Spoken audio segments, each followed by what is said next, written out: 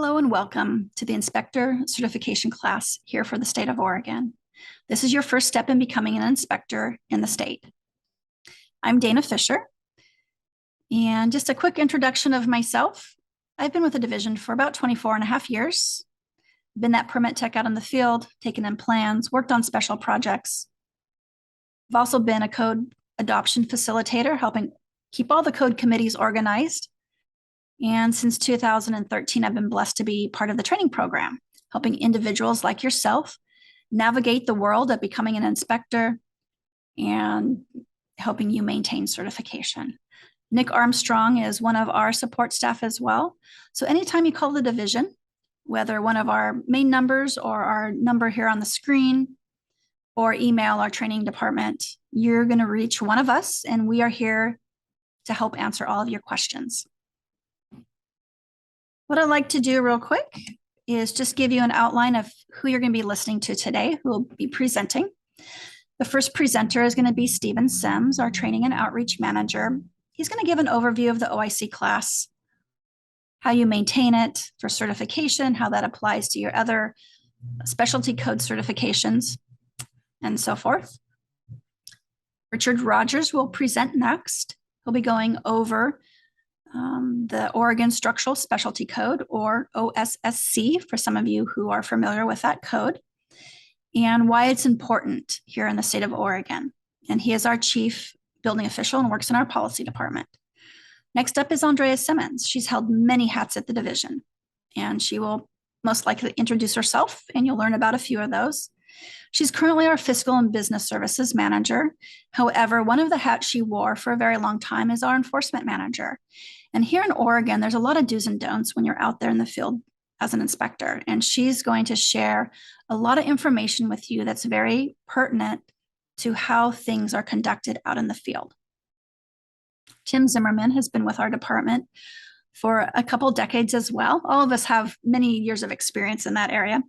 He has been our electrical trainer for the last couple of years here for the training program. But prior to that, for about 26 years, he was our main electrical inspector down in Coos County. And prior to that, he was an electrician out in the field, like many of you who will be taking this class. Andrew Skinner was a plumber by trade. He's our policy and technical services plumbing chief. He brings many years of experience to the table as well. Those of you that have been a plumber, as you navigate the world of becoming an A-level plumbing inspector, you may move on to take our medical gas inspector certification class, and he is the trainer for that. He worked in our field office over in Pendleton for about 18 years before he came over, I think around 5 years ago, to take over the role as the plumbing chief when our other plumbing chief retired. I wanted to give a little gentle reminder to everybody that the information that you're going to hear today is proprietary to state building codes. Materials and video recordings are the sole property of Oregon building codes, and the video and material provided to you are not to be copied, videotaped, or distributed. No photos, nothing like that. All rights are reserved by Oregon Building Codes Division. Let's talk about how you can participate so that you can take this class, pass the OIC exam successfully, and move on to gain your specialty code certifications. We're going to be mailing you a packet of materials that mirror what you're going to hear on the videos today. And by the time you're reading or seeing this video today, you should have already received your packet. So if you haven't, stop what you're doing right now and give me a call. The materials that we are giving you are going to be in a packet form, individually stapled by each presenter, so you'll be able to follow along very easily. They're in a little binder for you. And what I want you to do is consider this your open book material for the class. So I want you to take notes on that material. I want you to highlight, underscore, circle, star, put arrows on, use different colors if you want, be creative. But when you're going through the presentations and you're listening to each presenter, I want you to pay attention to the material that they may be emphasizing. It doesn't necessarily mean it's going to cover a question on the exam, but it's important for you to know, and I want you to highlight that in your material. If there does happen to be a question on the exam that goes over that material, you're going to be able to quickly find it when you're looking back through that material to help answer the exam questions. Also, I want you to write down the questions that you might have for the presenters. By now, you will all have registered for the Q&A session and the exam day, 2.5-hour time block. We're going to do a 1-hour Q&A session with all of the presenters who will be there live on you with Zoom. So you will need webcam and a working microphone to be able to participate. And it is mandatory that you participate.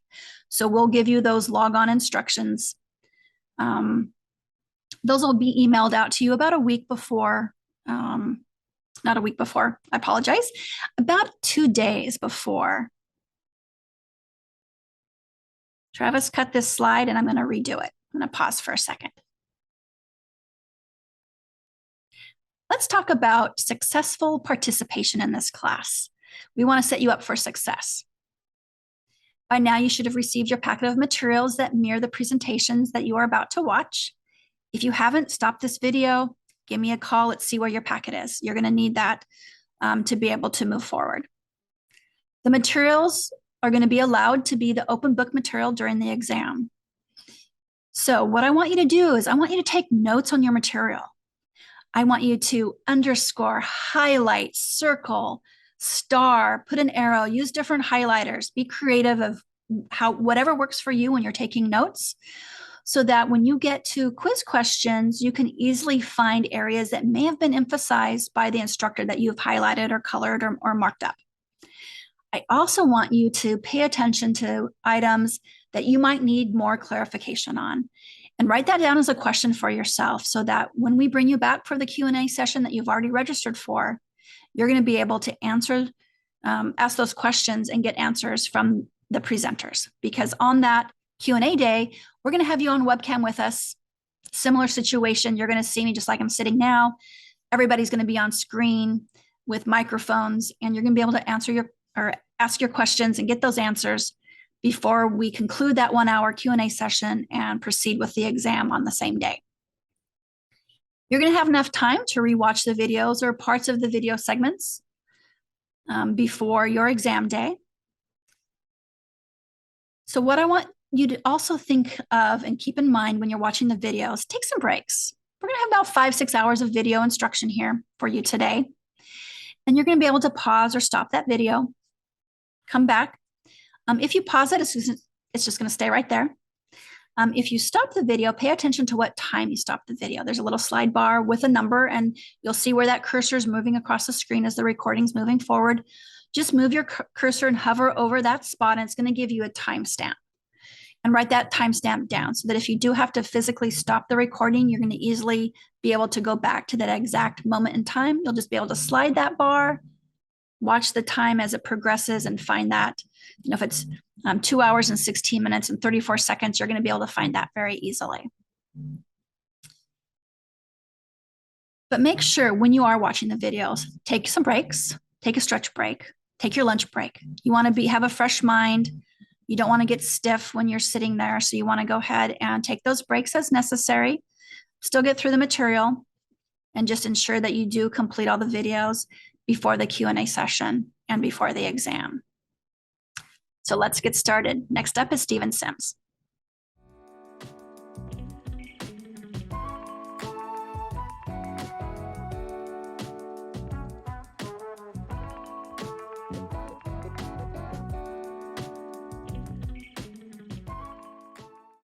Welcome to the Oregon Inspector Certification class. I'm Stephen Sims, the Training and Outreach Manager for the Oregon Building Codes Division. The Building Codes Division administers Oregon's statewide building code, which provides uniform standards to help ensure that newly constructed residential and commercial buildings are safe for citizens to occupy. The division also administers and regulates building laws and rules and issues licenses to qualified businesses and to individuals working in the electrical, plumbing, boiler, and elevator trades. We also certify and provide training for building officials and inspectors in the state of Oregon. Prior to 1973, Oregon had a patchwork of state, county, and local building codes, leading to confusion for contractors and owners alike. Every jurisdiction had its own building standards, which led to confusion for those contractors, for developers, and for property owners. In 1973, the state legislature adopted Senate Bill 73, which created a statewide system for code administration. The bill required the adoption of uniform building codes across the state of Oregon. The bill also created the Building Codes Division as a single place for the resolution of issues, for the promotion of an efficient, predictable construction environment, and for the establishment of an appeals process for controversies arising out of administration of the state building codes. Because the Oregon code system is so unique, policymakers decided that a primer class was necessary for anyone hoping to perform inspections in our state.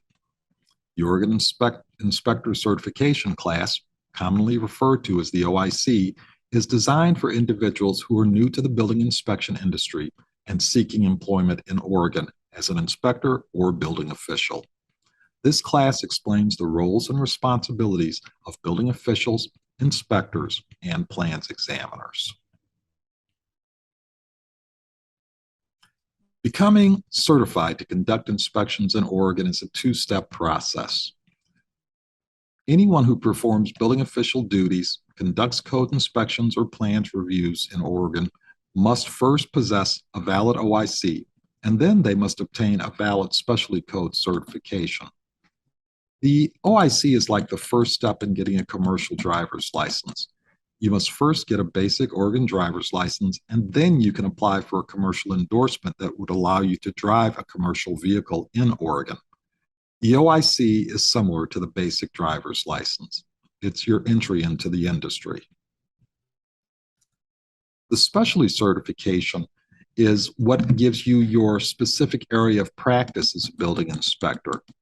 The division accepts a series of national certifications that can be converted to an Oregon equivalent and offers a state exam for individuals who hope to get certified in that area. The state also offers classes for individuals hoping to conduct residential inspections. Getting a specialty certification is similar to getting an endorsement on your driver's license. Once you have your OIC, you are eligible to obtain your specialty certifications. Now, the OIC's purpose is to promote the division's goal of ensuring new or out-of-state inspectors are familiar with Oregon's unique system. All inspectors, regardless of their training and experience, are required to complete the Oregon Inspector Certification class. This is in alignment with the state's goal of ensuring a uniform and basic understanding of the Oregon system. During the course of this class, you will receive an overview of Oregon building codes and standards, Oregon rule and law, how to find them and how to apply them in your job, plumbing and electrical licensing requirements, the roles and responsibilities of an inspector, inspector certification requirements, and building department administration. This video recorded class will take approximately 5 hours to complete. Feel free to view this class at your leisure or to complete the class in one session if you wish. You may watch the video multiple times if you would like. After completing this class, you will be invited to attend a virtual question and answer session with code professionals from the division to address any questions you may have about the materials. Attendance is encouraged, but not required. Upon completion of this class and the Q&A session, you will be eligible to sit for the OIC examination. The certification examination will cover everything that we've talked about in this class. Every question on the examination will be covered in this training or in the associated materials. The exam is administered remotely and has 30 questions. You will have 1 hour to complete the exam. You must obtain a score of at least 75% or higher on the test in order to successfully complete the class and receive your Oregon Inspector certificate. A failed exam requires a new application and fee. Upon passing the examination, your OIC certification will be issued and mailed. You can expect to wait 2 to 3 weeks to receive a hard copy of your certificate in the mail. Once you have your OIC, You can convert or apply for specialty certifications. OIC holders must renew their OIC on a 3-year cycle. For example, renewals were due in 2019, they are due again in 2022, and will be due again in 2025. Currently, renewals are due by November 1st of the renewal year. If November 1st falls on a weekend or holiday, the due date is the next business day. There is no continuing education requirement to renew your OIC. We hope you enjoy this class and look forward to working with you in your capacity as a code professional in the future. Feel free to contact our staff at any time with questions or comments. Chief Building Inspector Richard Rogers will now provide you with an overview of Oregon's Building Code Administration System.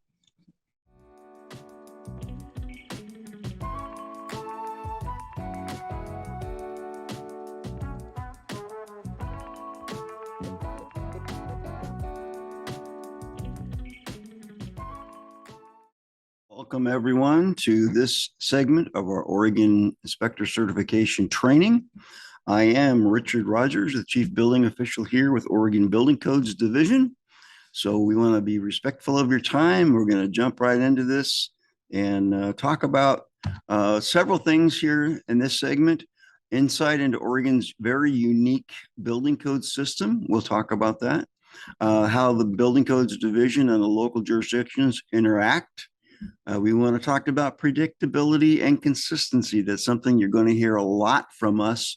And then one of the last things we'll talk about today, we'll give some time to it, is this area of architectural barriers, which is a statutory term that really just means Americans with Disabilities Act. It's something that the legislature has asked us to take some time with. So we will be sure to do that. So moving on, and let's get started. We're going to look at really a historic framework of how the division got to be here. It really started clear back in 1969 when a Governor Tom McCall was getting complaints from consumers and contractors wanting a more consistent, predictable building code environment. The problem was, especially in the Portland metro area, was they could go across the street to a different jurisdiction and run into a whole different set of code expectations. So they put together a big panel, and what came out of that was some suggestions of things that they wanted to see take place. And again, we'll be talking about those today, but they really wanted a single place to resolve issues. They wanted an appeal process. They wanted professional standards for building officials and inspectors. And here we are today. They wanted advisory boards to help us. They wanted all permits to be dedicated. So anything that comes in through permit fees in a local jurisdiction is to be used in the building code administration for that program. Interestingly enough, our original appropriation back in 1973 was $100,000. Today, I think it's 37 million, and I think we have something like 130 employees. So we have grown quite a bit over these last almost 50 years. That has brought us to the point where we are today. So as we talk about that, there's several aspects of that we'll get into as we go along. So again, one of the things that came out of that time was that Oregon, I think, had something like 30 different building codes were being adopted around the state, and hence that request for that consistency. And what happened again was Senate Bill 1971 was when this got started. And then interestingly enough, CCB got started in 1971 as well through a bill. But in 1973, Senate Bill 73 was passed, and that actually failed. And they went back and got it going again. And here we are today. So here is, as we look at the statutes that really govern a lot of our legislative direction, this is what they've asked for in 455.015 and 455.020. And that is that we are to provide reasonable safeguards, not the letter of the law, but reasonable. They want a system that is quick and efficient. And these, again, are legislative statements. They want a system that is flexible and responsive. They want consistency. They want to encourage economic development, experimentation, innovation, and cost effectiveness. So those are, again, we like to say we have a 90-member board of directors, which is the legislature. Everything we do at Building Codes has statutory charge behind it. So we have to pay close attention every session to what the Building Codes assignments are from that session of the legislature. Here is the overarching statutes where we get our regulatory authority as a division. You can see them there. I won't go through each of those. And then once a statute is in play, the Building Codes Division, or any state agency for that matter, they enact those through rule. So here are the associated rules with all those different statutory charges and the authority that we're receiving through that process. So you can see those there. So how does Building Codes fit in? Well, we statutorily are to delegate our authority to local jurisdictions. And there's kind of a pecking order there, and that is cities have first right to have a building inspection program. If they do not want a program, then the county can take it. If the counties don't want it, then BCD has to take it.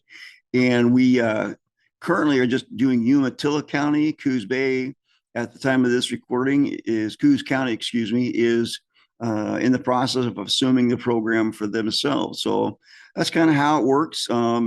We have general oversight of all local jurisdictions. They are accountable to us. In worst case scenario, we could come and take the program back. That's just not going to happen.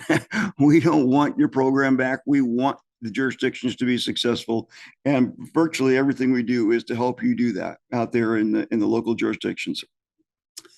The other thing we do, we'll talk about a little bit more, is code adoption through our technical boards. We have 7 boards, 11 different codes that we adopt in the state. We do have a statewide code, which is interesting. We'll talk about that some more here in a little bit. We also do appeals, trade license, and inspector certification. We do cross-training and code change through our training program. We adopt laws and rules that we provide interpretation for. And actually, again, in at least one county, we actually provide the department services. So continuing on in this same vein, we do code adoption. We facilitate those technical boards, provide training. We do enforcement. And that includes not just licensed individuals, but that also includes accountability for building officials, plans examiners, and inspectors. There have been, fortunately, only a few times, but where we did have to take action through our enforcement program on certified individuals who are acting outside of their authority. And I will just leave that at that. Also, we established statewide policy on a variety of different issues. There are inspection programs that only the state provides services for, and you can see them there: boiler and pressure vessel, elevators, moving walks, escalators, prefabricated structures, and those are differentiated between prefabricated and manufactured dwellings, in that the manufactured dwellings are under a federal HUD program. Prefabricated structures, either commercial or residential, have to comply with the adopted codes that we use statewide for any other, for a site-built building. The other thing we do is actually do amusement rides. And so they have to provide us with their QC manuals, and either our inspectors or insurance inspectors are making sure that those are done properly. So what is our role then with the jurisdiction? We do program and inspector accountability, code interpretation policy, statute and rule. We talked about that. We do dispute resolution on an appeal process. We'll talk about that a little bit more later. We have customer choice options, and principally the 2 big ones are found in 455, 466 for what's called essential facilities. And those are facilities that the Department of Business in the state determines are essential to the economic welfare of the state.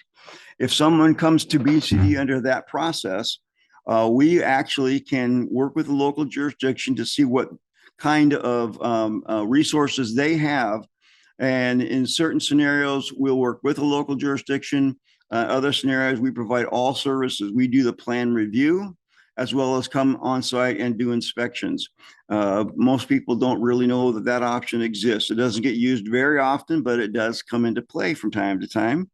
The other one that we see used is ORS 455-685, and that's called a master plan. That's where somebody like a McDonald's, I think an Oil Can Henry's used it, where they come to the division and it's for projects where there's going to be one or more set around the state, and they can come to us for plan review. We approve those plans. They can only be used in the jurisdictions where the design parameters are appropriate for wind, seismic, snow, that type of thing. And the jurisdictions have to accept our plan review, but they provide all site inspections for those projects. So again, those are the two biggest customer choice options that are available, provided by the legislature. Again, 466 for essential facilities and 685 for master plans.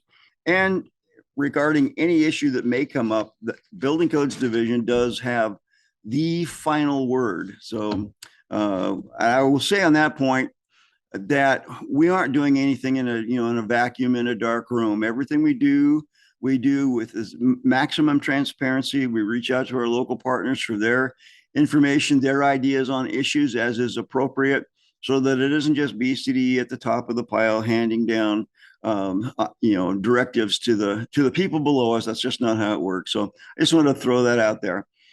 So this is really important. ORS 455-020, the state building code charge. And you can see there that it is enacted so that the Department of Consumer and Business Services, of which BCD is the Building Codes Division, we are to promulgate a state building code to govern the construction, the reconstruction, and the alteration and repair of buildings. But what is missing, you'll note, is maintenance. So one of the things that happen, and we'll talk about this a little bit as we go along, we rely on model codes to give us our base code documents. We use a lot of the international code councils. We use the use the Uniform Plumbing Code. We use the National Electric Code. So there's a variety of national code promulgators that we plug into. The problem is with some of them, when they get to the state, in Oregon, they run into our statutory charge and our statutory parameters, and some of it train wreck. So any maintenance provision in those codes is deleted. It is not adopted. It is available for local adoption if local communities want to take those up. So again, just a little explanation as we go along, and we'll keep this alive and a part of our conversation here, because it is why we provide this training. One of the reasons, because Oregon has a very unique system of how we do things. So let's move on here. Local preemption. This is an important one. And you'll see this in 040. I'm not going to read it, but essentially it comes down to this, that local governments cannot enact any kind of an ordinance or enforce any regulation for items that are covered in the subject matter of the building code without coming to the division and getting prior authorization. There's been only 5 of those, and I think in the entire 50 years almost, that were ever approved, and I don't believe any of those are in play now, because the codes now address those issues. So I'm not aware of any of those that are in play. Historically, what happened was in 1978, I believe, the city of Troutdale did enact an ordinance for subject matter in the building code. Oregon Building Codes Division at the time sued them and issued a cease and desist. They went all the way to the Supreme Court, and Building Codes Division lost. The next year, it was Oregon Home Builders that went back to the legislature to, again, support this idea of a statewide code, consistent code. And the legislature ran with it, approved it, and they reiterated that this is a statewide building code, and local jurisdictions cannot amend it locally. So just enough on that, but keep that in mind. One of the things that she can help us with is, we call it code creep, where either through planning or other areas of incentives, they begin to require things of buildings that, again, is subject matter of the building code, and local government cannot do that. For example, we had a jurisdiction with adjacent farm communities. And as the urban growth boundary moved out adjacent to some of those farming, they decided the houses built out there had to have a higher sound transmission rating than the code might otherwise require because of the noise from farming. We said, you can't do that. And it was actually the building official that caught that it was coming through their system. So that is just an example of how you can kind of help us keep an eye on that for areas where, again, that code creep, where local jurisdictions through incentives or other areas actually begin to touch matters that are in the building code. And again, that is something that cannot happen. So enough on that. I would say that there is an actual process for coming to the division and applying for a local ordinance. Again, only 5 that I know of. And I've been here 22 years. I don't remember seeing all but one come in, and we actually were able to work with them to not do that before it became any kind of an issue. So moving on from there, let's go on. We want to spend a little bit of time here, and it's kind of a deep dive, but it's really fundamentally important to understand how the building codes get adopted in Oregon, what is adopted by the division as part of the statewide code, and things that are captured in our building codes at the model code level that are available for local adoption, or things that are completely outside of our statutory construct. So we're going to start with this idea. This is a legal doctrine. It's called the doctrine of occupied field. And what that means is if the legislature has addressed any area in an area of law, they are assumed to have occupied that whole field, whether they do so intentionally or are silent on an issue. It is assumed that they have occupied that entire field. So you can easily Google that and find more information on that if that is your interest. So what happens is, in applying this doctrine, is that the intent of the legislature is presumed to be deference to local conditions, whether urban or renewal. So when the text of a preemption clause is susceptible to more than one plausible reading, the legislature, through BCDE, relies on the plain reading that establishes maximum flexibility. So you'll notice there's things in this area of law, in the statutes, in 455.020, there's things that the division must do, and there's things that the division may do. So in drawing that distinction between the must and the may, the legislature has provided opportunity for local delineation based on local conditions for non-occupied structures. And we have a table here in the next slide that you'll see that help you understand that. So the thing to consider here is that both the must and the may fall under BCD's regulatory authority.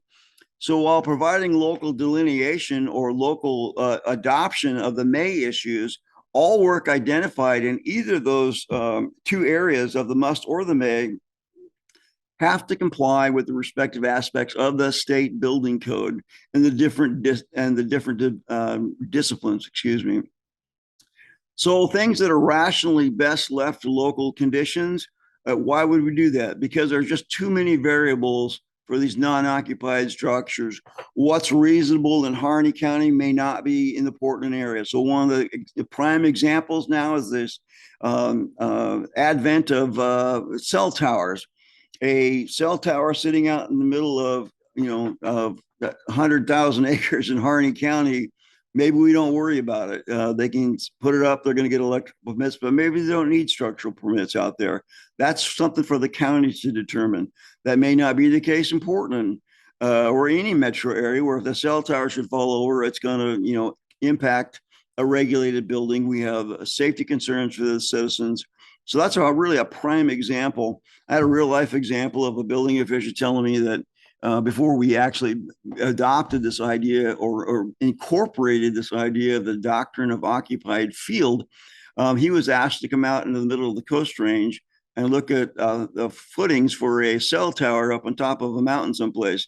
They had to come down and get him with a 4-wheel drive ATV. They said he rumbled up there for 45 minutes, looked in the hole and said, yep, that's good looking rebar, and rumbled all the way back to town. He said, why should I have to do that? And we said, you don't. You have discretion broad local discretion on how you want to handle those kinds of things. So that's just a real live example of how this has come into play and how it can be used to your advantage as a local department while maintaining local safety, but still pragmatically applying that reasonable test that only local knowledge can provide to you, again, in this area of non-occupied structures. So let's move on. Here's our little graph that kind of spells this out, and this should help you. This is for both the Oregon Structural Specialty Code and the Oregon Residential Specialty Code. So as we mentioned, both the may and the shall fall under BCD's statutory authority. So in this may circle, here's things, well, excuse me, let's go to the center, to the things that must be applicable statewide. And you can see them there, occupied public buildings, new homes, alterations, accessibility. Those are some examples of things that are part of the state building code. And then let's move to the may part of our circle. And you can see things where local jurisdictions can adopt standards or they can choose not to. So, but if they do adopt those standards, remember, those items do have to comply with the state building code. So you can see things like the tower, cell towers, tanks, landscape retaining walls. That's one's been kind of a little bit of a controversy. So we're not saying that landscape, if somebody's putting up a 60-foot landscape retaining wall, we're not saying that's not important. We're just saying it's not covered under the state building code. If your local government wants to adopt an ordinance to capture those, that is perfectly fine. And we're not saying that any of these items don't matter. We're just saying they're not under our must statewide application. So hopefully that makes some sense. And then outside of our two circles where the building code provides that guidance are things that are just simply not regulated under ORS 455. And again, 455 provides the governing statutes for the most of the building code items. So you're going to see agricultural and equine that are exempt from the building code. We've had a new one in recent legislative sessions regarding forest buildings on forest land.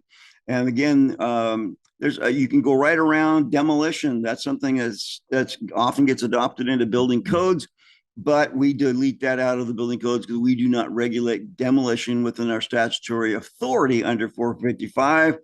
There are several areas, several appendix chapters in the building code: fire safety during reconstruction, abatement of nuisances, those types of things. Again, outside of authority, they're available for local adoption if you so choose to regulate those areas that are provided in our statutory authority. So if you have questions on that, please feel free to give us a call. We'd be glad to talk to you about it some more. You're going to have our contact information as part of your packets. So we're going to leave this for now. I know that was an awful lot, so thank you for bearing with me as we did a deep dive there. Let's look at the state building code. ORS 455.015 has the definitions for that entire chapter. And what it does is it defines the state building code as all of the adopted specialty codes that we have for the state. And some people get confused because they think, well, building code, that must be the Oregon Structural Specialty Code. So it's important as you get directives and missives and communication from the division that when you see the term state building code, that means statutorily all of the specialty codes and all of the different disciplines: residential, electrical, plumbing, mechanical, so on. So again, here underlined is the areas that once a jurisdiction has assumed the building program, these are areas that the local program is going to enforce. And you can see them there: the commercial, residential, plumbing, mechanical, so on. The ones that are not underlined, as we noted before, those are strictly under the jurisdiction of building codes, but they are all fall under this title of state building code. So let's not belabor that point. We'll move on. So this idea of predictability and consistency. Oregon has what is called a mini maxi code as far as a statewide building code. And what that means is, you'll hear this term used, so we'll take a second here and talk about it. It's the minimum code that a designer has to comply with. They can exceed it all they want to, but it's the minimum code that they have to design to. It is the maximum code that a local jurisdiction can enforce. A local jurisdiction cannot enforce any item that is beyond what is in the building code. And that brings us to the second point here. We have what's called a cite it, write it rule. You see it's there, 918098-1900. And this was adopted several years ago to really try to rein in, I'll call it in good faith, inspectors and plans examiners writing correction notices or writing notices that were going to require a resubmittal of plans with items that they just thought, frankly, were a good idea. They were not in code. Excuse me. So what this does is, if you cannot find a citation for something you're trying to write for a correction notice or something that's going to require either a reinspection or a resubmittal of plans, if you cannot find a citation in code or rule, you cannot write it. And it's that simple. And it was really been a very useful tool in reining in what I won't throw anybody under the bus. I think people, perhaps in all good faith, thought these were good ideas, but frankly, they were not supported by what is the minimum and the maximum code that they can enforce. So it's been a very useful tool in making sure that we all stay in our lanes and we are in good faith only writing those citations for areas that we can back up. And again, you have to write the citation so that the either the contractor or the designer knows exactly what's in play.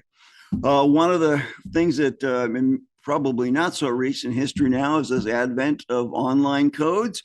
You can get on our homepage and be able to electronically look at all the different codes we adopt. That's become a very useful tool. These next 2 points kind of interact. We'll talk about appeals more later, but dispute resolution is a big thing we do in this world of predictability and consistency. I would encourage you that when you do get someone that wants to file an appeal, is you get on the horn with one of our program experts. We have been amazingly successful at getting people to resolution without getting into the bureaucratic appeals bucket. I came from the private sector. I did commercial construction. I did 10 years of providing plans ready for jurisdictions all up and down the West Coast. I know what it means to get beat up by local governments and people that were being a little too aggressive with their authority. And we know what that's time is money. And so these dispute resolutions have been extremely successful. We have the best technical experts we've ever had. We have a very strong bench right now in every one of the disciplines. I have to pinch myself some mornings as I think about our staff and just how great they are, what knowledgeable people they are, leaders in their different areas of expertise, even in the nation. So again, we're going to help you get to resolution. Sometimes we can, that we get the jurisdiction to take it easy. Sometimes the designer needs to step up and do the right thing. So again, we're going to talk about appeals a little bit later. We provide statewide interpretations. You can see those anytime they're issued. Those are issued on our website. You're going to get a notice from us. One of the things that I want to promote, if I can, as we have our discussion today, is on our website, there's an area called Get Notified, and you can select a box for every program area that the division governs, and perhaps only the ones you want, of course. And you will get an email notification every time anything significant happens in that program. Interpretations, as we're talking about, packets going to the board for that area.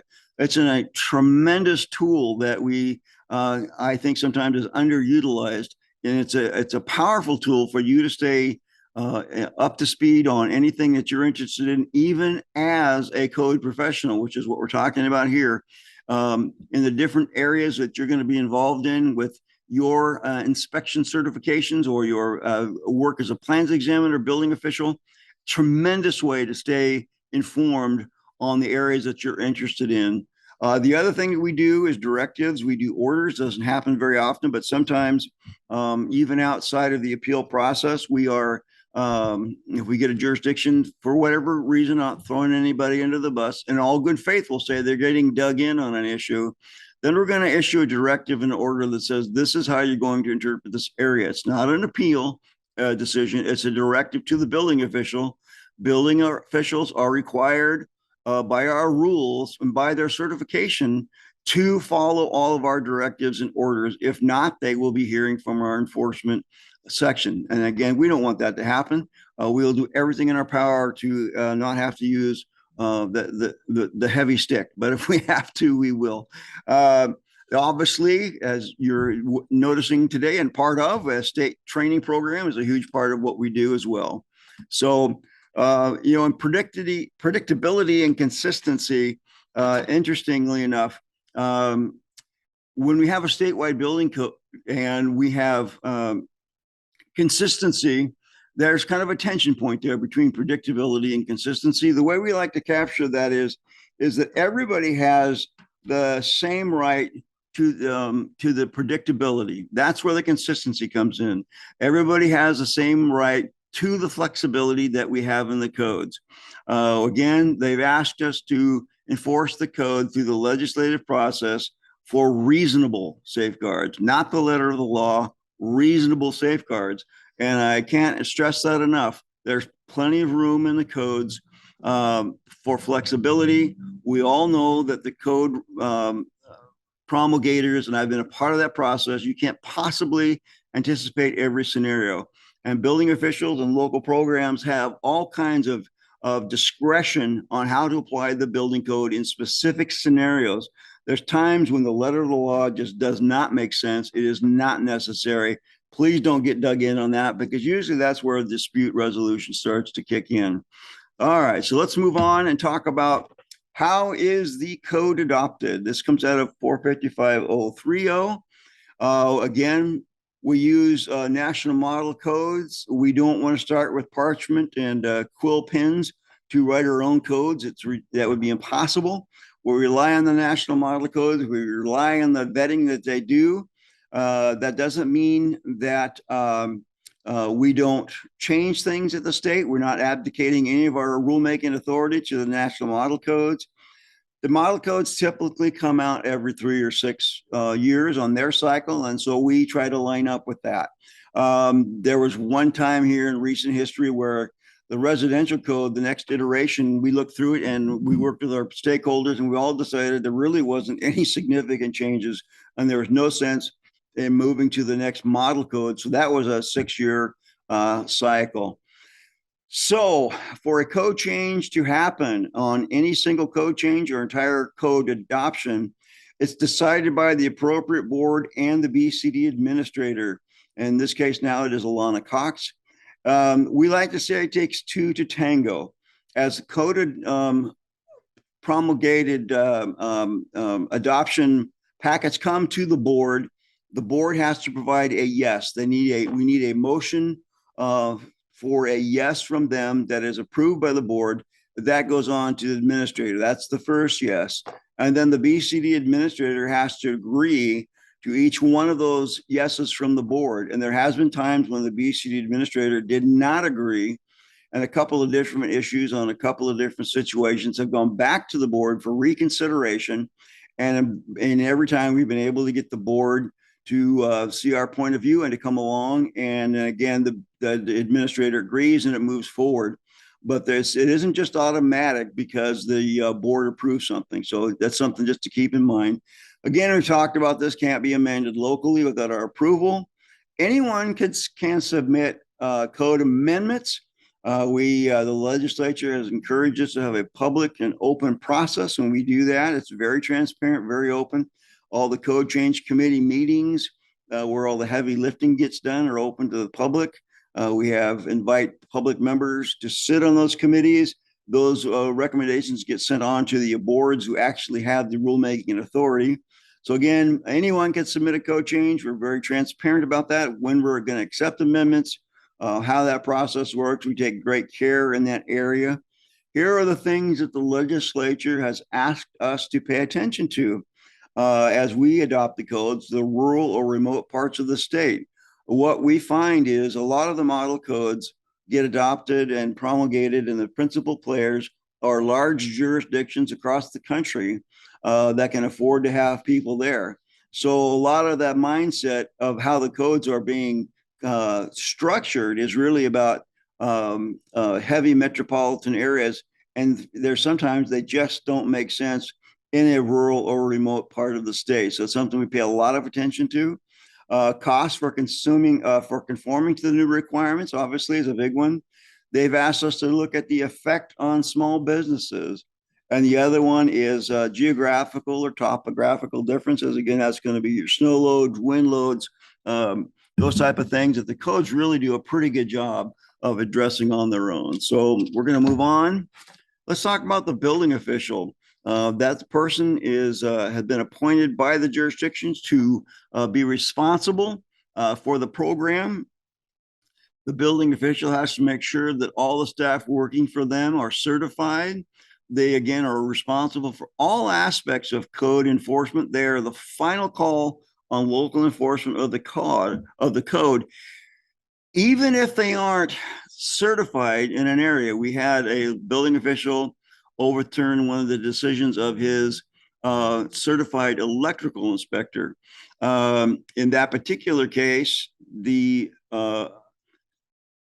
came to us and as kind of a backstop, and we actually agreed with the electrical inspector, and we encouraged the building official. That's probably wasn't the best call, but the bottom line is the building official can make that call.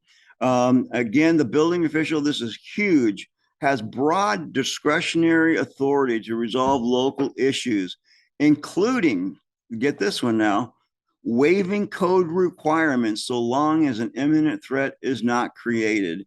And we'll talk about some of the areas as we move through this training program where that discretionary authority comes into play. Again, the writers of the code couldn't possibly address every scenario, and it takes that local authority to have the code reasonably applied in your jurisdiction so that you're not harming your local economy. We're getting buildings up, we're getting them open, and we're doing what we need to be doing. They need to be accountable to ensure that inspectors and their plans examiners have kept current with continuing education requirements.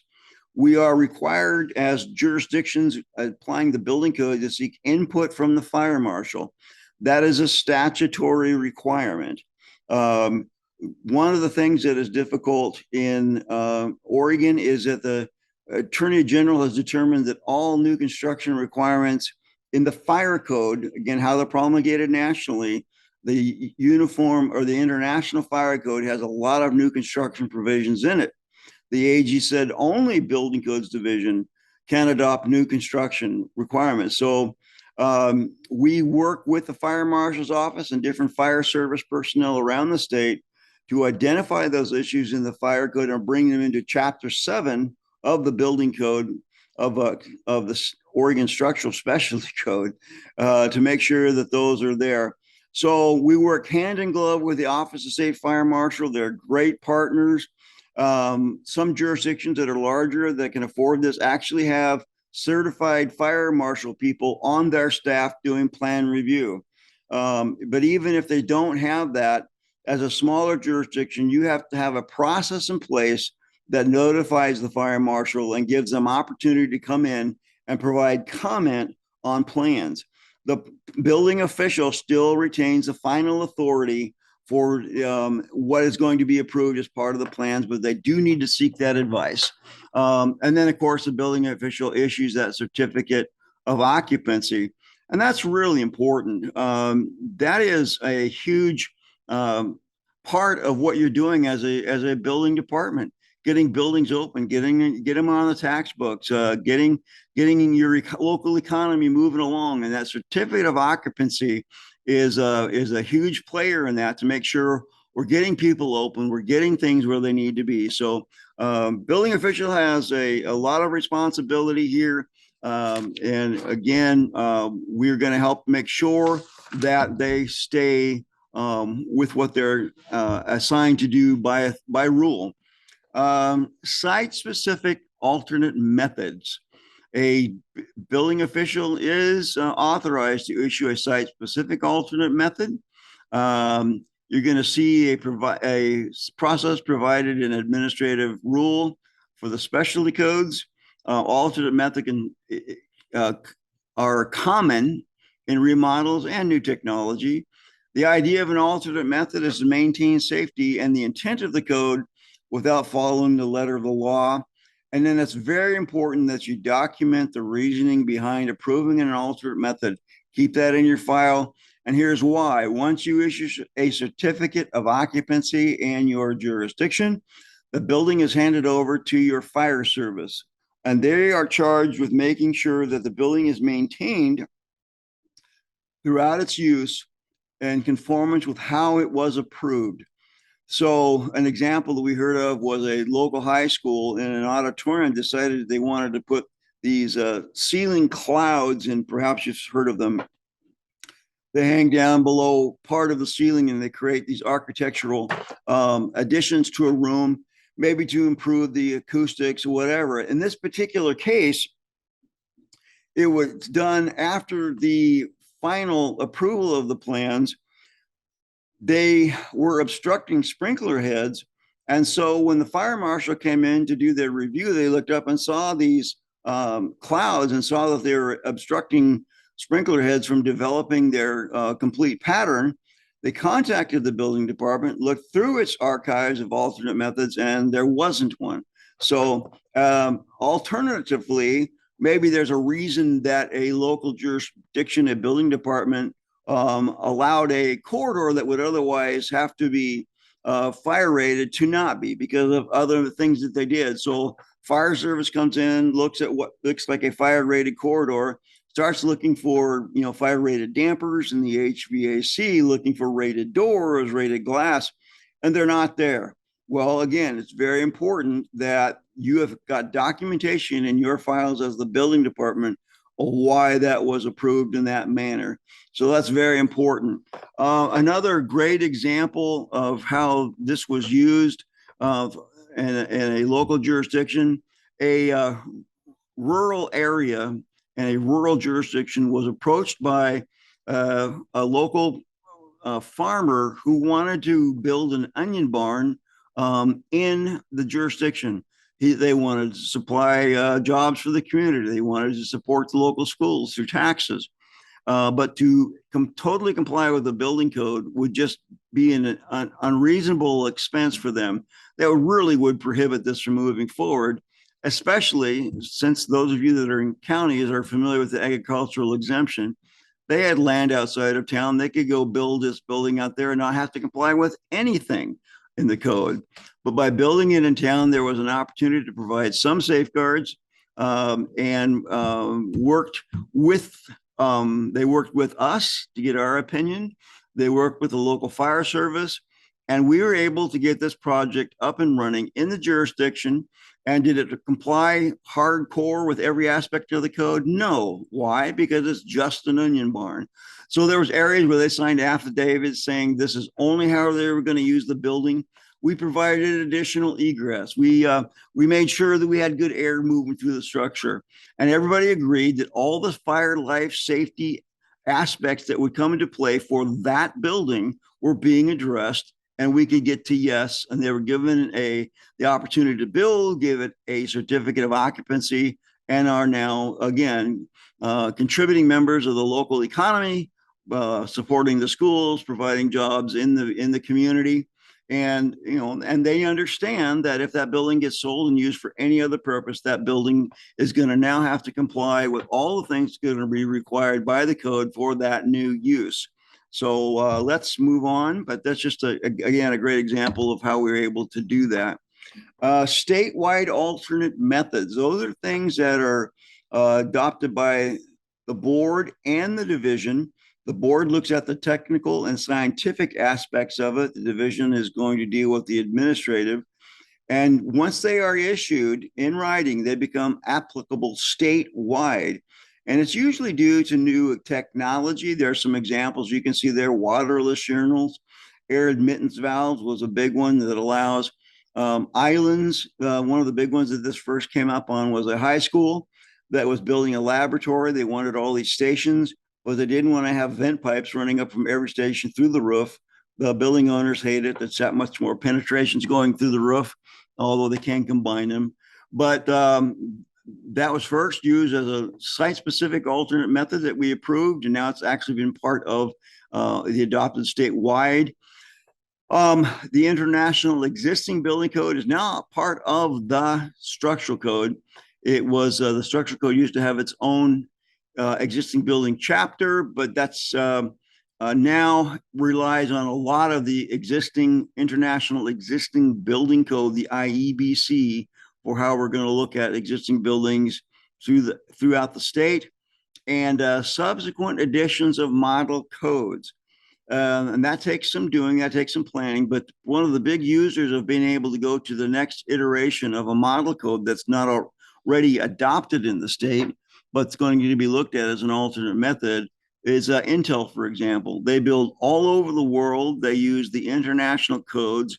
So their entire design professional teams of engineers, architects want to move to the most latest editions of these codes. They've been a big user of that process. If that's a burden for local jurisdictions, we are glad to step in and help all that we can. We've never been asked to do that. It's been navigated locally really well. Doesn't get used a lot, but you can see that there's certainly a place for that to happen. Let's look at interpretations. Local interps, again, can be issued statewide or locally by the building official. Anyone can ask for an interpretation. It doesn't mean we're going to publish them. If we think it needs to ratchet up to a statewide application, then again, we'll issue it in writing and it becomes applicable throughout the state. And again, that has to be issued formally to be applied statewide, not too much there. So let's look again on forward onto the appeals process. The biggest one comes out of 455, 475. We typically call this a chief's appeal. And the basis is usually an inspector or plans examiner's call. Remember that cite it writer rule. That's going to help you stay out of this morass. So you're only writing citable corrections or requests for resubmittals. Any correction notice, change on plans, or administrative action can be appealed to the division. It's first going to go to the local building official. That local building official can choose to overturn that before it ever gets to the division, but that's just something to keep in mind. Then again, as I mentioned earlier, we would ask that before the building official signs the back of the form, which they need to do, and before it's sent to us, give us a chance to help get in there and provide that dispute resolution. We have probably been 99% effective at stopping appeals and getting everybody to a right decision and getting projects to move on, again, without getting involved in what becomes a very bureaucratic process of writing appeals and issuing them. So give us a chance. We'll see how we can help you in those areas. So moving on from that one, excuse me, we've got one more slide here. They used to say that anyone aggrieved by a building official decision, but it's important now to focus in on what it actually says, and that is only the applicant for a permit can file with the division for an appeal. And that chief's decision can be appealed, again, by the applicant, not the jurisdiction. We had a few cases where the local fire service didn't like the decision of the building official and wanted to appeal it. That's not possible anymore because only the applicant has the right to remedy under this process. So the decision of the chief can be appealed to the appropriate advisory board, again, by the applicant. Because we are good at fending them off in the first place, you don't see very many appeals that actually wind up going to the boards. All right, so licensing and permits. Building officials are responsible to ensure that permits are issued to licensed companies or someone who is exempt from CCB and BCD. Of course, that is the Construction Contractors Board. The permits must be issued to the person doing the work. License checks are required in the field by inspectors and plans examiners who may be on site. They're going to be going around. They're required to go around to the different disciplines, people on site, and make sure that they're properly licensed. Homeowners are exempt from licensing so long as the homeowner will occupy the dwelling. This has a lot of scenarios that come into play where this is people are trying to do their own work, but the bottom line is only a homeowner that's going to occupy the dwelling is exempt from licensing. If it's a rental unit, if it's a unit that's going to be for lease, the building owner cannot do the work. It can only be done by the homeowner that's going to occupy the building. So let's not belabor that anymore, but that's just an important thing to keep in mind as you work with your local jurisdictions. So we want to shift gears here a little bit. And we want to talk about architectural barriers, which is the statutory term for the Americans with Disabilities Act. And you can see that there are a lot of statutory requirements in 447, 210 to 310 that actually have technical requirements in the statutes. This got started clear back in the 90s when the ADA was first coming out. The Oregon legislature took it up and adopted provisions, some that provide greater accessibility than the ADA. But the bottom line is, as you can see here, that we are to provide accessibility for persons in conformance with the Americans with Disabilities Act and to make covered multifamily dwellings, which is essentially apartments, accessible and usable by all persons with disabilities as provided for in the Fair Housing Act. So we're going to get into this a little bit. And the reason why is the legislature has asked us to take some time on this as we bring certified people up through our program. So just a little history of why we're going to park out on this one a little bit. So here's some history. We do not enforce the ADA in the state, but that again, that is the basis for what we do. And that came out originally in 1990. I was in the private sector then, and it was a new thing for us and quite a challenge. But we got through that. And then in 2010, they provided a really great update that became effective 2012 in Oregon. We adjusted our codes appropriately to line up. There were some great fixes in there. I won't take time to go into them, but it was a really good move at the federal level to address some very problematic areas in the original ADA. So in Oregon, what we're enforcing is Chapter 11 of the Oregon Structural Specialty Codes. And again, the overarching statutes are 447, 210, clear through 280. It's going to include major building renovations. It covers access, egress, elevator parking, and curbing. So let's dive in a little bit more here on this one. So, affected buildings include I'm going to pause for a minute. I'm going to ask you to slice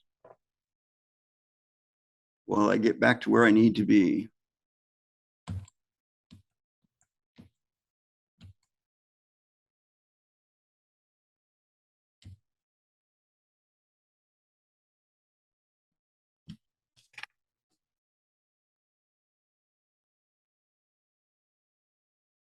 I'm going to start again.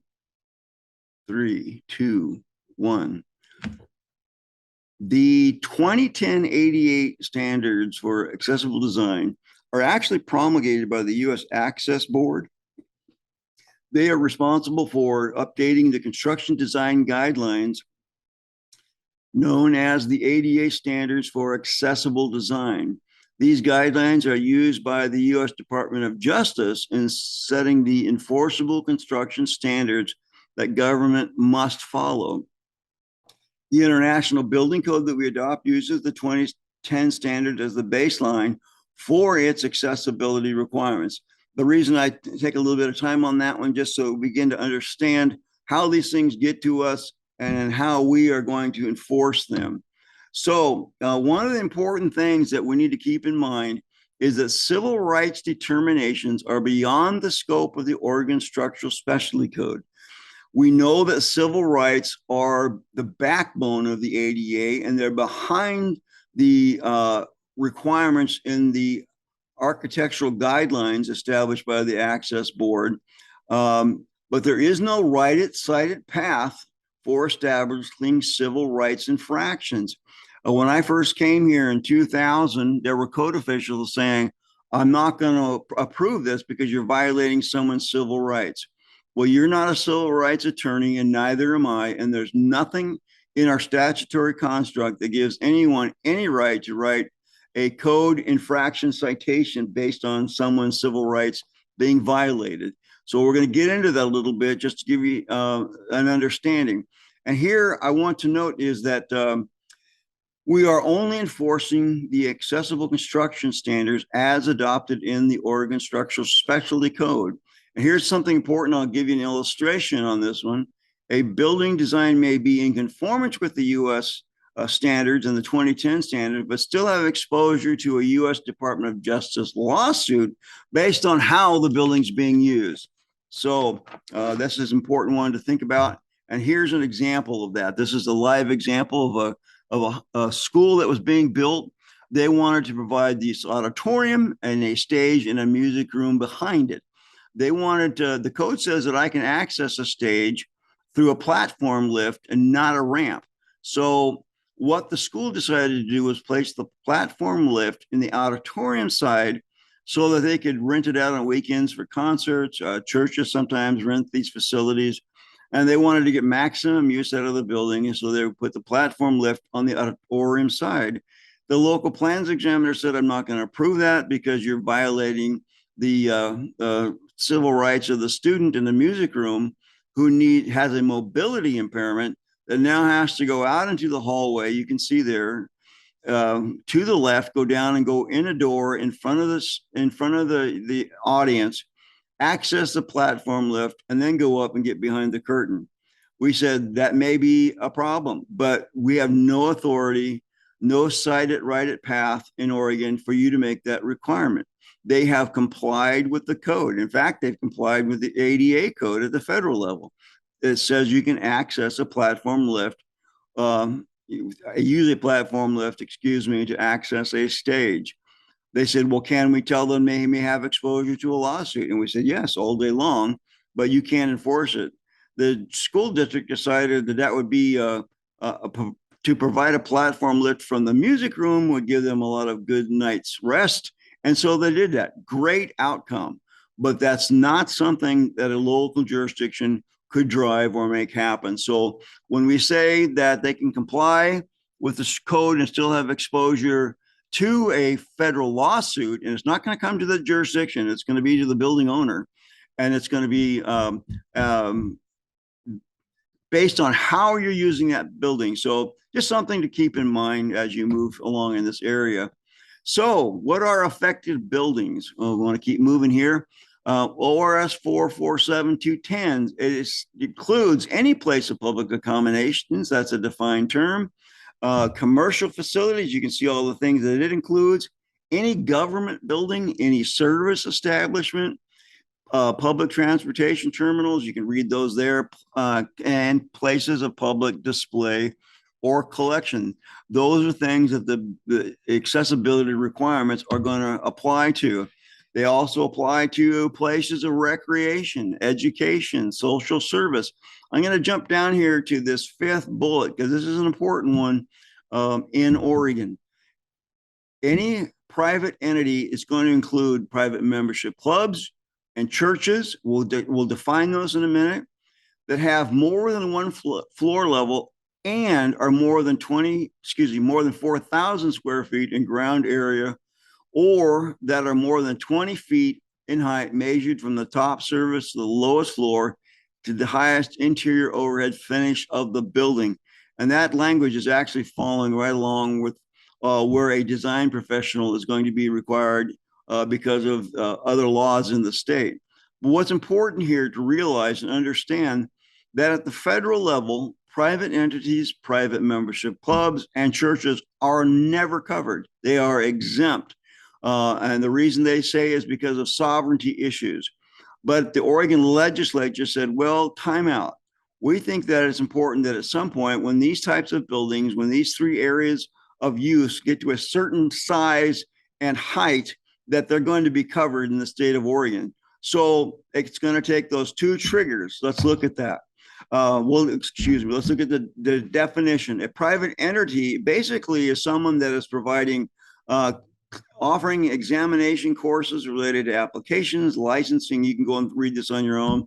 It doesn't come up very often, but that is a defined area that's going to be covered by this area of law.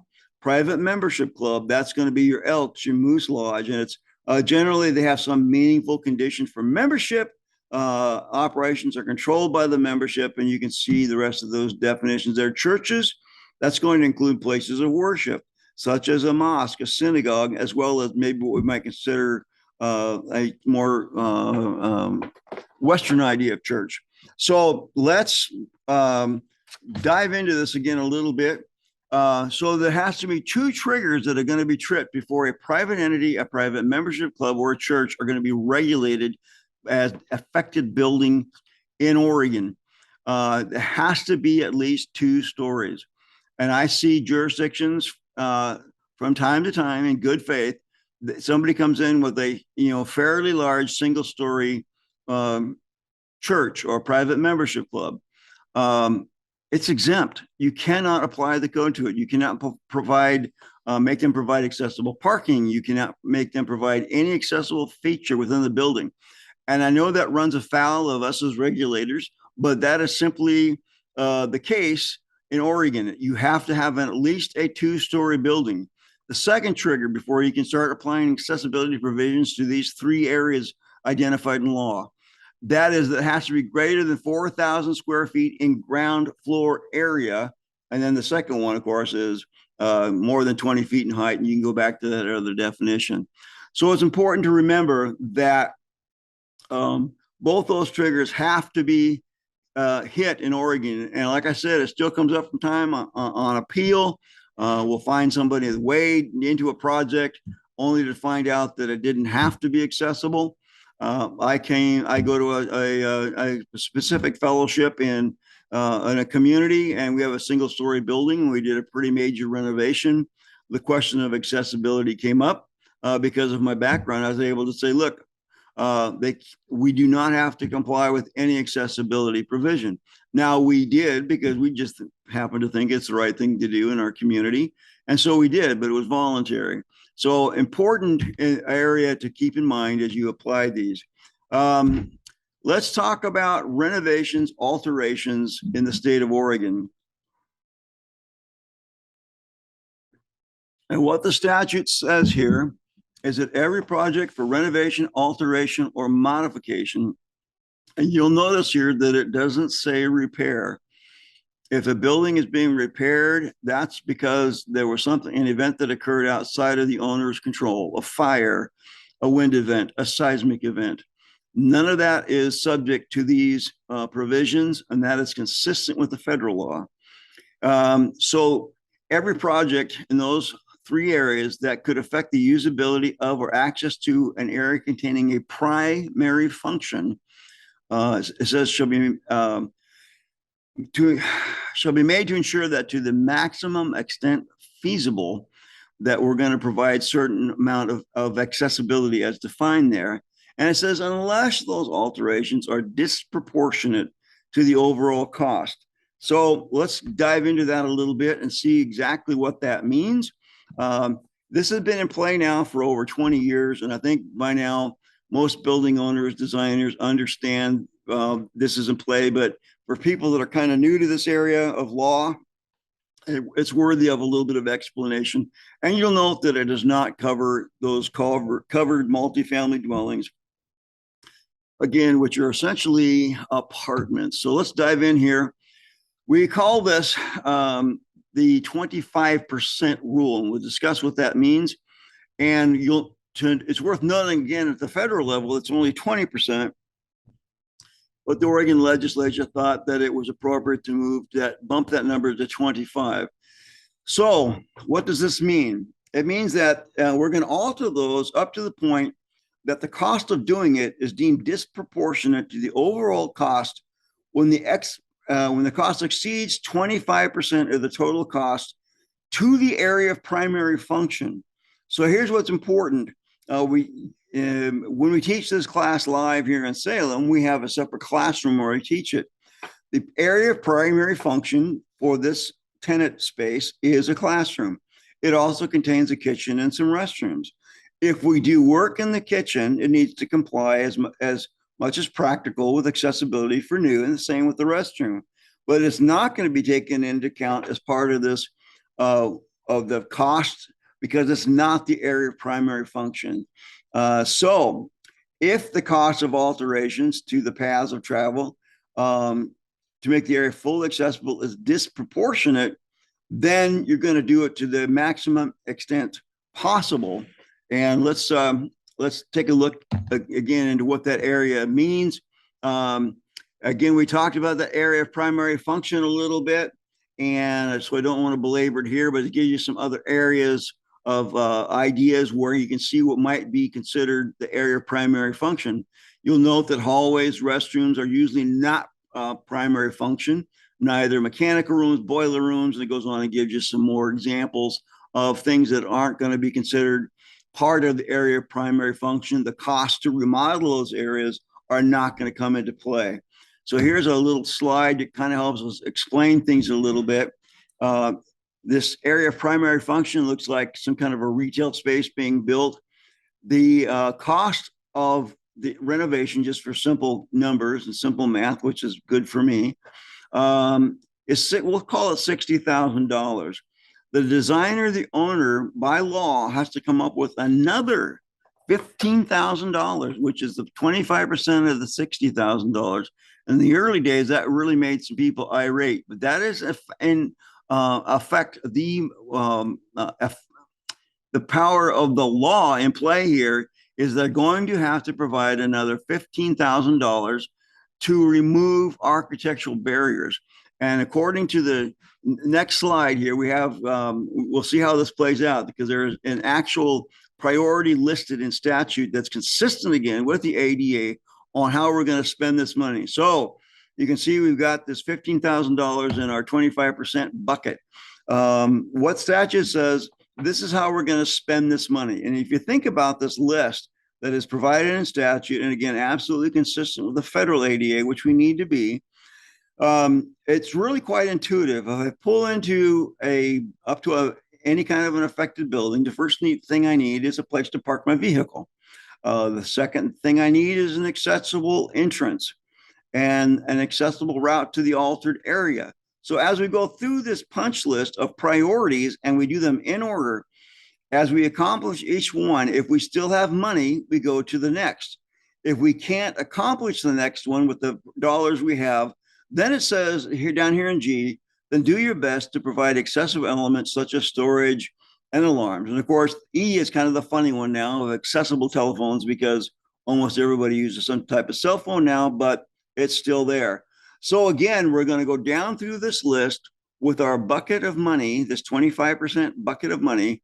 We're going to accomplish each of these in order until we run out of money and can no longer move through the list. So pretty straightforward. Again, I don't think there's too much problem now, but the questions still do come up. So I want to take a little bit of time to address that one. So let's move on. And here's, again, just some more guidance. What I learned from the federal ADA folks is what they were not trying to put remodelers out of business. So they were trying to take an approach that when we're in the middle of a renovation, it's probably a good time to do what we can to remove architectural barriers. But here's where areas where it just simply does not apply. solely to Windows, hardware, operating controls, limited solely to where we're only looking at mechanical systems or electrical systems or fire protection systems. And then the last one here is if someone's trying to do the right thing and they have taken on this renovation solely for the purpose of increasing accessibility, we're not going to double dip them. We're not going to quote unquote punish them when they're providing accessibility, greater accessibility, and that's the only intent of what they're trying to do. So enough on that one. Here's another one that the statute provides as an alternative to providing the 25% rule in its application. And that is what is called a barrier removal plan. And until a couple of classes ago, a couple of live sessions, I never really heard of one of these things being accomplished, but I've heard from a couple of jurisdictions now that have implemented the barrier removal plan. And essentially, this is an alternative if a building owner perhaps doesn't have enough money to satisfy the 25% rule. They can go down this route. And the jurisdictions have reported this worked great. So a barrier removal improvement plan, there's going to be a letter of participation. You're going to survey all the existing architectural barriers that are going to be removed as the plan goes forward. They're going to develop a plan and a time schedule for the removal of those items and an implementation agreement. And the plan has to be reviewed upon completion or every 3 years for compliance. So both the feds and the Oregon legislature recognize there's going to be times when it's just not possible for a building owner to come up with that 25% more bucket of money. And again, what I've heard from a couple of different jurisdictions is this actually worked really quite well. And so again, over a period of time, we were able to get those architectural barriers removed that are going to prevent people with various disabilities from accessing existing buildings. Okay, so let's look at parking and how that happens in the state of Oregon. You notice it says only required where parking is provided. There is nothing in the building code that's going to drive parking spaces or that they even be provided. And this is only where those parking spaces are provided accessory to an affected building. So a parking lot in a park, for example, where there's no affected building, there's no requirement to provide accessible parking. Now, local jurisdictions have other obligations under the federal ADA to make all their programs and services accessible, but that's not a building code requirement. We can't drive that through the building codes process. That's something your local planners and your local risk management, your local legal teams are going to take a look at. As I drive around, most parks have accessible parking, but it's not something being driven through the building code. So enough on that. As we go down through table 71106.1, you can see that there is a requirement for the minimum number of accessible spaces and van accessible spaces. We're going to get to the design of a van accessible space in a minute, but it essentially has a side aisle to the right, to the passenger side, because that is the side that most chairlifts come out of. But the building code is not going to require that van accessible until we get to 100 spaces in the parking lot. In Oregon, there is a new phenomena called wheelchair user only. It's going to have all the same design characteristics of a van accessible space. The only difference is instead of van accessible sign, it's going to say wheelchair user only space. That's the only difference. This comes from, frankly, from phone calls we used to get at the division. I've gotten some of them, where a person that needs that side aisle will go into whatever kind of a big box store, for example, that's going to have a bigger parking lot. And they say that someone with a disability placard has parked in the van accessible space and has gotten into the building, which is legal at the time. If you had a placard, you could park in any accessible space, either van accessible or just a regular space. So they said to us, well, we just had to turn around and go home because we could not get out of the van. They got the ear of a sympathetic legislator, and Oregon changed the law. So that's just a little history of how we got to where we are with this wheelchair user only space. And again, the only difference is going to be from the van accessible space is the sign. That's it.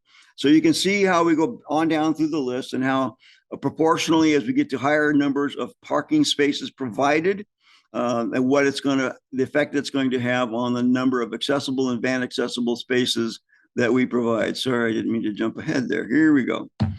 So interestingly enough, the design of accessible parking spaces and signage was statutorily given to ODOT, the Oregon Department of Transportation, and we reprint those in the Oregon Structural Specialty Code. So there's your typical parking sign as provided by them. Here's your single space, again, in the smaller parking lots where we don't need the van accessible yet.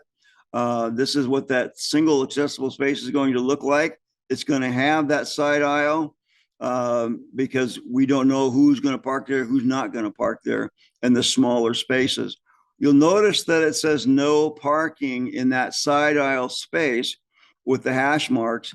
That is in addition to a federal requirement. Apparently, people have been deciding to park in the hashed area. So we were approached by a person that thought that it should say no parking in the hashed area. We said we don't promulgate those. We sent them to ODOT. ODOT agreed. And so now that's a new requirement in fairly recent history. So you want to make sure if you're not finding those, that your local businesses that provide these stencils for the parking lots are capturing that, because that is a requirement now.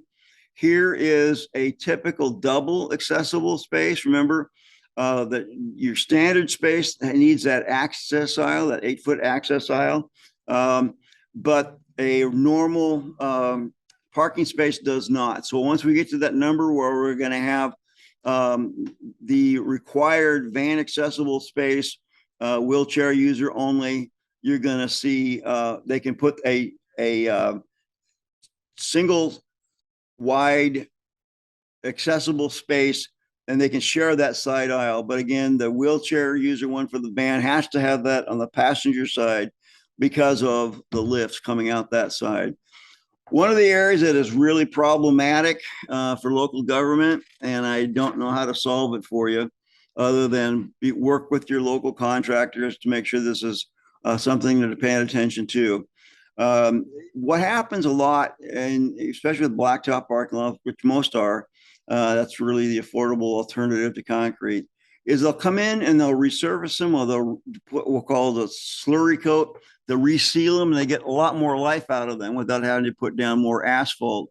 And they'll do that typically on a weekend, perhaps when the building is closed and it's not affecting their business.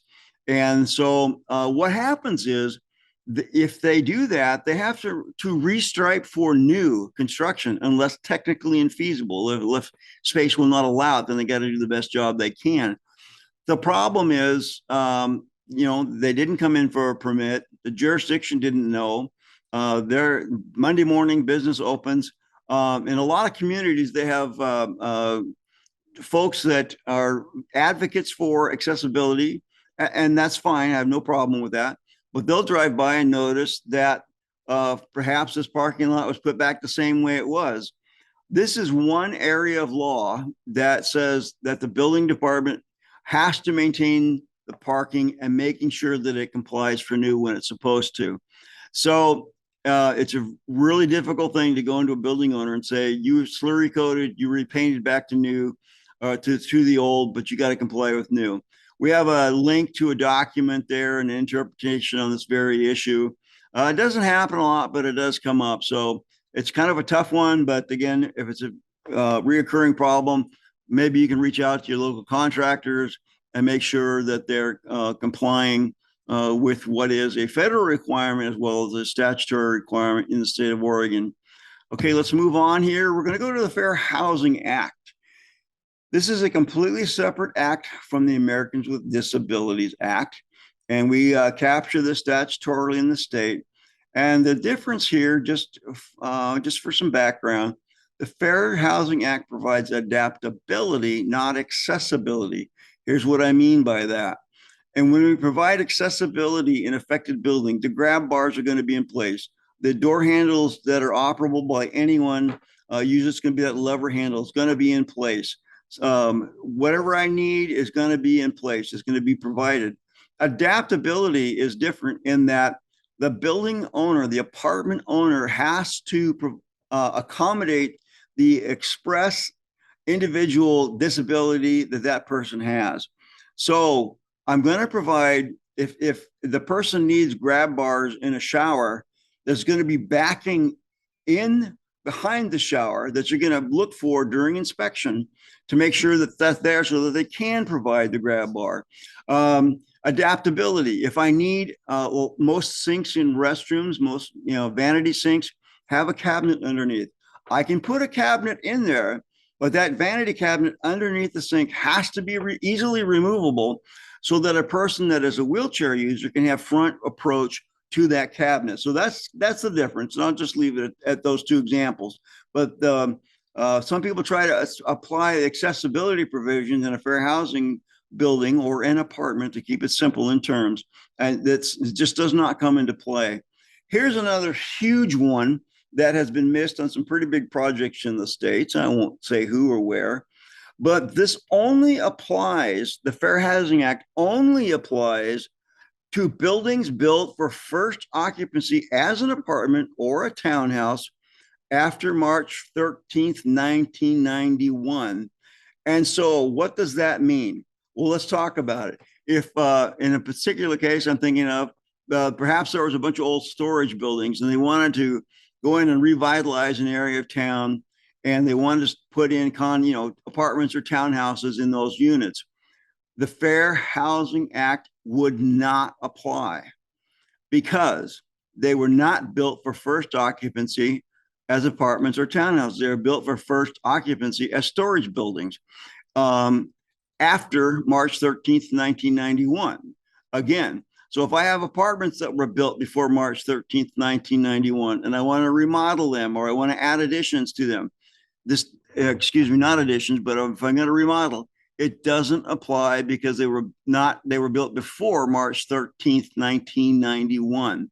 So it's a huge thing this is captured in the building code. You want to make sure you pay special attention to this. I believe that the most jurisdictions and designers are capturing this now correctly. And so we'll move on from that aspect of it and talk about what is a covered multifamily dwelling.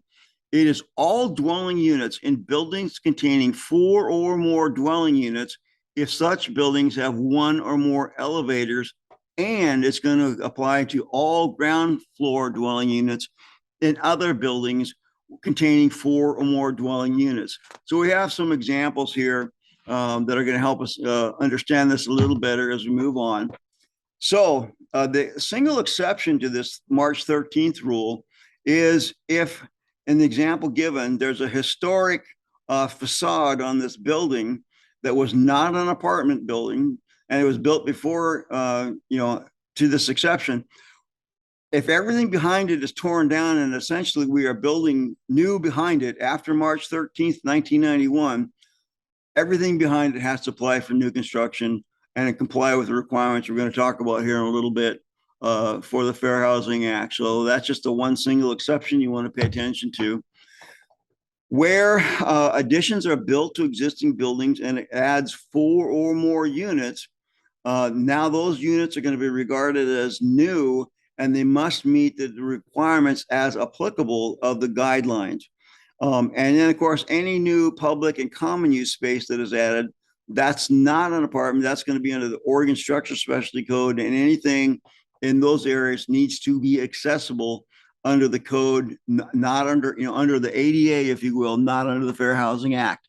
I don't like to use those terms necessarily because we aren't, as I explained earlier, we aren't enforcing the ADA, we're enforcing Oregon requirements. So let's look at some examples here that should help us with our understanding of what's going on. In this building where we have an elevator, you can see that my ground floor units are covered. And in units on the left, you can see that they're just single story units. They're all every aspect of those units are going to be covered. As we move to the right side, you'll see that the first floor of 2-floor units is covered, but the second floor is not, unless there is an access from the elevator on that second floor. It doesn't come up very often, but it is part of the regulatory scheme for these. So I wanted to just show this one. Let's talk about this rather unique unit. We have 4 dwellings touching each other. We have the first one on the left with the basement. We have the second one, which is a single story. And then we have 2-story units on the ground floor, but they're not covered. So this building as a whole is subject to the act, but the individual spaces, the only one covered is the single story ground floor unit. The ones that are different from the building with an elevator, that is the difference. This building does not have an elevator, so these 2-story units are not covered at all. So let's look at some more examples. Again, help us to understand. One of the things that has become very popular is what they call pedestal construction, where the first story is basically a concrete. They provide a 2-hour horizontal separation. They start a wood frame on top, and they like to put dwelling units up there. It's a part of any downtown revitalization is getting dwelling units into those areas.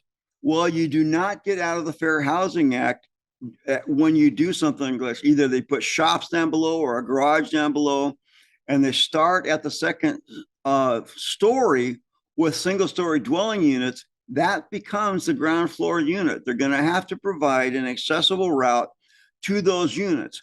They're probably going to provide an elevator, and it's probably going to go all the way up through the building so that every floor served by that elevator becomes subject to the act.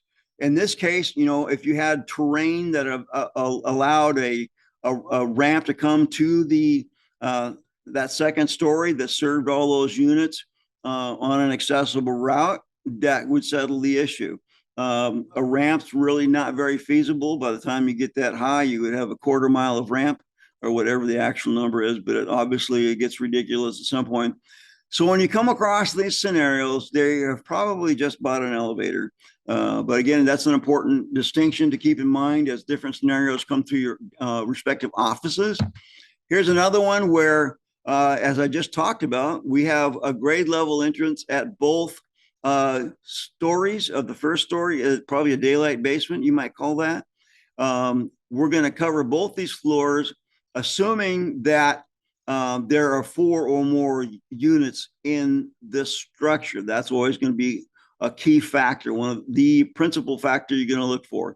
But assuming that there are 4 or more units, in this scenario, you're going to have provide units that are subject to the act on the first and that second floor. Here's just another scenario to think about. There's just a flood of scenarios that come in, endless scenarios. And this one, we got 4 units we're looking at. On the single story one, the ground floor units are going to be covered. In the second scenario, we've got the units above the parking. The difference is that we do have ground floor units. So it's different than the one we showed you where you were just providing non-residential on that first floor. So the second story ones are not covered, that being the only difference. The ground floor units are going to be covered. So let's move on. Here's an important distinction. If you're familiar with the Oregon Structural Code and this defined term of firewalls, one of the things that the building code says, the Oregon Structural Specialty Code says, is that if I have a firewall, and these firewalls really work, and that's why we give them a lot of credit. If I get to a firewall in a building and provide this 2-hour firewall, once I get to the other side, everything starts over. The code says I have a new building. Well, the feds have picked up on that, and they said, no, in this scenario, we've got at least 8 dwelling units, upstairs, downstairs, and they don't care if there's firewalls. If they are structurally connected in any way, that becomes an affected building. So if there is no elevator, at least those 4 ground floor units are going to be covered under the act, regardless of whether or not somebody puts in firewalls. Well, why would somebody put firewalls in this scenario?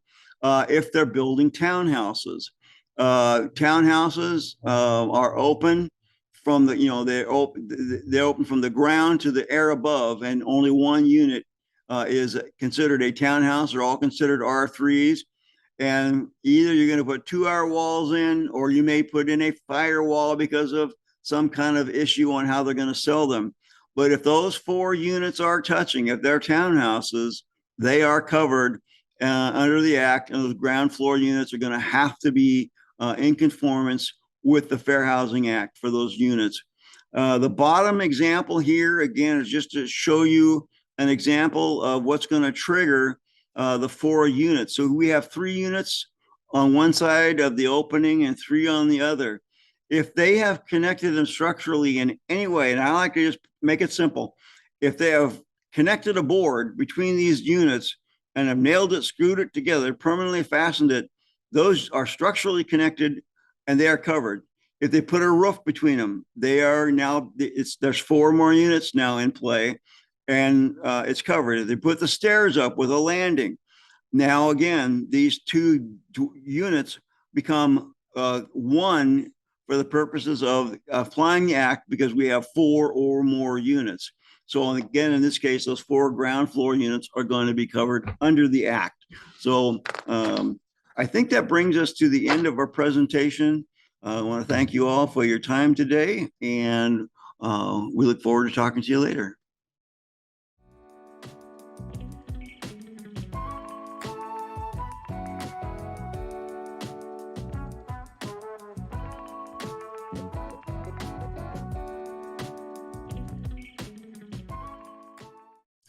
Hello, my name is Andrea Simmons. I'm the Financial Operations Manager for the Building Codes Division. I've been with the division for 25 years in a variety of roles related to code development, rule development, legislation. I've also formed enforcement. I've worked in the training program at one point in time, been the state building official, and now I manage the budget side of Building Codes Division. Today, we're going to talk about how laws and some of the laws that you may need to know as you become an inspector in Oregon. So we'll spend a little bit of time on law development, not a lot. We'll talk about quite a bit about some statutes and rules that you'll need to know as an inspector. Cover a few other laws that are not necessarily building codes laws, but something you should know about. Go into the requirements for an inspector as you take this journey. This is the first step to becoming an inspector in Oregon. We think it's important for you to know what other requirements you'll have once you become certified. And then we'll talk about ethics and accountability at the tail end of the class. So laws, just as a refresher, are developed by various governments, starting with the federal government and then the federal agencies to the Oregon State Legislature, state agencies such as building codes, and then your county commissioners and city councilors also adopt laws that it may impact inspectors or plans examiners in your career. There's a hierarchy of laws, and this is typically used if there's a conflict, starting again kind of at the top with the U.S. Constitution and federal law, going down to the state constitution and state law, and then you have your local regulations. We have 2 types of legislation sessions within the division. There's the one that is for every odd year. This is our normal session, and it lasts about 6 months. It's typically over by the end of June, but it has been known to go into July. Then on the even years, we have a short session, which is just the month of February. So it's pretty quick, over in 4 weeks. And during that time, legislature originally created that short session to deal with any budget balancing that they may need to do or other emergencies. Through the legislative process, as legislature gets done with their business, and if they pass a bill, it goes to the governor for signing. And the governor has a choice of either signing it or if the governor doesn't do anything, it becomes law, or they can also veto a bill. Doesn't happen very often, but that can happen. As an inspector, during any legislative session, there's going to be a wide range of topics that could impact your day-to-day activities as an inspector or plans examiner. So, for example, energy efficiency requirements. The legislature often talks about energy efficiency requirements in buildings, and that could change the state building code, which then could change how you look at buildings, for example. We have new technology and innovations within the state all the time. Electric vehicles and charging stations and the development of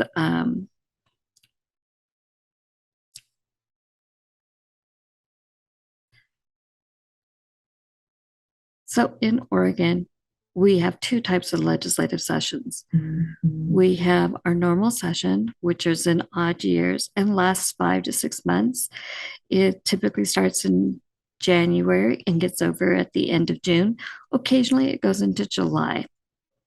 During our even years, we have a short session, which is just the month of February. During that session, we typically deal with things related to the state budget, or sometimes we try to fix mistakes or deal with other emergencies.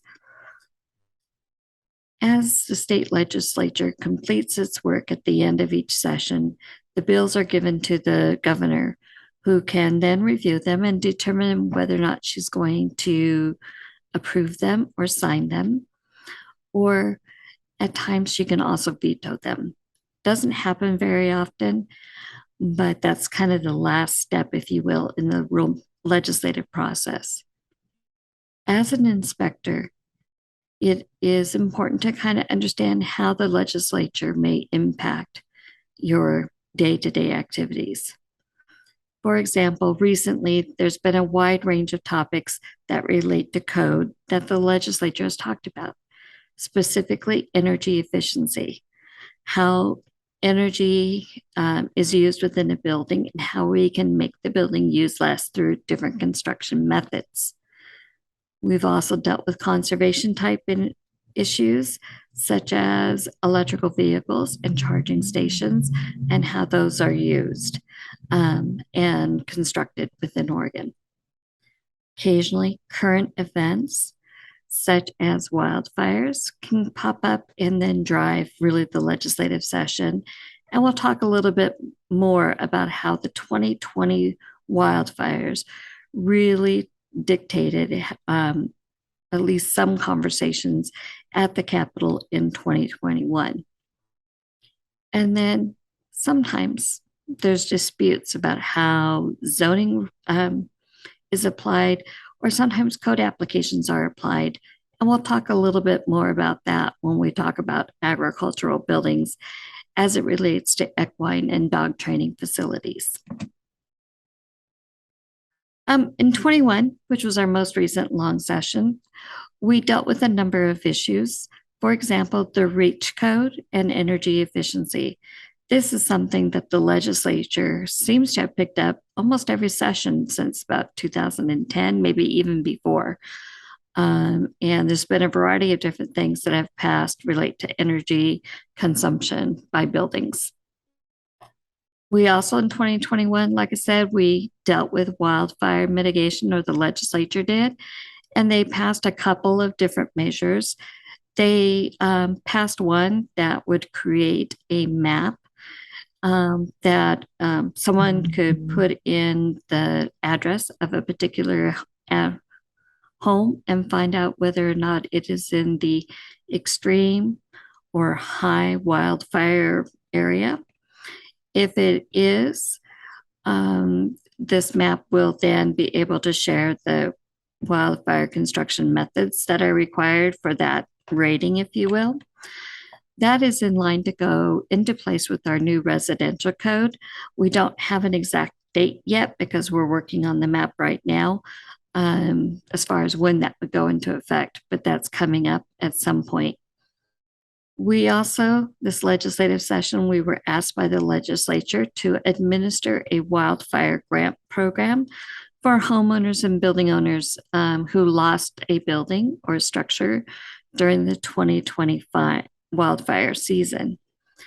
These homeowners mainly can apply to their counties. We work with 7 counties to obtain grant money if they rebuilt their home using some fire hardening practices, such as certain type of siding, roofing, glazing, etc.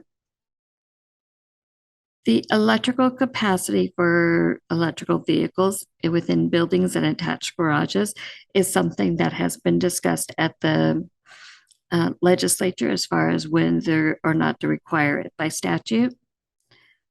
We also in Oregon have a statewide e-permitting system.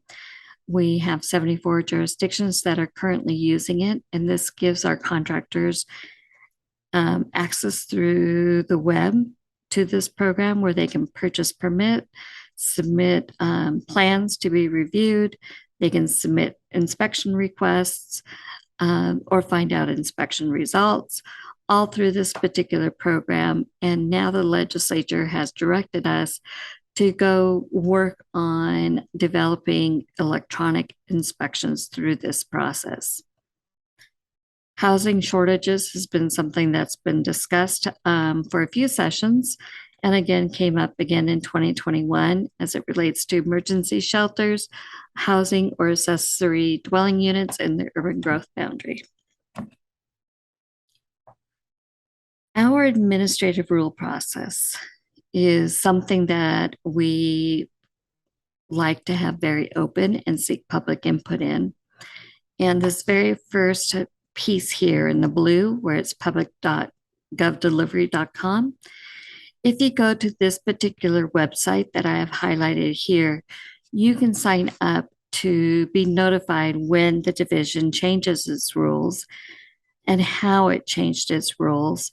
And you can get very specific and select which program you may want, electrical or plumbing, for example, and then indicate what area are you interested in. Just the code piece of it?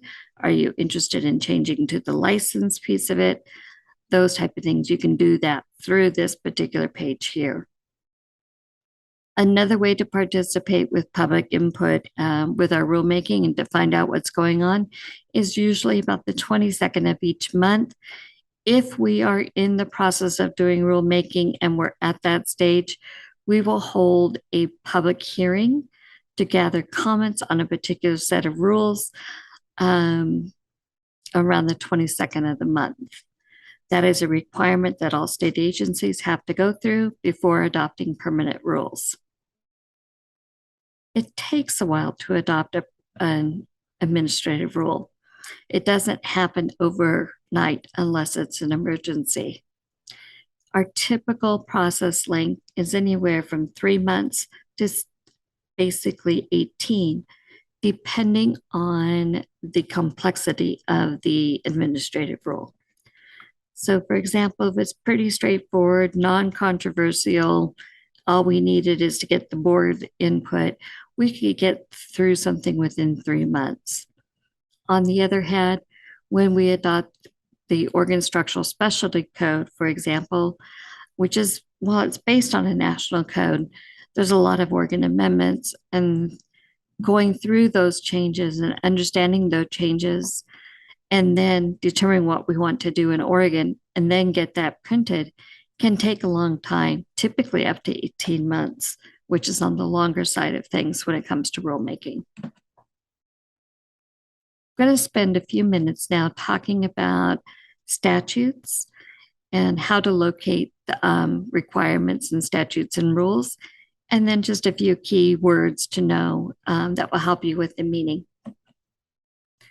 What we have here is a list of statutes, and the bottom one's administrative rule area.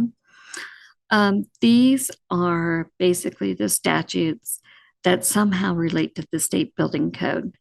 And as you can see, most of them are specific to a particular type of or particular program. But you get down to 455, And this is the general administration of the code. It also has the structural mechanical components of the code. But this goes into a lot of a rulemaking authority, gives us our ability to adopt code, talks about our relationship with local government, talks about the requirements for inspectors. All of that's located in 455, and it's generic, applies to all. I listed the Construction Contractors Board here just because they're another licensing agency that is closely related to construction.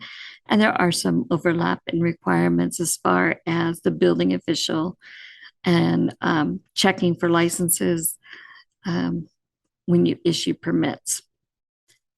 OAR 918 is our Division of Rules for Building Codes Division.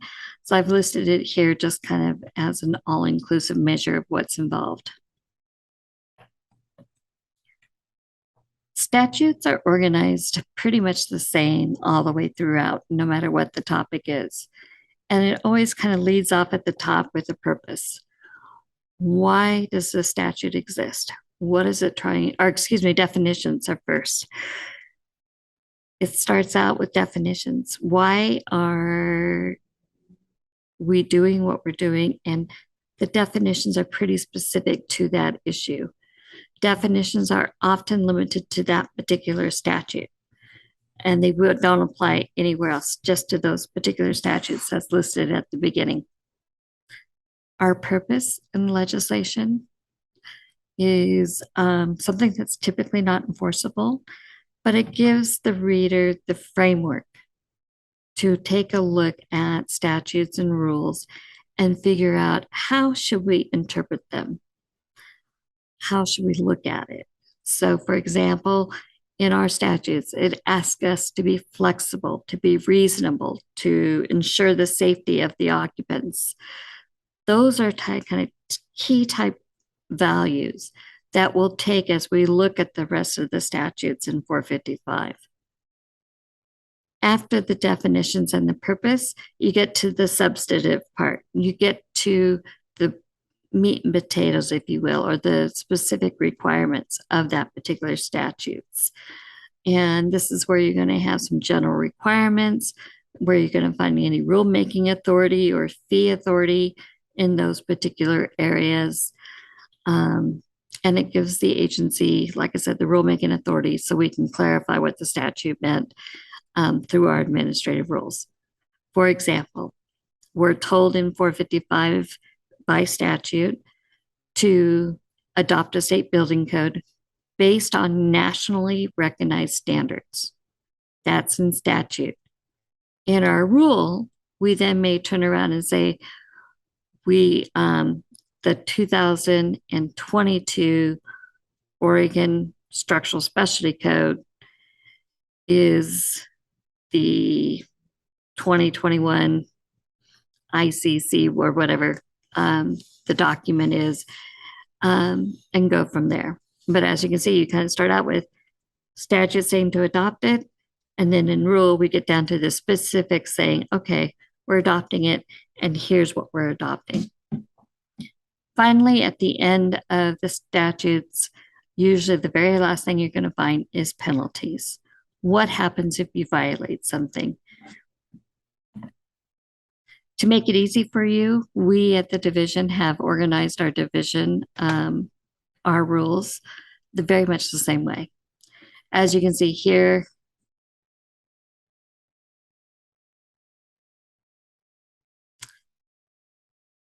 what you see here is a set of index references that I just pulled out of the statute to give you an example of how the statutes are organized. This is for architectural barriers and accessibility.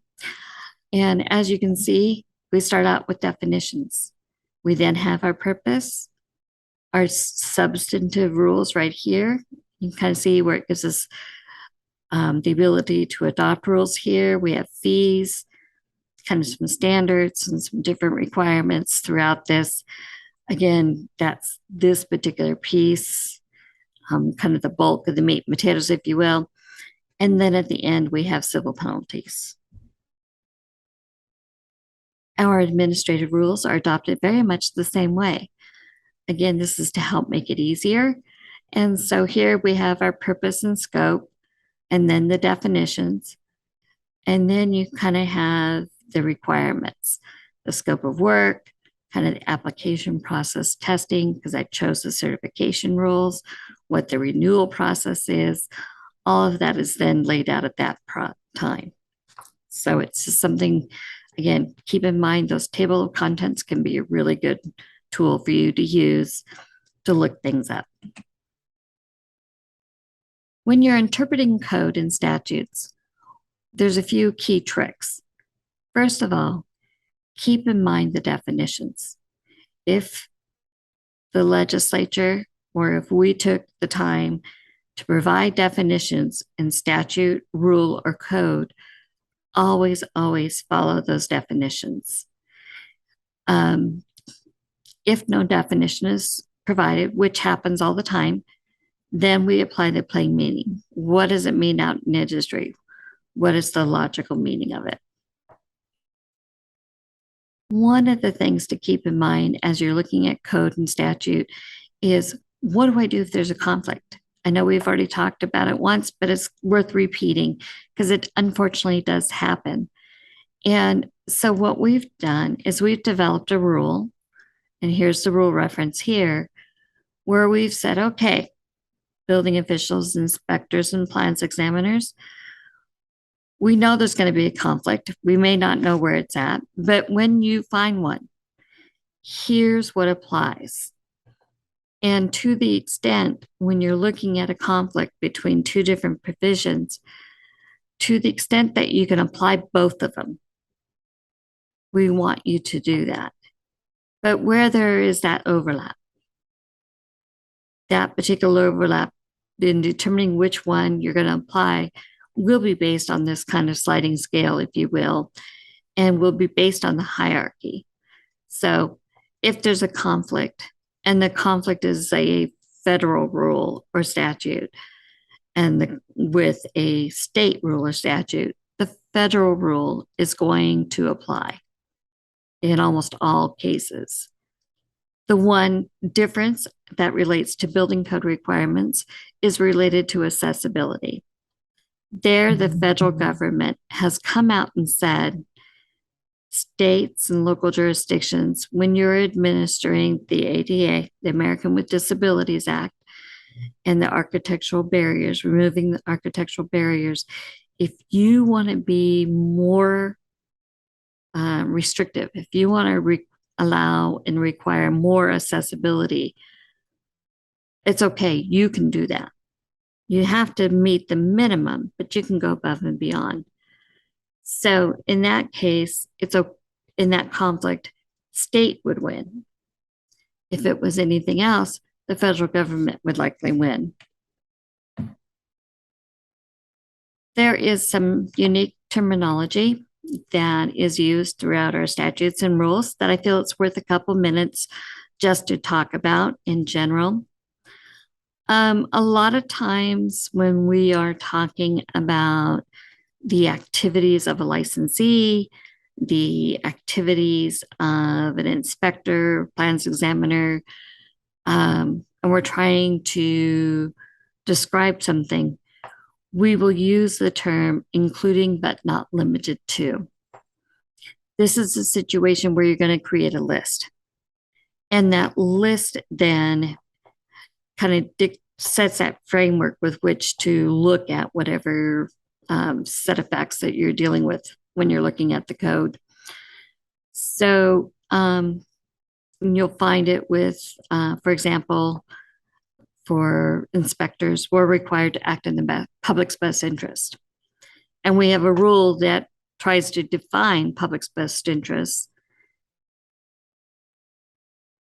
And it's worded in such a way that public's best interest includes but is not limited to, and then there's a list of items applying the code correctly, following all statutes, allowing alternative methods. those are type things that would be included in that list. And it kind of sets the framework to look at. If something's not on the list, but it matches, kind of it's very similar to what is in the list, then that is included into that particular list and is required. It just may not be something that the legislature saw up front or the rulemaking committee didn't see up front. But if it's similar, it's included. If it's not similar, then you would exclude it. Notwithstanding is something that we see a lot with licensing requirements. Notwithstanding basically is something where you forget about it. The most common time that you see notwithstanding in statutes and rules relates to licensing requirements. Notwithstanding the need to have an electrical license, a homeowner can do electrical work on their own home. So let's forget about the fact that a license is required to make an electrical installation. If it is a homeowner working on their own home, they don't need that license. That's an example of where notwithstanding can be found. Throughout all of the codes and statutes that we had back here with these particular statutes, you're going to find the terminology minimum safety standards. Minimum safety standards basically means the code, the construction standards. Statute, for whatever reason, uses that term throughout when they could have said state building code, or the terminology that we've given our various codes pieces. So I always like to tell people that that's what that means. In the electric arena, and I do spend a little bit of time on this, there is a requirement or a provision that allows a building official, or maybe an inspector through a building official, to turn off the electricity to a particular building if there is an imminent safety hazard. Well, what does that mean? An imminent safety hazard is something where something's going to happen based on whatever the activity is. It is definitely going to happen. It's not, well, it might if this and this exists. That's a maybe and, a probability, but it's not, it's going to happen. It might happen if this and this. If it's might happen this and this, it's not an imminent safety hazard. If it's a fire is going to start, if we don't shut that off now, that's an imminent safety hazard. So keep that in mind. And again, it's a very narrow use in our statutes and rules as it relates to shutting off the power. But that is something that is, important to know, because we may run into those situations. And even if you're not an electrical inspector, so you're not going to help the building official make that call. But if you see something and you're like, this is going to start a fire, you can know then to call your building official and let them know what's going on. Just as a reminder, always look for the definitions towards the front of the chapter of the division or rules to see what's there and apply those, and even in code.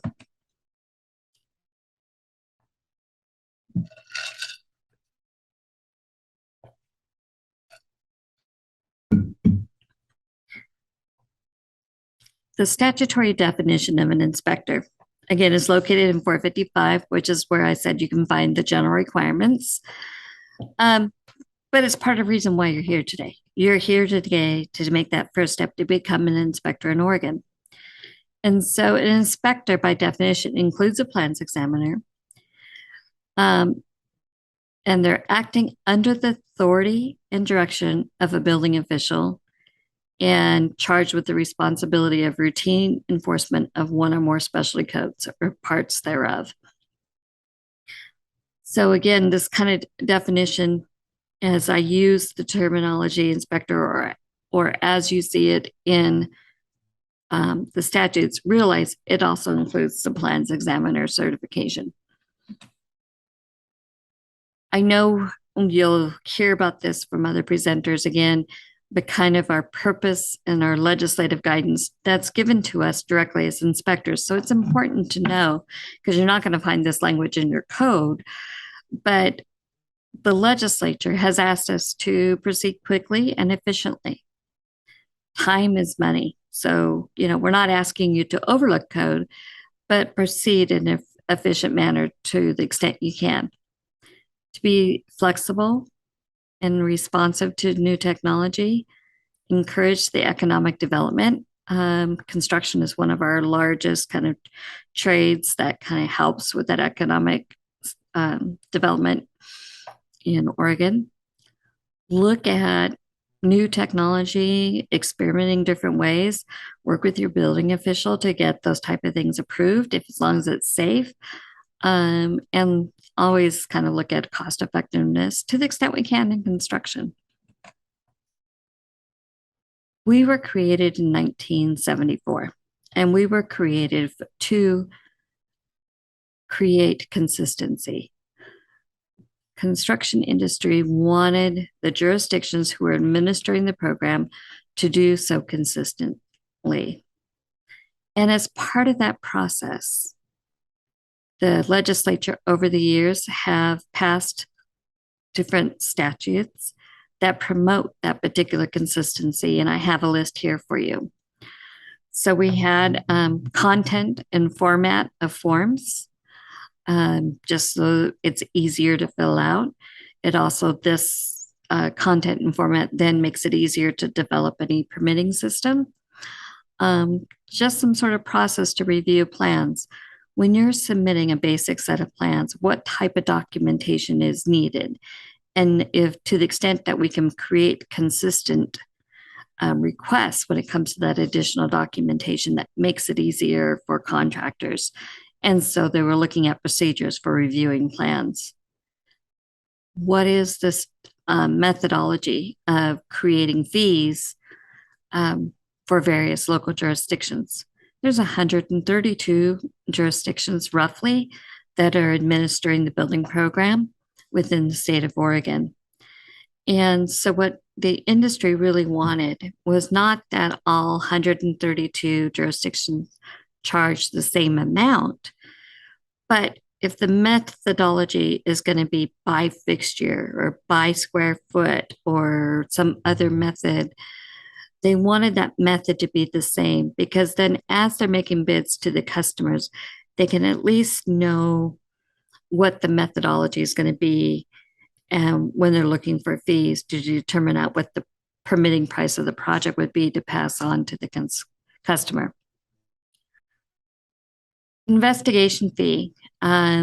We used to, in the state of Oregon, had a provision that was typically in the international code that if someone started work without a permit, they paid the jurisdiction having authority a double permit fee. In Oregon, this was challenged by a particular contractor who had a large commercial project going on. And yes, they started work without the permit, but when they started that particular work without a permit, when the jurisdiction found out about it, they were asked to pay that double permit fee, and it was several $1,000s. However, the jurisdiction didn't have to do anything really to verify compliance with the code based on just how far they got. And so the contractor went to the legislature and told this story that basically, hey, I had to pay double the permit fees to the tune of several $1,000s, and it didn't change or didn't cost the local jurisdiction any additional money because they didn't have to go out and verify something or do a test or whatever the case may be. So they basically got paid money for not doing anything. And so now in Oregon, we have the investigative fee. And that's because the legislature said, okay, cities and counties, time out. You don't get to just charge a double permit fee. We want your fees to be reasonable and necessary. And so your investigation fee should either cover costs either of that particular to ensure compliance with the code. It can be for that particular project. It can be an average cost over the years. That's up to the jurisdiction, but it somehow has got to be directly linked to verifying code compliance and used that way. We have an Oregon and master plan review. This is something that's used and it seems to kind of come and go in favor. It is something that's been used when the same building, the frame of the building, is going to be built in different locations throughout the state. It allows the state to do the plan review. And then the contractor can then take that to whatever jurisdiction and start the permitting process. They don't have to go through the plan review again because the state has performed it. And because it was a master plan review, no matter which jurisdiction they go to within the state, it has to be accepted. We also have statewide minor labels. Again, from a consistency standpoint, this allows contractors to buy permits in groups of 10 from the state and use them anywhere throughout the state for minor inspection type work. Other statutes that you need to know, and again, this is one that I said I'd circle back to, is 455-315. This is agricultural buildings. And this statute basically says if it's an agricultural building, it is exempt from the Oregon Structural Specialty Code. So how we looked at over the years, we've looked at it that it should be zoned for agricultural farm use. And the statute says it has to be used for agricultural forestry or animal husbandry or some combination of that. So it's not designed to be a house or a residence or, necessarily occupied full-time by humans. It is designed at some point, there was some requirements that you really aren't looking at even a factory or some sort of thing like that, because at any one time, there's going to be 10 or less people in that particular building. So a few years ago, it was modified to include equine facilities. And this was a dispute between a rancher and a local jurisdiction where the rancher was building an arena and a barn on their ranch for their horses. And part of the use that they had envisioned, because they had someone, a family member that was in 4-H, is they wanted to use the arena portion of the horse barn, the equine barn, to occasionally, maybe periodically have 4-H shows or 4-H practices in it. And the local jurisdiction said, okay, but because you're going to use it for 4-H, once or twice a year, or whatever the case may be, but you're occasionally going to use it for that. And if you do use it for that, there's a chance of it going over 10 people because of the annual event, let's say, then the structural code requirements come into play and it's no longer an agricultural building. And so you have to build it to code. Well, they went to the legislature and explained to the legislature what they wanted to do. And their legislature came back and said, you know what? Equine facilities, yeah, that's an ag building, you're exempt. And changed the law so that it doesn't apply to the particular situation. This last session, we had something very similar happen, but this time with dog training facilities that oftentimes are done in a barn or a pole barn or some sort of structure. And occasionally there might be drills, there might be, practice runs if it's agility, that type of thing. And again, the same type of principle applied, that the legislature has come back and told us as inspectors and building officials and regulators of the state building code that those are agricultural buildings for the purposes of the state building code. There's another statute that is occasionally used, and this is owner-built dwellings. It's not something that we hear about very often. If you do see it, it's going to be at the county level typically versus the city level. What it is a homeowner can build their own home and they can avoid certain code requirements. But if they do avoid those certain code requirements and don't meet the code on these particular aspects, they have to record on the county deed, on their deed, property deed, that this is an owner-built dwelling that doesn't meet code in these areas, such as ceiling heights, room sizes, and certain energy requirements. So again, it's a very narrow exemption. It's not one that we've seen very often, but in these cases, when we're doing plan review and it's an owner-built dwelling, and we know they're going to record it on the deed, then we can look for these, these are the areas that things may be slightly different than it would be if we were applying code. If an owner decides to build to the code and follows all the ceiling height, room sizes, and energy requirements, they don't need to record it in the deed. The only reason it's recorded on the deed is to give the next homeowner notice that the home that they're looking at purchasing or the home they just bought doesn't meet the code in these particular requirements.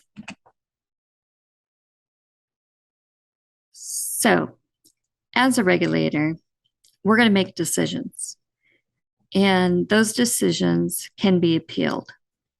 For an inspector, going back to the definition where we work under the authority of the building official, our decisions out in the field, our code calls, for example, can be appealed to the building official.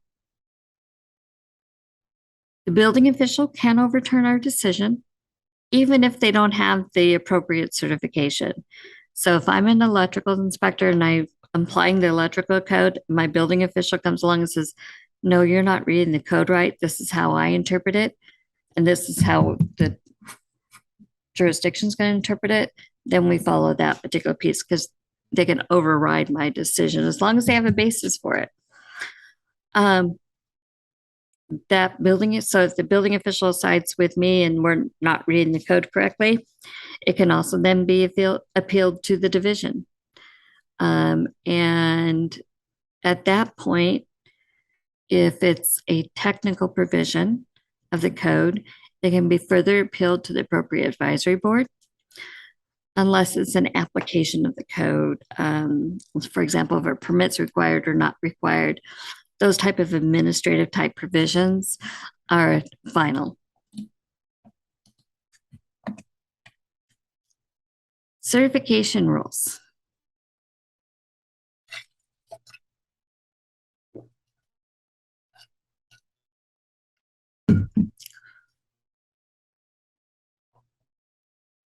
Okay, next I'd like to go on and talk a little bit about certification requirements. This first area here, you'll notice these are where your general certification requirements are located. You then have 479-810, which is electrical. Oftentimes you'll hear me call out electrical. And then you have our general requirements for all inspectors. 281 is plumbing, 281, is electrical, and 695 is plumbing. In order to do an inspection or plan review in Oregon, you have to have the Oregon inspector certification. That's why you're taking the class today. You have to have it and you have to keep it up and renew it every 3 years. In addition to this particular license, you also then have to hold another certification that is for the type of work that you're doing. So if you are doing a residential structural inspection, you would need that residential structural inspector certification. If you're doing a commercial structural plan review, you would need that plans examiner certification. And because it's also fire life safety, the fire life safety plans examiner certification, in addition to the Oregon inspector certification. to do the work. Again, so it's kind of, you have to have both to move forward. And when you have those certifications and you're acting under those certifications, you have to act in the public's best interest. I know I've mentioned it a couple of times, but this is a statutory requirement that tells you you must behave in a certain way. All certified individuals have to follow statewide code interpretations, directions, and other building requirements, in addition to holding those certifications and performing those duties. And if you fail to do so, and this is where we're going to spend some time, the division can deny, condition, suspend, revoke, or refuse to renew a certification for failing to act in the public's best interest. And so we don't want to do that. We don't want to impact your livelihood. We want to see you be successful. And that's why we're spending some time with you today. So, inspector's responsibilities in 918-098-1470. This is where that definition is that we've been talking about. Acting in the public's best interest, including, this basically in the rule, it's including but not limited to. In order to do that, you have to maintain your certification. You stay within your certification scope. You complete all your required education and high priority training, enforce codes.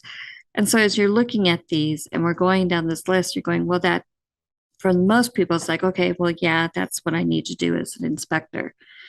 Because, it's a licensed activity, so you need to continue to follow that. But these are the type of things that when you're performing your duties as an inspector are included in the act of acting in the public's best interest. So again, as you can see, they're pretty straightforward and they are basically just following the code, statutes, and rules. Communicating requirements clearly to your customers. Write it and cite it.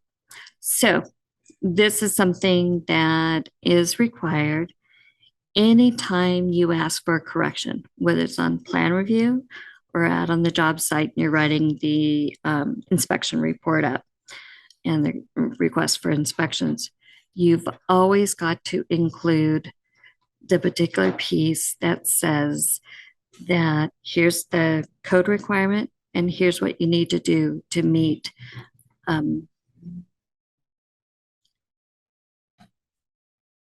Hi, I get to start this piece over. We had technical difficulties, and so I probably need about another half hour. Oh, okay. Okay. Sorry about that. Okay. I'll see you back then. I'll text Dana when I'm done and she'll come get you. Okay.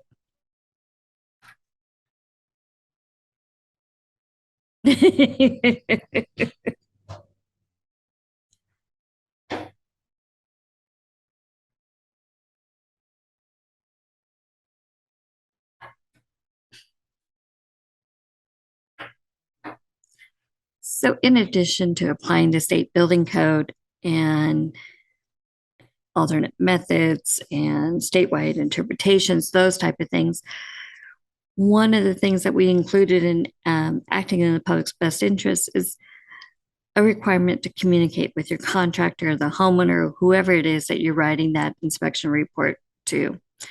So if you are requiring corrections either to the plans or to at the job site, you have to be able to tell the consumer, whether it's the homeowner or the contractor, that this particular piece doesn't meet code. Therefore, based on Article 910 or Section 402 of the code, this is what you need to do to fix it.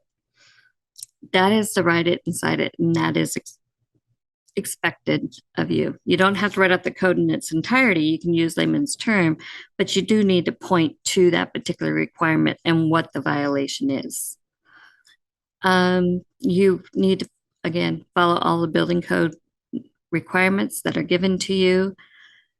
Occasionally, as we're doing investigations, a lot of times into unlicensed activity, you need to cooperate with us and give us that information that we need. And sometimes when you're doing that, it may put you, we've had situations where it puts the inspector in a situation that's kind of sticky for them, if you will. But when we're asking for public records, when we're asking for those documents, they're public records, and you have to provide them. Even if you don't want to because you're afraid you're going to get in trouble, you still need to provide them. You can't destroy them because that's another violation of statute, because it's a public record, but you have to provide them. The best advice I can give is just be 100% honest and work with us if something happens, because most of the time we're just going to help you correct it and move on, especially if it was a mistake. But again, we've had those type of situations that have run up before. I know it kind of goes without saying, but do keep us notified of name change or addresses. That's not necessarily not acting in the public's interest, but it's listed here just as a reminder. The last one is important. In Oregon, we have the ability at the state and at the local level to hire private businesses to help us with providing inspections and plan reviews. When we hire that private business to help us with that particular piece, that business, called a third-party provider, has to be licensed. The license requirement is pretty generic, but it requires them to have what's called errors and omissions insurance to cover anything that may happen. And that's one of the reasons why this particular license was created, is to ensure that if there's a mistake down the road, well, we as government and state employees have a certain level of insurance that the private party, if they're acting on the state or county's behalf, that they also have insurance. So the business has to be licensed in those situations. And if you work for one of those companies and not necessarily for the city or county, then you also have to have a license. So if your paycheck that you get from monthly or biweekly or whatever the case may be for performing inspections and plan reviews is from someone other than a city, county, or state, then you should have an individual third-party license, and your employer should have an Oregon license as well. All inspectors and building officials, we have a duty in Oregon to ensure the safety, and as part of buildings, and part of that ensuring safety is to ensure that licensed individuals did the work. So kind of some statutes again being cited here: 455, 158, and then 701, 325. And this is the Construction Contractors Board statute. Requires a jurisdiction to verify business licenses before a permit is issued. So this is your Construction Contractors Board license. And if it's electrical, plumbing, elevator, or boiler, that you have an elevator, electrical, boiler, plumbing, whatever, the contractor's license there from us, before a permit's issued. On the electrical side, if it's an electrical general contractor, then they need to have an acting signing supervisor. So if their status is not active, but active no signing supervisor, technically they cannot get a permit yet because they don't meet all the contractor requirements yet. We also have the ability for local inspectors to verify license requirement. And then lastly, because a lot of times when you're out in the field, if it gets a little contentious and they're asking you what authority you have to request that particular proof of license, the statute is right here, 455080. So that's not to say that it's anticipated that you would be checking licenses all the time while you're on the job sites. You're not, because you're going to become very familiar with those contractors that work in your area, and you're going to get to know their work. You're going to know who's licensed or not. As time goes on, as being an inspector, a lot of times you're going to automatically see and you're going to recognize licensed work versus unlicensed work, trained versus non-trained work. And so your instinct's going to tell you. So it's kind of when your gut's telling you that, hey, there's something wrong here, or this doesn't look quite right, that might be the time to ask for a license and verify that. If you are asking for that license as an inspector and you find out that there is a violation, here are our contacts within our division, from our manager down to our 4 field investigators. We also, Construction Contractors Board has 12 investigators that work with local jurisdictions and can provide that information to them, and they can investigate it from both sides of the thing because we have a contract with them as well. If it's just a permit, starting work without a permit, and that's the only violations that's there, that is something that is dealt with at the local level. We do not enforce just permit cases. If it's unlicensed activity and no permit, then we can pursue that particular permit violation because there's a licensing violation with it. But if it's just a contractor who forgot to pull a permit, then we ask that the local jurisdiction deal with those. So, as you're checking licenses as an inspector, there's often times where we can work together as a partnership to achieve license or safe installations. And so if you run across a situation where you asked for a license and you discovered that the work was unlicensed, we ask that you kind of gather some key information to provide to us so that way we can enforce the unlicensed activity and pursue a complaint on that. So we ask that when you provide us information, be as detailed as you can. Don't just say Joe Smith was doing electrical work. Say that Joe Smith was installed a 240-volt disconnect in my example. That's very specific. Even if you just say installed an electrical disconnect or electrical cable and electrical flex conduit between the disconnect and the house, you know, that gives us something. They installed a new panel and circuits. You know, whatever information you can provide us, that really would help us with our investigation. An example here, I'm not going to read it to you, but you can kind of see where we've gone through and we've provided the who, what, where, and when, as far as what happened in this particular situation. This isn't an ideal write-up. And a lot of times when you're out in the field, you're not going to quite get there. You're going to get there 80, 90% of the way. And so provide us what you can at the division, and our investigators can then take it from there to see if they can establish the rest of it. There are certain violations that seem to happen a lot. And typically, it's no individual license to perform work. Sometimes we run into an apprentice working without supervision. No contractor's license. So maybe they have the journeyman's license and they're working on the side, if you will.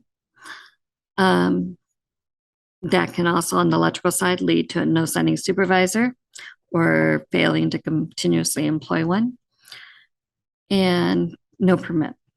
Oftentimes, if there's a licensing violation, you're going to find there's a permit violation. Those two seem to go hand in hand. We also see other type of related violations related to licensing that you're going to run into as an inspector. So to give you a couple more contexts that you can use, if it's an apprenticeship type issue, we would ask that you contact BOLI. If it's something that is just structural mechanical in nature and relates to no CCB registration, we would ask that you contact the Construction Contractors Board.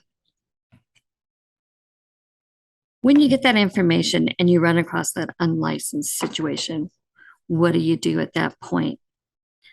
And we developed a form that's available on our website that you can use and fill out the best that you can. Trust me, you're not going to have all the information on it, and that's okay. Just do the best that you can. And if you have copies of an inspection report, permit, pictures, whatever, provide them to us.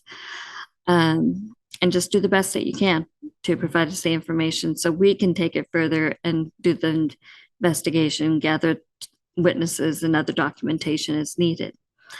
Again, we do not ask inspectors to do the full investigation. Your job's kind of on the inspection side of things, and I'm sure your building official, when you're employed as an inspector, is not going to want you to do all the work. But we're here to kind of work together because you're kind of our eyes and ears when you're out in the field at that particular point in time. One of the most common violations is for a homeowner's permit.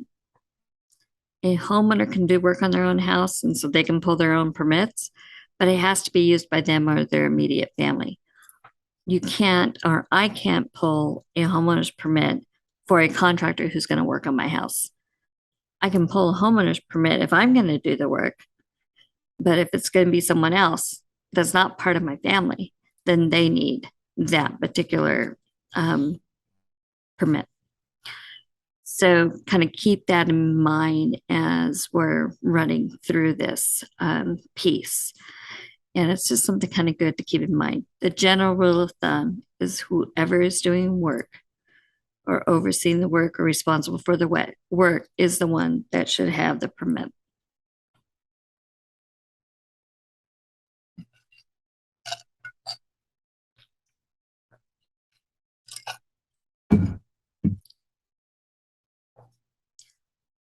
Okay. Now it's time to kind of switch gears and let's talk about ethical accountability for public officers and employees.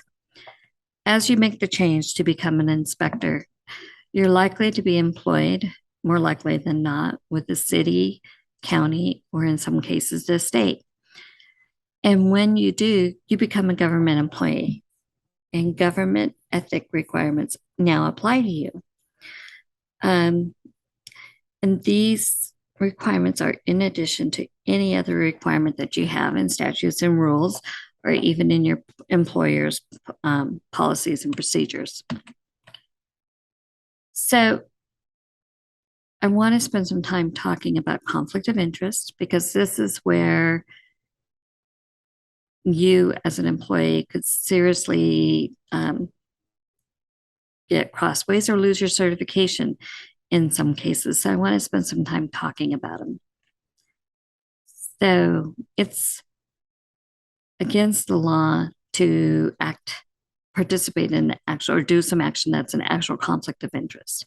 When I'm talking conflict of interest, it's got to be a decision or a recommendation that is made in your official capacity. So, which would have some sort of financial benefit or detriment to you or your relative or a business associated with you or your relative. It is something that is actually going to have some sort of financial benefit. Okay. Benefit or detriment. So some sort of a financial impact. So does it raise the popularity of the business? Does it, do you receive money for whatever are you accepting a bribe or whatever the case may be? It's where you're taking an action. Okay. this is going to happen. So, actual conflicts. An example that we had, I wanted to share with you, is we had a situation where a plans examiner in a very busy jurisdiction basically took plans for their own business out of line. So, there might have been the policy is first in, first out as a jurisdiction. And so plans, the older plans have to wait until the newer plans are done. And in a situation where a plans examiner may say, well, I'm going to pull out number 30 and do it instead of the top one because I need to help my son's business move forward. That is definitely I'm acting in my official capacity because I'm going to get a plan review. I'm going to perform a plan review, but I'm doing it in order in such a way that is benefiting my son's business in this example, because time is money. And if I'm constantly pulling out my son's plans, anytime they end up in that pile and doing theirs first, then that action is benefiting the son because he doesn't have to wait like everybody else to start his projects. And so there's more predictability for him about when his plans are going to get done. They're going to get done more timely, those type of things. So yes, that is an actual conflict of interest. May not seem like much, but it is. Another example would be a situation where we had an inspector in another jurisdiction who had a business that did fire alarm systems and was doing some work at the local fire department.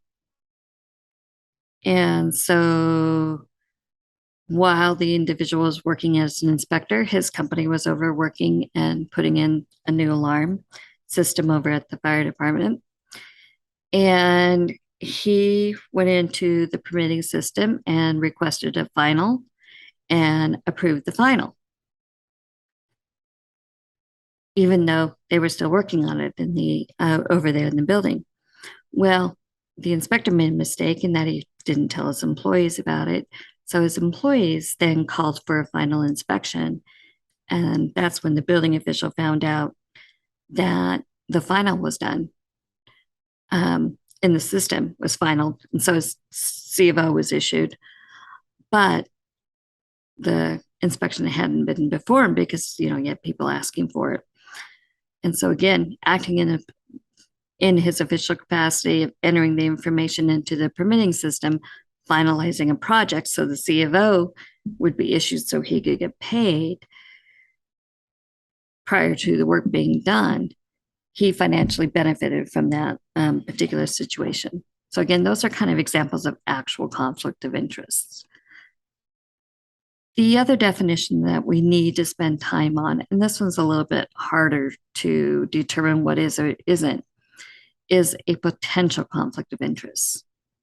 And again, this is any decision or recommendation you may have, acting in, again, in your official capacity as a public official, where the decision or recommendation could have some sort of financial result for the person's relative or business.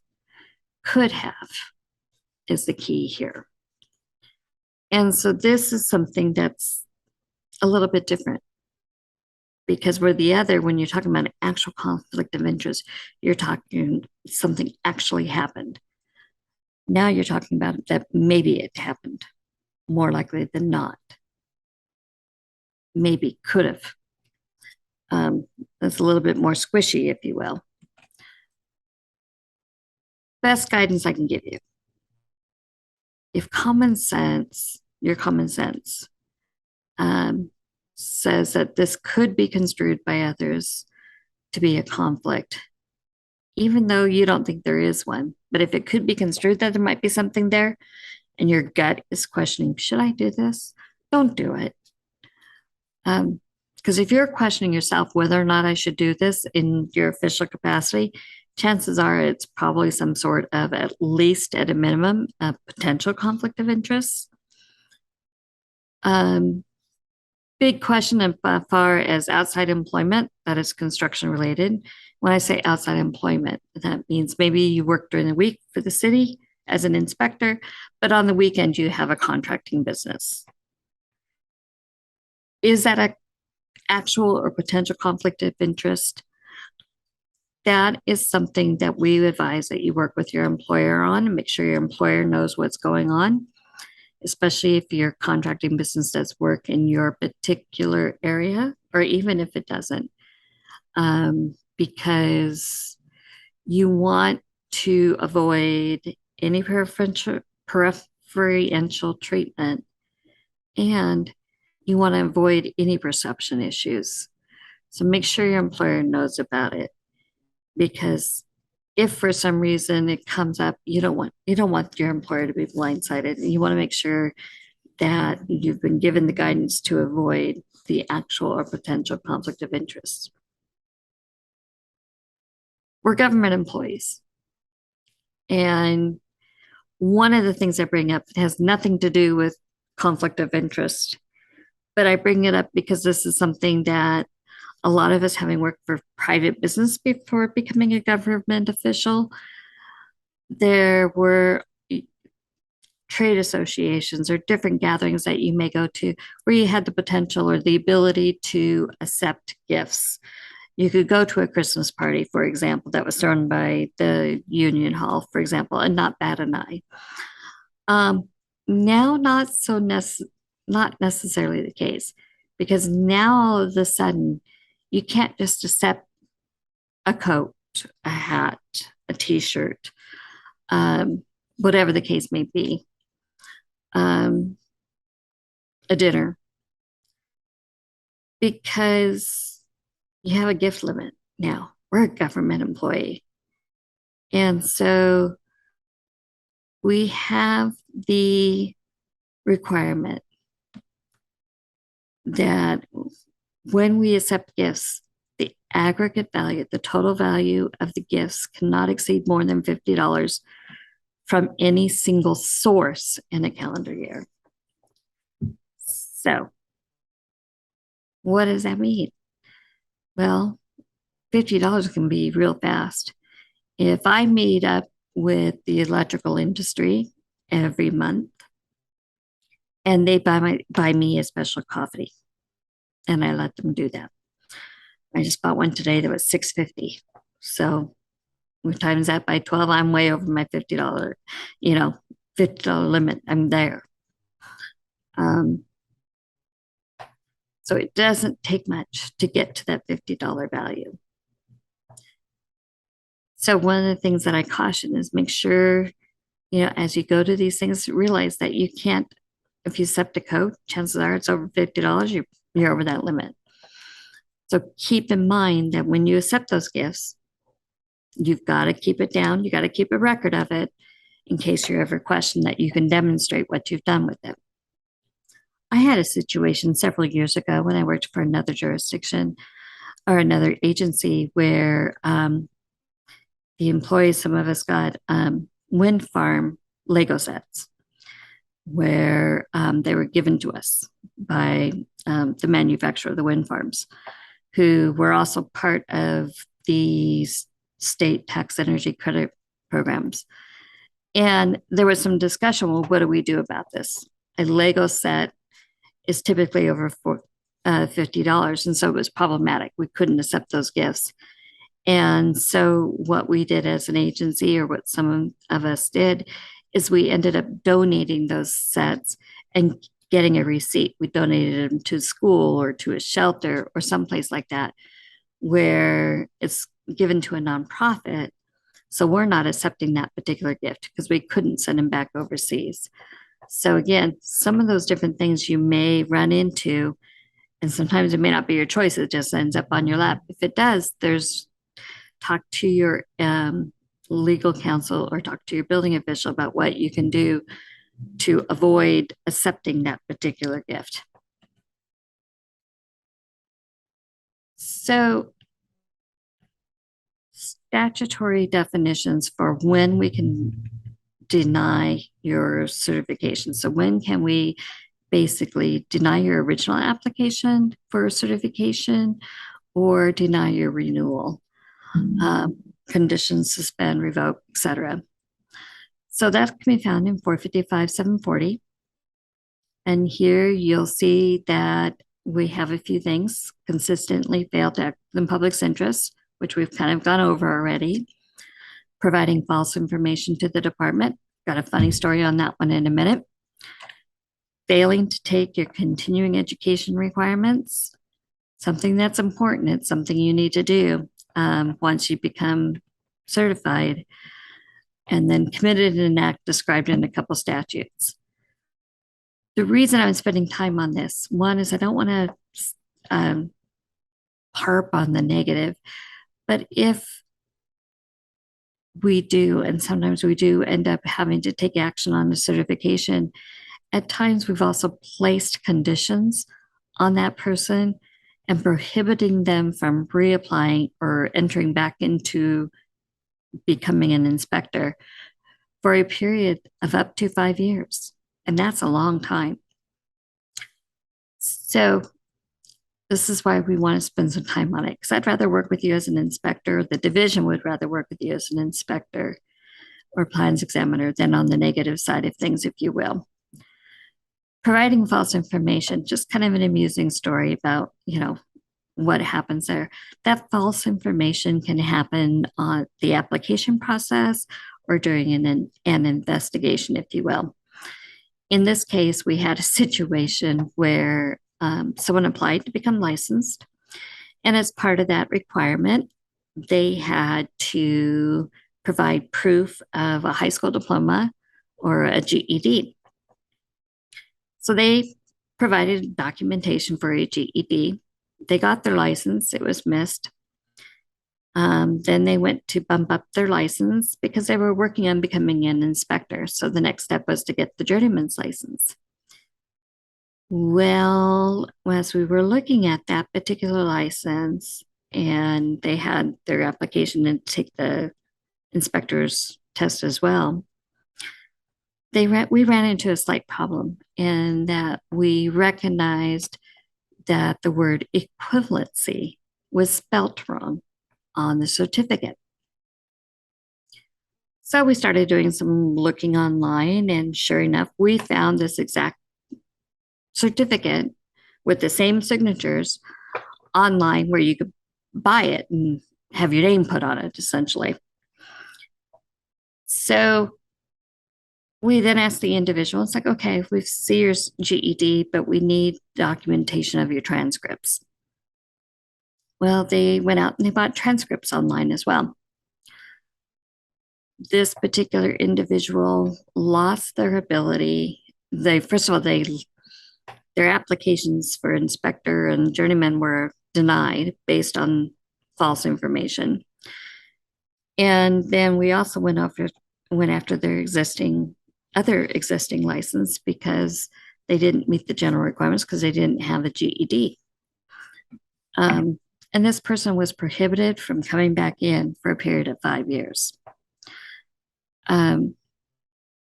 This person later contacted me to let me know that he actually went back to the community college and got his GED and was starting an apprenticeship program. So again, kind of unusual, and kind of obvious, but don't provide the false information. So, again, we just kind of covered it. This is in 918-098-1500. And again, there are potential issues of things that could impact your certification. So providing or having knowledge of wrong information, failing to meet your continuing education requirements. This is something that's going to happen every 3 years as the code changes in those certifications that you have. And so you're going to want to make sure that you take them. Stay within your certification. Certifications are required. So if you have your electrical, but not your plumbing, don't do a plumbing or inspection. If you have your residential electrical, but not your commercial electrical, don't do the commercial inspections. So again, just kind of going to go through these, and you can kind of read these on your own. But I think it's important for you to see these, because these are reasons why people have lost their certifications or have had conditions on them, something like that. And again, don't want to spend a lot of time here, but it is important for you to know. The letter E, the exceeding code requirements, we as inspectors have the responsibility to inspect to code. What we can't do is we can't require contractors to build above and beyond code. And if we were in a situation where we were doing that, then in that case, we're engaging in a pattern of requiring construction installations that exceed code. And if we do that, and it's not at the customer request, we're making them do it, then you could lose your certification. That's a problem, because by statute, we can only require what's required in code. Approving installations that don't meet the code, not something that you should be doing. We failing to properly perform inspections. You know, we've had inspectors perform inspections in their car without actually looking at the installation itself, doing what we call drive-by inspections, those type of things. We've actually had people do them, and that's, you know, failing to properly perform the inspections. Any unprofessional behavior, whatever that may be, is something that we don't encourage, and could run into a situation where you could lose your certification. And then, because again, this is one of those including but not limited to rules, any other activity prejudicial to the administration and enforcement of the code. We're out there, use your common sense, use your best judgment, and you'll be just fine.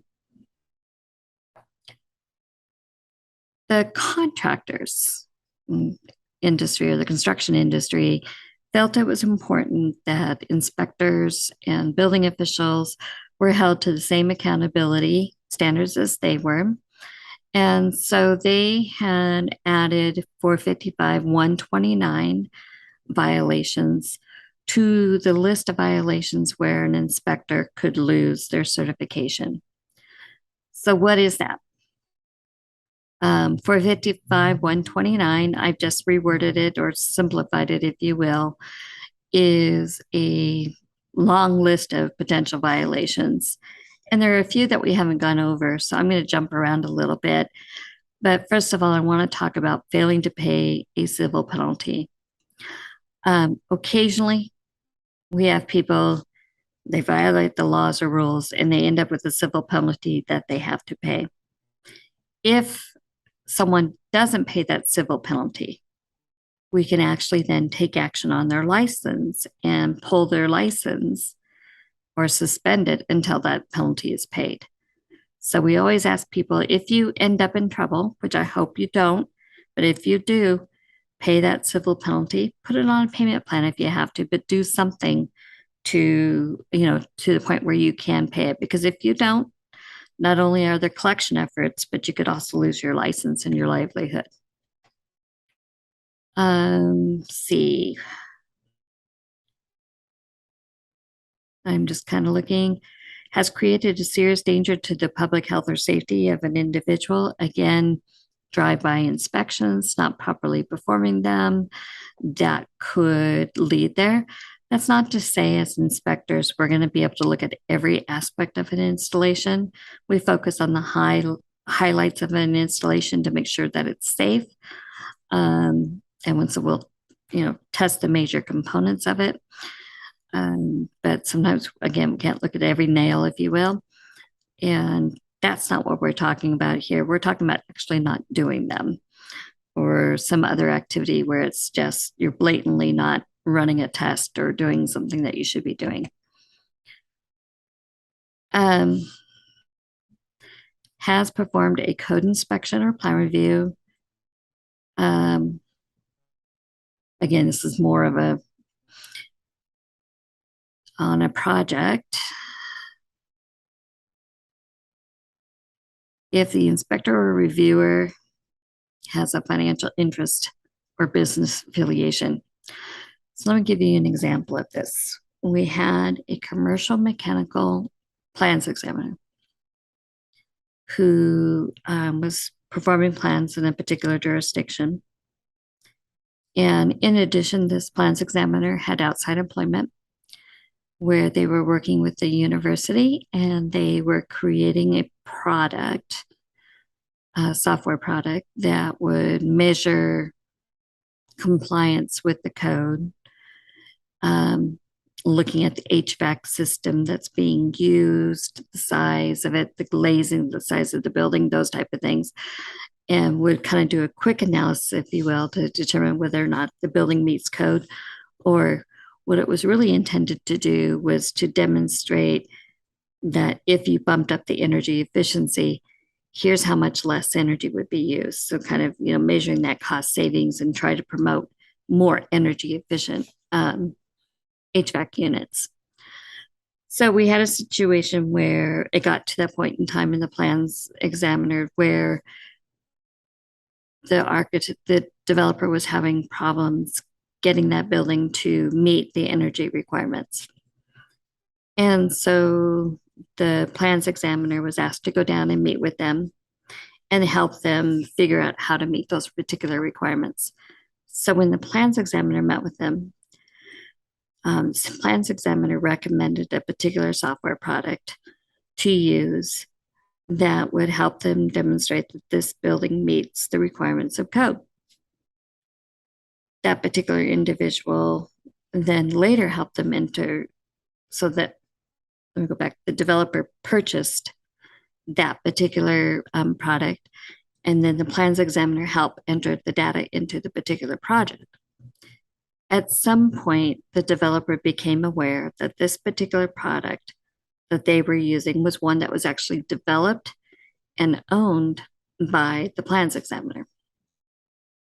The building was able to pass the energy provisions, and so it was moving forward in the building process. Well, we got wind of it. And so the division went down and talked to this individual about this problem. And the plans examiner didn't see a problem with it. First of all, they said it wasn't an actual or potential conflict of interest, or didn't meet this particular section of the statute requirements, because they had so much time and money invested into this software product that it was still in the red. That even though the developer paid her money for this particular product, it still didn't meet the requirements. And then they argued that it was in the public's best interest because energy conservation is in the public's best interest at that particular point in time. Well, we disagreed. We felt that by doing this, there was some financial interest in the building, especially when they turned around and said, hey, look, this big shiny new building that went into place here used this product to demonstrate compliance with the code. That became a problem. And in that situation, the plans examiner lost their certification to be a plans examiner in the state of Oregon, because it was a business affiliation with the software, because it was their software that was used to demonstrate compliance with the code. And so there was some financial interest in having that succeed in this situation, because then it could be used to further promote the product. So again, one of those situations we want to try to avoid. Again, the civil penalty piece here that you can see come up. I want to next spend a little bit of time talking about the conflict of interest rules. Again, I've already gone over conflict of interest, and I've gone over potential conflict of interest. But here is the actual rule where we've kind of pointed out to building officials, inspectors, that we can actually take action on your license if you commit an act that is an actual or potential conflict of interest. And that's kind of, again, we've kind of talked about some examples that might be there. But if the Government Ethics Board finds that there's a violation there, it is something that we can act on. So in our administrative rules, we list out the inspector responsibilities. And so again, this is a list. I'm going to highlight different things and skip others, just because some of this we've gone over a couple of different times, but the slide may have everything on the list. So one of the things we need to do is enforce to the code. We do not have the ability as inspectors to enforce local requirements or requirements that go above and beyond code. And so inspectors, as an inspector, we will not enforce zoning or neighborhood requirements, but maybe your building official or your department has you working as an inspector and occasionally has you do code enforcement. So as a code enforcement officer, you could look at neighborhood requirements and zoning, but not as an inspector. One of the things that I want to spend a little bit of time on is that as an inspector or building official, we can never waive licensing requirements. Another amusing story. We had a situation where a property owner bought a large house and was renovating the downstairs as well as the pool outside and building a pool house. And he was doing it for veterans suffering with PTSD. He came up with a convincing story, talked about all the benefits that he was going to be able to provide to veterans with PTSD. And so what he did is he was able to get people to volunteer to help him do this. He convinced the plumbing industry to come in and help him plumb the pool and plumb the pool house, as well as make some modifications within.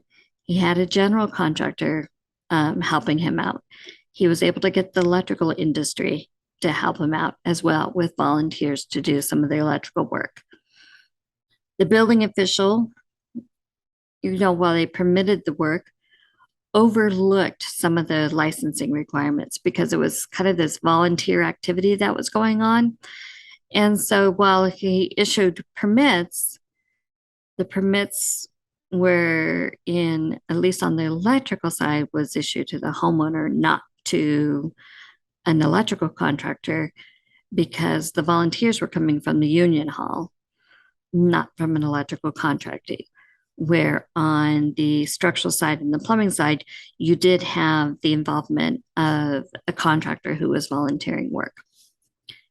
Anyways, long story short is that we had a situation where we had the electrical union providing labor in this particular case, but there was no electrical contractor taking responsibility. And so therefore we have this violation. The building official didn't have the authority to say no electrical contractor license is needed. Okay, that's not within our authority. And so that was should never have issued a electrical permit or allow the electrical work to proceed. The electrical union was also in violation because they don't have an electrical contractor's license.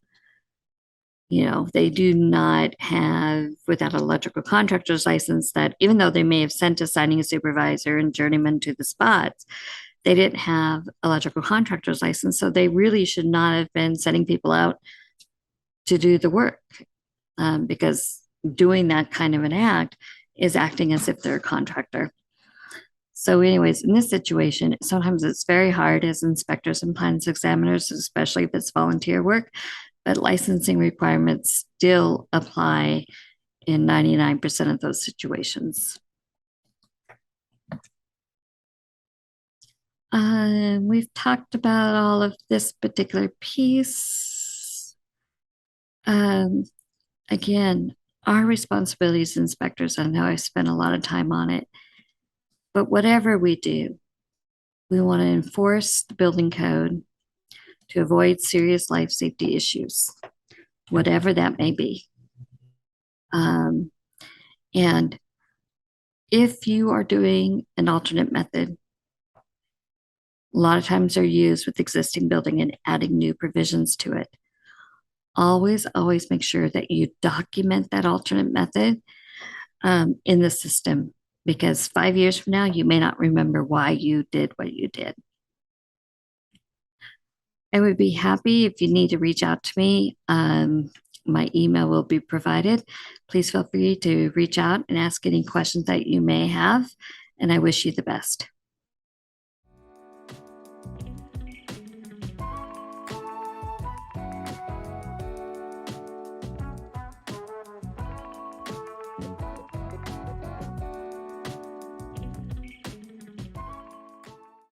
Hello, my name is Andy Skinner. I'm the Plumbing Program Chief for the State of Oregon Building Codes. Welcome to the plumbing portion of your OIC training. This isn't going to take very long. We're just going to kind of cover from that 40,000 foot of where you go for plumbing code rules and regulations, statutes, codes, how codes are administered. We're going to talk about some plumbing product certification, what that means, licensing, and certification scoping. So right here, what you have before you on this page is where we go for our ORSs and OARs. ORSs is Oregon Revised Statutes. These are laws. OARs, Oregon Administrative Rules. Oregon Administrative Rules are written to clarify what the law is. So you'll see a lot of times between statute, ORS, and rule, OAR, you'll see some similarities in the language. So in 447, this is where we get our definition of plumbing. We'll cover it a little more detail in the next slide or two. But this really umbrellas our whole plumbing program. This covers not only the code, what's in the code, it covers licensing requirements, it covers certification scoping, permitting requirements is all underneath the definition of plumbing. Why is that important? Because not all plumbing installations are necessarily defined in statute. And then the other part of 447 is our business licensing. Every plumbing contractor in the state of Oregon has to be licensed through the CCB and also has to be licensed as a plumbing business. And we call that the PB. That particular license is issued from the division here, the Building Codes Division.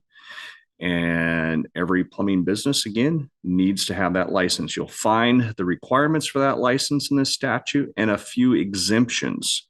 There's only a couple of exemptions from that, a homeowner being one of them. In 693, ORS 693, we have our plumbing installer licensing requirements. And really, that's the main one in there. There's some other requirements in this statute as well. But for you, as an inspector, you'll be out checking licenses, hopefully, when you're out doing a job search or an inspection or just driving around seeing some work being done, possibly. So here we have our installer licensing requirements. Every plumbing installation in the state of Oregon needs to have or be installed by a licensed installer. There's a few exemptions in there. One of them is sewer, one of them outside the building starting 5 feet. Another one is all rainwater catchment systems outside the building. There's no 5 foot demarcation there. And then drain cleaning. And then homeowner as well. A homeowner can do any plumbing underneath their exemption. So the next one is 701. This is a CCB statute, but we look to 701.348 for our definition of a building sewer. And this is where we get that 5-foot demarcation. That 5-foot demarcation tells us where licensing starts and ends, and also materials start and end out of the plumbing code. And you'll see that correlation in the plumbing code, that 5-foot demarcation. Oops. In our administrative rules, we have 918-690. This administrative rule is our plumbing administration, kind of, again, what oversees the whole program. And this is an explanation of the statutory definition and some of the other requirements for adopting the plumbing code and things like that. 918-695 is our plumbing licensing and certification. So again, an explanatory sections in 695 kind of gives you really a little bit more information about what 447 and 693 are about. 918-770 is our plumbing standards approval. Again, we'll talk a little bit more about that, but in the plumbing world, every product, every fitting, every piece of pipe, every fixture has to be listed to a board approved standard. There's only a few exceptions to that, but pretty much everything you're going to be looking at as a plumbing inspector, whether you're a CAP, an SPI, or you might have the opportunity to get an A level, everything that's going to be installed will have a listing on it. And then 918-780 is plumbing fees, permits, and inspections. The plumbing fees really in 780 are for the division here, BCD. They're not for your local department. But the permits and inspection section in 780 talk about minimum inspections required, and also talk about when permits are required. And there's some exemptions from permits in 780-0035.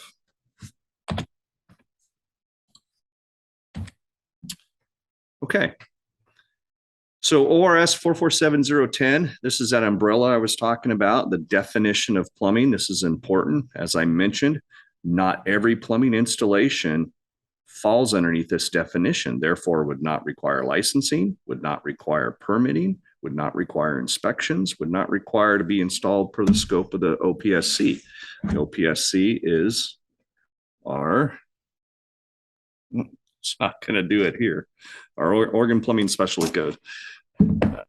With that background, it's kind of blocking that out, but we do have a picture. So the 2021 is our current code. I have here in bold what's important to remember in this definition. So plumbing is installing, altering, repairing in or adjacent to or serving buildings. There has to be a building associated with that plumbing system in order for it to fall underneath a statutory definition to trigger all those other things that we've talked about: licensing, certification, permitting, plumbing code, inspections, so on. So for example, there are some park and rides out there for TriMet where there is no building on the facility. There's just a parking lot and maybe some benches under a cover.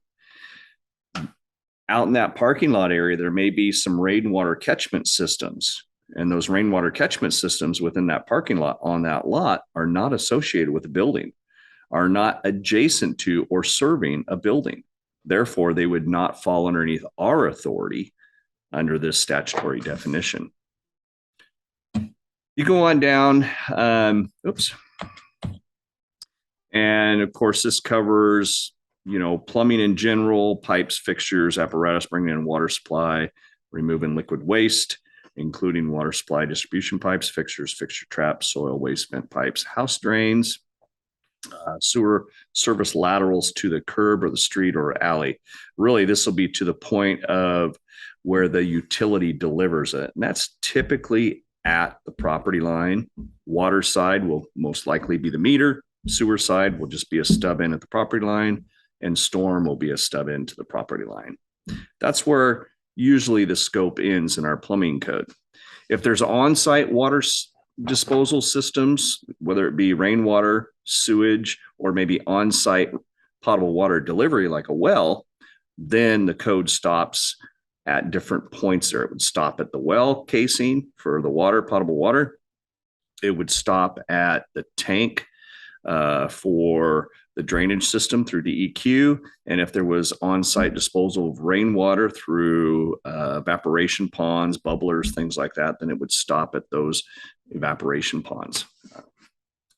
Stormwater, all stormwater within the private property, other than the point of disposal, if it's on-site, is covered underneath the plumbing code. And pipes, fixtures, and apparatus for medical gas, anesthetic waste gas, and vacuum systems in healthcare facilities. For those of you that might get an A level, there's a separate certification that's required to do med gas inspections. That's an MGI, a medical gas inspector certification. You have to be an A level plumbing inspector to qualify for that. That allows you to do medical gas inspections underneath Chapter 13. And of course, this definition as well. This does not include veterinarian clinics or facilities. It's only those healthcare facilities that are for human respiration. And then the solar heating and cooling part of it down here is for solar thermal heating of potable water, not for heating baseboards or floors or for environmental heating. Doesn't cover that under the plumbing code. So within that definition, you saw what the scope is: installation, alteration, repair, relocation, replacement, addition thereto, not maintenance. Sometimes you'll hear, what about maintenance? Is the plumbing code or the statutory definition cover maintenance? No, it does not. That's why going and doing drain cleaning, as I mentioned earlier, does not require a journeyman plumber's license or even a plumbing business license. That's the one that would not require the plumbing business license either, along with the homeowner. So I think it's important too to understand, how the codes are promulgated. You'll find a lot of that information in OAR 918-008-0000. This is the developmental rules for code adoption, interpretations, appeals. The one other piece I want to share too, in 447-020, there is an exemption as well in there for temporary construction buildings. So if you're out doing inspections on a big construction site and there's those office buildings that are portable, they bring in, they hook to water, they hook to sewer because there's bathrooms inside, that is all exempt from the plumbing code when they're set up for temporary construction camps or projects. So in the code adoption process, typically the code's adopted every 3 years. That cycle has kind of changed depending on what's happening. We just currently went through COVID, so we did change that 3-year cycle around a little bit. But how that process works, appropriate board moves a national base model code forward. In the plumbing code, it's the Uniform Plumbing Code that is written by IAPMO. We go into a 45-day proposal solicitation for proposals. Those proposals then are vetted by the committee and then sent to the State Plumbing Board for review. After that, if the Plumbing Board approves all the changes to the code and the proposals, then it goes to a public hearing. Then we go to an effective date. Now, one thing in the plumbing code, not everything that is printed within the OPSC, Oregon Plumbing Specialty Code, is adopted by the state of Oregon because it's a national document. It's written for global adoption, not just Oregon. So you want to make sure, especially in the appendices, that you read the caption at the beginning of the appendix, or within this OAR 918-008-0030 and 0060, you'll find where what appendices during the last code cycle adoption were adopted statewide or might be available for local adoption or not adopted at all because they don't fall underneath that statutory definition. So currently for our 2021, the appendices that are adopted is A, B, C, D, E, K, and M. Appendices not adopted are F, G, H, I, J. And then ones that are available for your local jurisdiction, your building official could adopt, are Appendix L and N. So information to kind of be aware of when you're into the plumbing world. Not everything within the plumbing code is adopted statewide, so just be cognizant of that. And then also, as we go through, we talk about the plumbing code and what is applicable for you doing inspections, not only the appendices that are adopted, but also statewide alternate methods, statewide interpretations, appeals, statewide appeals. All those are also just as important to know and keep with you, even maybe possibly in your code, because they are code as well, and they're applicable as well. So I mentioned product standards, and I also mentioned that everything within a plumbing system will be listed to a standard, and a standard is what manufacturers follow when they're manufacturing, designing, producing a product. And when we talk about listing, a listing is when a manufacturer designs, manufactures, builds a product to a written standard, and then has that product tested to make sure that it meets that written standard through a third-party testing agency. Now that product becomes listed to that standard after it was tested. Why is it important in the plumbing world? Well, minimum safety standards for design and construction. That's kind of that global piece there. The Safe Water Drinking Act. We want to make sure, you've probably heard Flint, Michigan, some of the schools in Oregon, some of the older piping systems have had a lot of lead in them. Through the Safe Water Drinking Act, there is requirements that lead content now can't be over a certain level. Same with zinc as well. Water conservation. In the 2021 code, there's in chapter 4, there's a table that has water conserving fixture requirements. Water conservation is a huge piece right now. Sanitation. It's important to have a safe and sanitary plumbing system. And in order to meet that, products need to be listed to a standard that they were built and manufactured to and tested to make sure that they are going to be sanitary. Toxicity levels in certain products. All these things are done through that standard design and testing process. And then, of course, product design. We talked about that a little bit. Very important in the plumbing world. So, for example, the two pictures we have here, that faucet, whether it is going to be on it or on the box, would be listed to a certain standard. All those standards too that the board has approved are in chapter 17 of the OPSC. That sink will have a label on it, tag or sticker or stamped into it, a standard that it was designed and tested to. The same with the P-trap underneath and the water supplies and all the way back through the water distribution system and piping system. The toilet, the same way. It'll be listed to a standard by how it was designed and tested to that standard. But on the water closet too, along with the faucet, they'll also have water conserving standards that they were built to. For instance, for now, a water closet cannot exceed 1.28 gallons per minute in a new structure. Here's another one as an inspector. It's important to remember too, existing installations. And this is in chapter 1 of the OPSC, Oregon Plumbing Specialty Code. Plumbing systems lawfully in existence at the time of adoption of the code shall be permitted to have their use, repair continued, where the use or repair is in accordance with the original design and location, no hazard to life, health, or property has been created. So this allows you as an inspector some flexibility to allow a repair to be put right back the same way it was when it was initially or originally installed. It may not meet current code. For example, and you'll learn if you go through the CAP class, that what is called an S-trap is not allowed in the current code. But back in the 50s and even 40s and possibly into the early 60s, they were allowed. And you'll see a lot of them in rural type homes.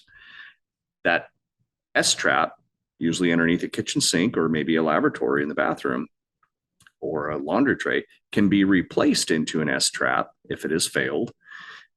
Doesn't meet current code, but it did meet code at the time of installation. And if there has not been any issues since the 60s or 50s, there's no hazard to life, health, or property today. The other thing this does is this all mitigates any additional requirements when we're repairing existing systems. You can't go in and say, you know, because you're doing this over here, I want this done over here. We only focus on the permit application or scope.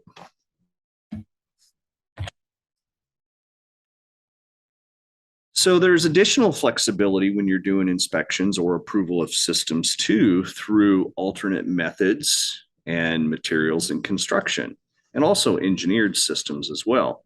I mentioned statewide alternate methods. There's also alternate methods that you can approve within the boundaries of your jurisdiction because maybe it's a new product that hasn't been approved by the board yet.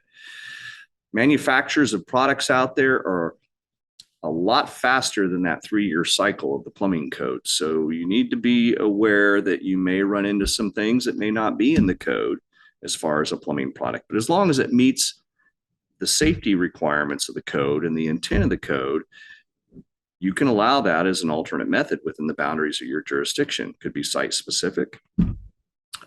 And then the other one we have is engineered designs. Designs that are outside the minimum scope of the plumbing code, as long as they meet the same safety requirements as the code. So some examples: engineered water systems. There's a couple of different appendices that are in the code. There's a water calculator that can be used that you won't have really access to understand that water calculator. This could be an engineered system. They'll have an engineered stamp on it. It may not meet exactly what you've learned in Chapter 6 through Section 610. Engineered drain, waste, and vent systems. There's some engineered drain, waste, and vent systems out there, and some storm systems that don't meet the exact letter of the code. So just things to be aware of. New innovative materials, not adopted by the board yet. We talked about that just a minute ago. And then sustainable methodologies. There's a lot of new methodologies out there, installation methods that are becoming more and more prevalent because of sustainability. And, you know, water capturing, gray water capturing for reuse within the building, reclaimed water being delivered from the municipality, rainwater capturing for non-potable use and even potable use. Again, these types of systems, some are in the code, some are in a statewide alternate method. A lot of installers and jurisdictions aren't familiar with those, so just be cognizant of that as well. Plan reviews for plumbing systems differ from other program areas, especially if you've came out of the structural side of things. Almost everything requires a review. In plumbing, it's only complex structures. If you have your CAP certification or your SPI, most all inspections in those two certification scopings or systems will never need a plan review. There's only one in residential that needs a plan review, and that is a combination fire suppression system and potable water system. And then in the SPI world and light commercial, the scope of your permit will never need a plan review, because underneath the SPI rules, everything that you're allowed to do underneath that certification doesn't fall underneath these complex. So we cannot require plan reviews for non-complex structures. You find this in 918-780-0040 as an OAR, and it only covers medical gas systems, chemical drainage systems, wastewater pretreatment systems, vacuum drainage systems, reclaimed water systems, commercial booster pumps, and any structure requiring a 2-inch or larger service. Okay, let's talk about the certifications for the plumbing inspector. There's only 3 certifications that we have. There is one that I didn't put in here, which is the sewer certification. Really, that certification was designed for public works and their employees, not for the building department. But you may run across that. You may go to work for a local jurisdiction that has came into an agreement with Public Works for Public Works to do the plumbing sewer inspections. Those inspectors will have to have that sewer inspector certification. But again, not on here. These are the main ones that we'll be dealing with and that you'll be going through cross-training through here at the division. Our CAP, which is our residential plumbing inspector, you'll find the scope requirements for that in 918-098-1210. This really allows you to do all residential inspections covered underneath the scope of the Oregon Residential Specialty Code. Now, the Oregon Residential Specialty Code does cover low rise, which is specifically defined, which would allow you as a CAP to do 3-story apartment complexes as long as there's separate entrances to the exterior. They don't exceed 3 stories, but it does not allow you to do the exterior plumbing system, which is the utilities, only the interior. The SPI is the Specialized Plumbing Inspector. This is kind of our light commercial inspector certification. That is, the scope of that is in 918-098-1570. It's basically for non-complex commercial structures, no plan reviews. It doesn't have any of those items on a new building that we just talked about in the last slide. Now, there is a certification clarification on the SPI that allows in existing buildings, you as a specialized plumbing inspector to do certain inspections based on the scope of the permit. So for example, I'll back up here. Let's say within your jurisdiction, you had an SPI certification and there was a permit and an inspection request to do an inspection at a healthcare facility that had med gas in it, existing building, not new. So if that existing building was less than 75 feet in height, even though it had medical gas in it, which is a complex item in the list here, but the scope of the permit, let's say, was for a bathroom remodel within that building. And that bathroom remodel only had 1.5 inch feed to it from the hallway, was just plumbing fixtures, water closets, lavs, maybe a floor drain, maybe a shower or 2. That scope now is not complex underneath that permit, even though there's other complex systems within the building. And that clarification allows you as the SPI to do that bathroom remodel inspection. But you could not, in a new building, go out and do a partial inspection on a bathroom with new medical gas in. So hopefully that makes sense. Then the last certification is our what we call our PI, or plumbing inspectors. This is kind of our A level. The scope of that you'll find in 69500. There's an extra 0 in there. Sorry about that. This allows all plumbing installations and plan reviews except for medical gas. That requires that MGI, but the PI is eligible to qualify for that MGI. The other thing we always like to communicate too on the permitting side of it, there is a minor label program in the state of Oregon. A lot of plumbing contractors utilize this program. You might be familiar with it. Most contractors in the plumbing world use this for water heater installations. You'll find the schedules and fees and kind of the scoping of that in 918-780-0035. It's established under 447-076. It allows repair alteration for a maximum of 3 existing fixtures, not new fixtures. You can't use this in a remodel, only either an alteration or a replacement. Allows up to 20 feet of piping. And then this can be used in commercial, industrial, or residential. It does not cover backflows. So if you go out to do an inspection and there's a backflow and somebody was trying to do that under a minor label, they can't do that under a minor label. They have to buy a regular permit for that.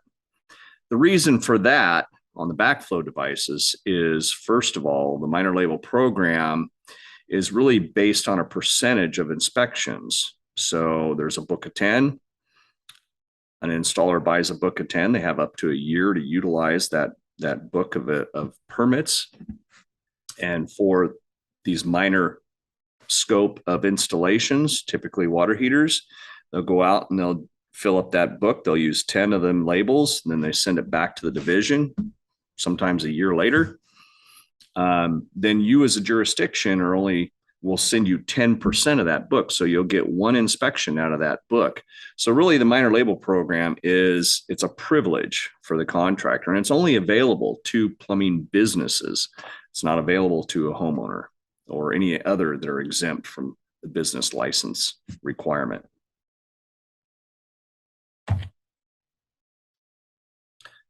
Permits typically expire in 180 days from time of issuance or date of suspended work. Something to just kind of discuss with your building official. If a project is slowly moving along, then that means they're still working on it, and that permit should be allowed to stay active. Inspection request is the responsibility of the permit holder to notify inspection request. Notice of correction shall be posted, mailed, or delivered to the permittee. Most jurisdictions are going electronic now. It makes it really easy for that. Failure to comply for a notice of correction is the 30 days. After that, could be subject to penalties. But if you write a correction, they should have it completed or repaired within 30 days. So in plumbing, there's only really 3 required inspections, and this is in Chapter 1 of the Plumbing Code. So a rough-in inspection shall be made after trenches or ditches are excavated, bedded, piping installed, and before concrete cover or backfill is put in place, or prior to placement of subfloor in frame construction. So all utilities outside the structure, water, sewer, storm, have to have an inspection before they get covered. Every plumbing system below slab has to be inspected before covered and concrete poured on it. And every inspection in a crawl space before subfloor goes on has to be inspected per this language in Chapter 1 of the OPSC.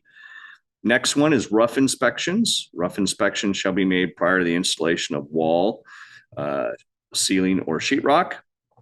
And you can kind of get creative here on a larger project. If you got your SPR, or maybe it's a large house, they'll have you come out and do a partial underfloor or a partial utility or a partial wall inspection, and that's okay. These are just the minimum. And then the last one is final inspections. Once the plumbing fixtures are all connected, running, ready to go. Now, there's one exception to these 3 minimum inspection requirements. And this exception is to the bullet point number 1. This allows you flexibility to do the underfloor inspection after the sheeting has been laid, if there's accessibility. So it states down here in the exception, rough-in inspections prior to placement of subfloor for frame construction may be waived by the BO, the building official, if adequate accessibility is available and prior approval is granted. This is something you'll work with your contractors. For example, over in Eastern Oregon, you have a shorter building time. Up on top of Mount Hood, you have a shorter building time than you do over here on the west side of the state. You may have some contractors that say, hey, we want to get everything dried in, then do the plumbing system. If maybe we leave some 4x8 sheets up, you can get underneath the crawl, or the crawl's 5 or 6 feet deep. It's up to you for, that prior approval, how you want to go into that and do those inspections. Okay. So as I mentioned in the beginning, this is a pretty short presentation. It just kind of gets you into that 40,000 foot view of the plumbing side of things and how it works. You'll get more information as you go through our cross-training programs, the CAP or the SPI. And if you're eligible, possibly you'll get a PI certification. We don't have a course for the PI certification because you have to come from the plumbing industry as an installer in order to qualify, or be a mechanical engineer to qualify for that. So I think after the posting of these presentations, there's also going to be a Q&A session. So I look forward to any additional questions you may have, and hopefully we can get those answered for you at a later date. Thank you very much.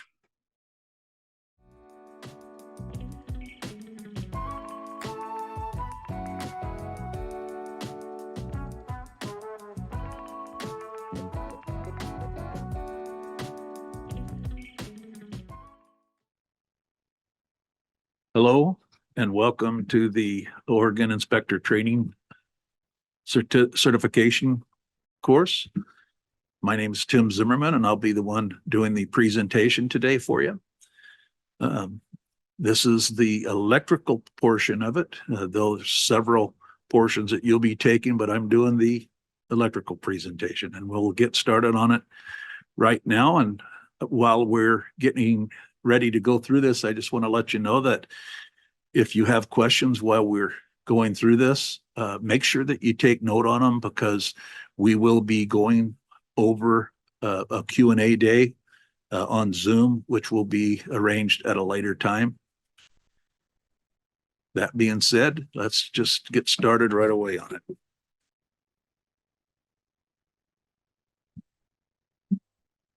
In this presentation, you're going to see quite a few learning objectives. It is, there's quite a few of them on there. You know, don't think that you're going to have to learn these objectives, that you're going to have to learn every one of them.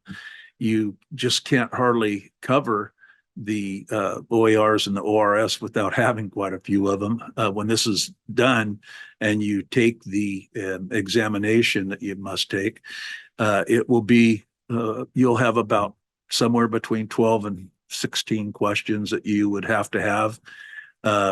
All of your questions that you, all of the questions that come off that exam will be on the on these slides that we're going over today on this presentation. You wouldn't even have to take a copy of the OARs or the ORSs with you to do the electrical portion of it. Answers are all in there.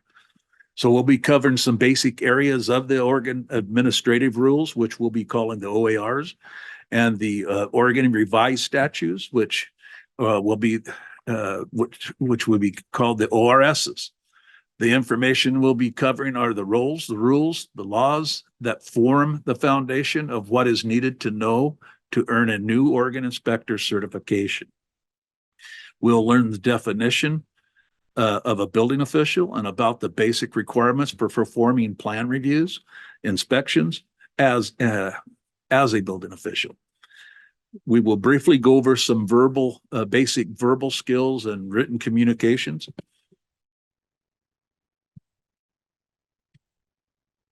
We'll look at licensing exemptions for property owners and immediate family members, along with the interpretation of who qualifies as an owner or an immediate family member.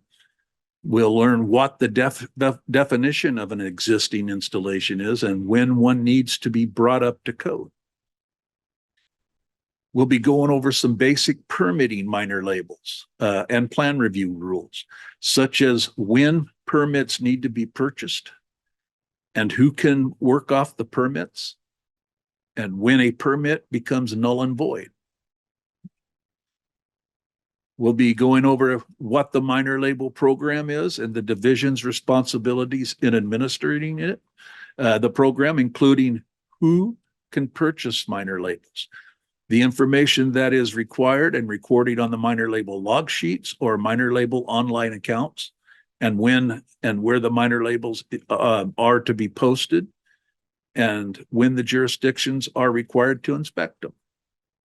We'll look at some requirements on plan review and the time limits a jurisdiction has to complete the plan review.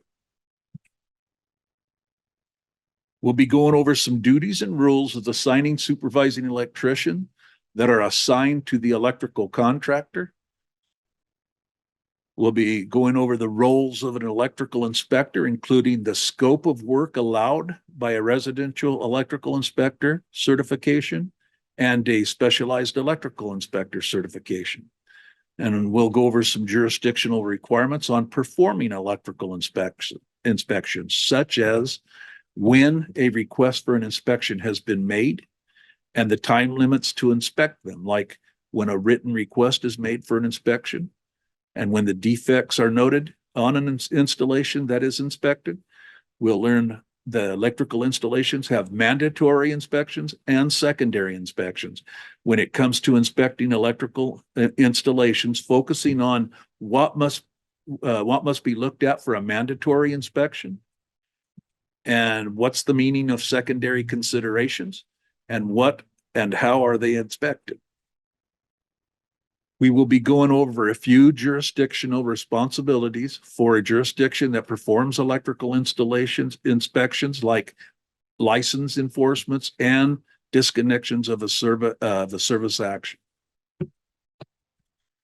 So to get started, we'll go with a few definitions here. We will start presenting with the definition of Oregon Inspector Certification. This means that certification issued by the division demonstrating that a person has passed a division-approved examination that covers Oregon laws and regulations relating to the state building codes.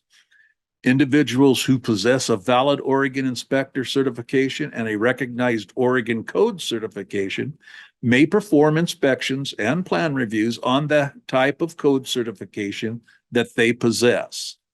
This is in OAR 918-98, 1005, paragraph 15, and OAR 918-98, 1025, paragraph 1. Some of the publications that you'll need to become familiar with: the Oregon Revised Statutes, the Oregon Administrative Rules, Oregon Specialty Codes, statewide interpretations, statewide alternate methods, directives, and orders from the divisions. And they can all be found on the Building Codes Division's website, and there's the web address below that.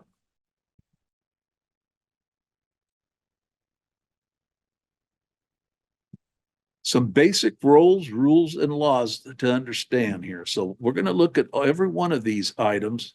We're going to look at building officials, and that's in ORS 455-715. We'll be looking at customer service, very little, mostly on the communications side of it. Customer service varies for what the expectations for each jurisdiction would be and for what building codes is. So we won't be covering much of customer service, but we'll be looking at some customer communications. We'll look at some exemptions, which are under the ORS 479-540 and the OAR 918-261.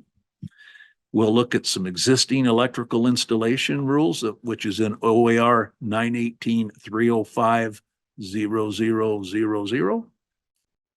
We'll look under the permits, which is in OAR 918-309-0000. We'll look up minor labels, which is in the OAR's 918-100-020. Electrical plan review, OAR 918-311-0010. Licensing, OAR 918-282. Inspectors, OAR 918-098 and OAR 918-281-0020. Inspections, which is in OAR 918-271. And enforcement, which is ORS 479-820 and 918-271-0105. Now, these ORS numbers and OAR numbers, the ORS is the way they are set up is in the ORS is the first one up there for the building official. That's chapter 455 dot 715. The OARs is chapter 918, division 311. As you go, that it's division 311-0010 it gives you the division and then the paragraph number. So the first part we're going to look at is the building official. The reason why we're going to take the building official is because as a OIC, as an inspector, you are working for the building official, and you should be under the same rules that the building official is under and working on the same page. So the building official has a lot of these same rules applied to them too, because you're following and working then under them for the building official. So to start that off in the ORS 455-715, under the definitions, the building official means a person that's charged by a municipality with the responsibilities for administration and enforcement of the state building code in the municipality. In the OAR 918 Division 98-1005, the Oregon Code certification means a certification issued by the division for a building official. This section also lists 18 other certifications that are issued by the division. In Chapter 918, 98, 1012, the scope of work that's allowed for a person with an Oregon inspector certification and an Oregon Code certification. Individuals who possess a valid Oregon inspector certification and a current Oregon Code certification may perform work based on the type of certification that they possess. Building officials may not perform plan reviews or inspections unless they possess the appropriate certification for the type of plan review or inspection being performed. This is also repeated in Chapter 918, 98, 1015, paragraph 1. So in Chapter 918, 98, Division 98, 1470, gives you the duties and responsibilities of certified building officials, inspectors, and plan examiners. Persons who hold an Oregon inspector certification or an Oregon Code certification must act in the public interest in performing their duties as a building official, inspector, or plans examiner. Administering and enforcing building inspection program requirements established in the ORS chapters 455 and 479, and rules adopted thereunder, including but not limited to enforcing all appropriate building code statutes and rules adopted thereunder, enforcing specialty codes, adopted standards, and statewide code interpretations under ORS chapters 455 and 479, allowing the use of alternate method rulings under ORS 455.60, emerging technologies under ORS 455.65, and other requirements under ORS chapter 455.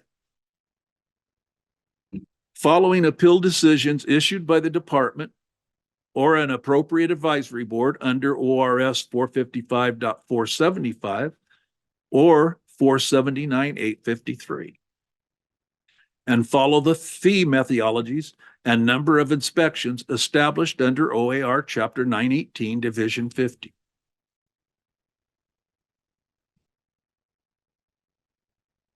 Allowing the use of plans approved by the division under ORS 455.62 or 455.85, and follow the department's direction established for an essential project and assisting with any action the department determines is necessary to ensure the project proceeds in a timely manner under ORS 455, 466, number 4 and number 5. And abiding by the terms and condition of any agreements entered into the department, including but not limited to partnership agreements entered into under ORS 455-185 and program approvals under ORS 455-148 and 455-150 and delegations under ORS 479-855. Communicating requirements to customers clearly as required under the OAR 918, 98, 1900, and following any directives, orders, or other building program requirements established by the department. Cooperating with the request for information from the division, including requests for information during the course of an investigation. And notifying the division of any changes of name or address in a matter prescribed by the division within 10 business days. Following all the license and other requirements under ORS 455 and 457 and rules adopted thereunder when required. Customer communications. The two most common types of communications with customers are going to be written and verbal communications, written communications and verbal communications. Written communications should be precise, readable, and understandable to the individual you're communicating with. Some words may not be understood by the person receiving. They may have to be looked up or explained. Try not to leave the listener wondering what you were explaining to them. Do not be overly technical to a non-technical person. And if you feel that they do not understand, offer to call them to speak to them in person. It may be of help. Verbal communication should be completely understood. The possibility is very good that a non-technical person will not understand them. Verbal communications, when misunderstood, can leave a person with the possibility that the outcome you wanted was not what they received. Verbal explanation should be repeated back to you so that you know that they understand what you were saying. Watch giving opinions, which can be received as being code. And keep in mind that we are here to make sure that the minimum codes are being met and not to give opinions.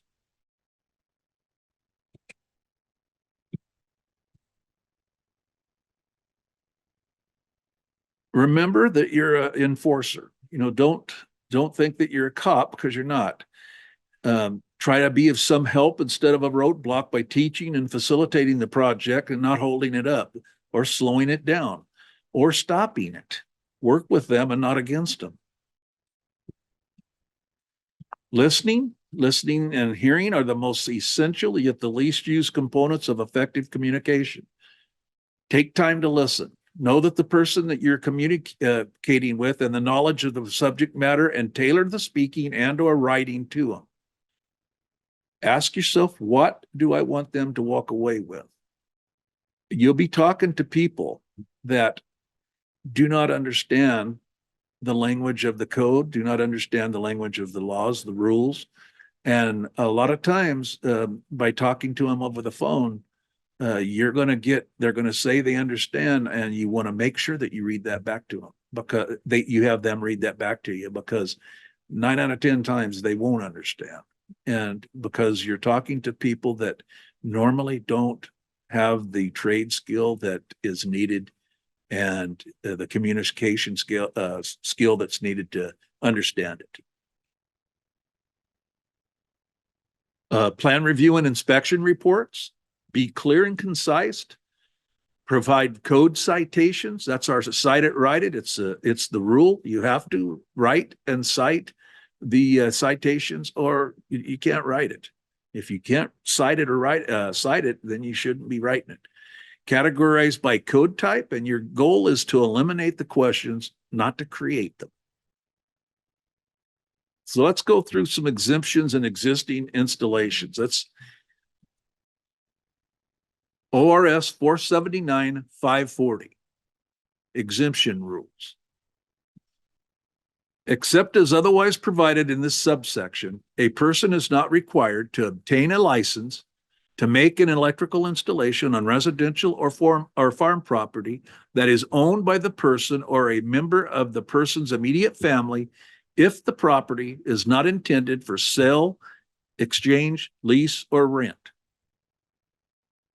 New electrical installations or substantial alterations does not include the replacement of an existing garbage disposal, dishwasher, or electric water heater with a similar appliance of 30 amps or less.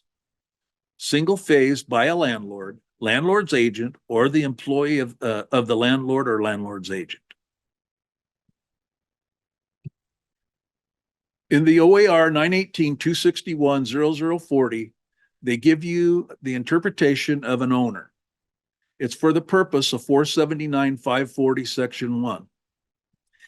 The owner of property to which this exemption applies shall be a natural person and not a business entity such as a corporation, a partnership, or an LLC.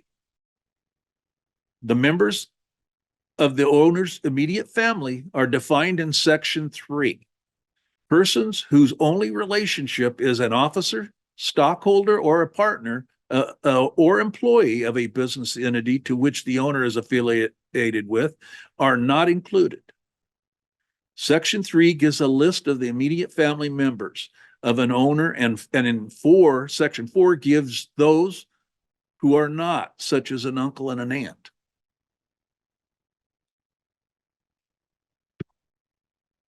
In the OAR 918-305-0000 is the existing electrical installation rule.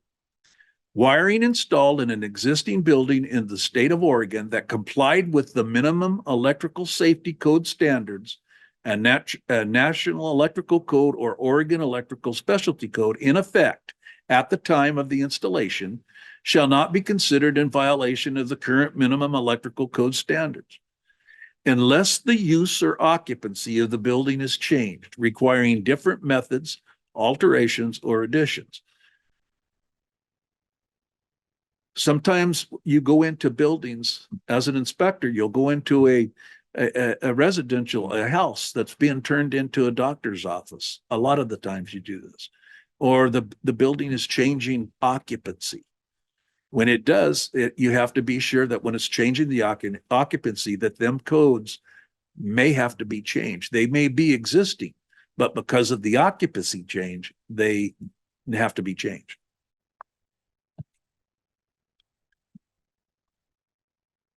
Permit, minor labels, and plan review. Electrical permits and fees are in Division 309. In the OAR 918-309-000 is titled Electrical Permits, with exceptions provided by OAR 918 Division 282. The signature of a signing supervising electrician or limited supervising electrician must be required on each permit to aid inspection by the division and indicate responsibility under the ORS 479.710. A permit is required prior to the start of the electrical work, prior to the start of them working. See the OAR 918-309-0080 for temporary permit criteria.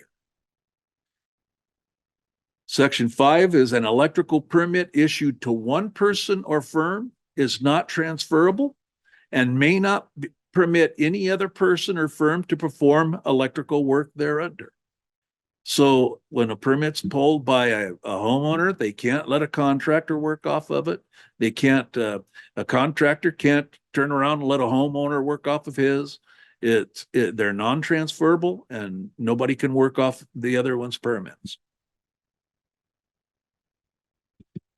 Number 7 is permits issued by an inspection jurisdiction under the provisions of the Oregon Electrical Specialty Code, and these rules expire and become null and void if the work authorized by the permit is A, not started within 180 days from the date of the permit issuance, or suspended or abandoned for a period of 180 days after the work is started.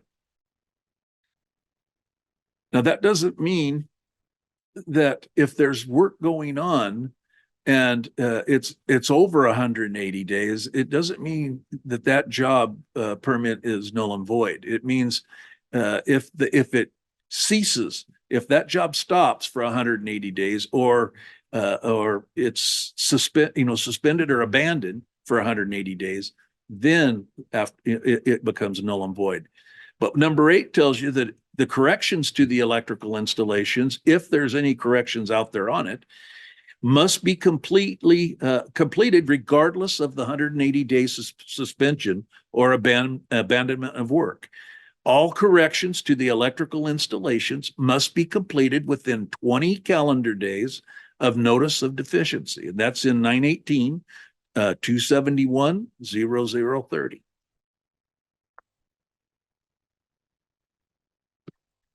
Unless otherwise noted in these rules, a permittee is entitled to 2 inspections for each electrical installation or portion thereof for which a permit fee is assessed. A permittee is considered to receive an inspection only when the permittee has requested and received an inspection from the municipality. Inspections are counted based on a single visit in a person or through an approved electronic inspection method to a job site. Examples are given in tables 2-E.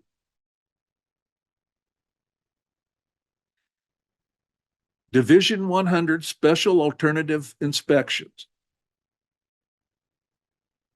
The rules in OAR 918-100 to 918-100-120 implement the statewide minor installation label, master permit, and special alternative inspection programs.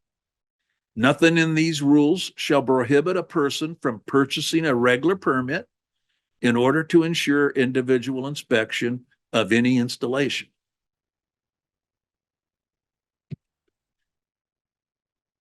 (918-100-20) scope of a minor label of the minor label installation program. The statewide minor label installation program is a mandatory statewide program for which labels are sold by the division and used within any jurisdiction.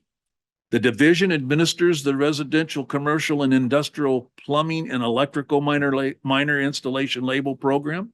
Local jurisdictions are required to participate in the program by performing inspections on behalf of the division on a percentage of minor installation labels used by the contractors. The scope of the work allowed under this program for the electrical is defined in 918-309-220.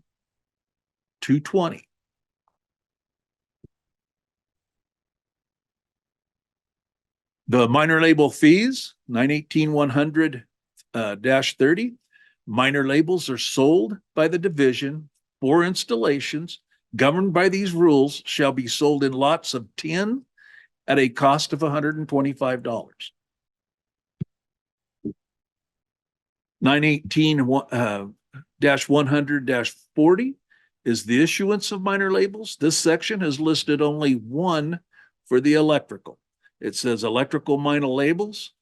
The electrical contractor are the only ones authorized by the OAR 918-309-210 eligible to purchase minor labels. In 918-100-50, requirements for person using the minor labels. A person making a minor label installation under either a statewide or optional minor label program shall fill in the information required on the minor label and attach it to the electrical panel or near the installation if no panel is present before work is started. There's that before work is started again. Record the installations in the minor label log sheet or in a minor label online account and return the minor label log sheet to the selling jurisdiction or division office after the 10 minor labels are used or every 12 months from the date of sales, whichever occurs first. Minor labels cannot be used on a job site if the contractor has an existing permit for that job site. Minor labels may not be exchanged or transferred. This is what a minor label looks like. You can see it has an installation date on it and it has work description. It's also got the license number of the contractors and it has to be, this one here has to be installed by 6/17/2019. It has a installed by date on it. That's when it becomes due. 918-100-0060 minor label requirements for municipalities. At least 10% of each minor label lot shall be inspected. That means 1 out of 10 has to be inspected. The authority having jurisdiction shall inspect within 30 days of the return of a minor label log sheet. If the work inspected violates the code, the jurisdiction may inspect additional installations listed in the log sheet or online account and charge the person purchasing the minor labels for all new inspections and for all re-inspections required at the jurisdiction's hourly inspection rate. 918-100-0060 also list important requirements like the required inspection times, the compensation for inspecting jurisdictions, and multiple failed inspections of the same lot of labels. It gives you the rules on them. To become more familiar with the statewide program, you should refer to the OAR 918-100 through 918-100 through -60, or 918-309-210 through 918-309-260.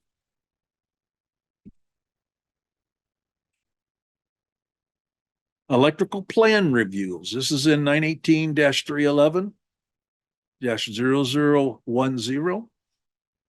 Authority for the rules. These rules in OAR 918-311-10 to 918-311-50 are authorized by the ORSs 479-870 and are referred to as the electrical plan review rules. The application. The electrical plan review rules only apply when a jurisdiction, the state or a municipality enforcing the electrical specialty code, or the electrical aspect of the 1 and 2 family dwelling specialty code requires mandatory electrical plan review in connection with a permit for the construction, alteration, or repair of an electrical installation. When the state or municipality requires mandatory plan review, it shall not adopt requirements that go below the threshold standards set in OAR 918 Division 311-40. The minimum starting point cannot be changed. In 918 Division 311-0020, the time limit for electrical plan reviews. Electrical plan reviews shall be approved or denied within 10 working days from the receipt of the complete electrical plans by the jurisdiction requiring plan review. A reviewed set of plans shall be returned to the plan applicant. That's why it's a good idea when you get your plan reviews in, when they take them in, that they're complete. They have everything, they're complete, because if you start it and it's not complete, then it throws everything off. You get the complete set of plans in and you start your 10 days. If a plan's rejected, the deficiencies must be sent out in writing. Upon reimbursement of the necessary items, the 10-day requirement starts again. If because of the complexity or size of the installation, additional time beyond the 10 working days is required to complete the review, the jurisdiction shall notify the person taking out the electrical permit of the reasons for the delay and the date the review will be completed. There's several sections in Division 311 that cover rules on plan review. 918 Division 311 Section 40, electrical plan review for complex structures. A jurisdiction providing electrical plan review services may only require electrical plan review for a complex structure. This section, for purpose of this rule, complex structures have an electrical system designed, constructed, or reconstructed, and has listed from A to K installations that constitute a complex structure. It has also provided in 918-311-40 a standardized format that is required for electrical plan review. 918-98-1000, this is certification rules. Purpose and the scope, these rules establish minimum training, experience, certification, and certification renewal requirements for building officials and persons who perform specialty code plan review and inspections in the state. The certification requirements are located in 918-281 through 918-281-20. Plan review and inspections required under the Oregon Reach Code are to be performed by individuals certified under these rules, OAR 918, Division 281.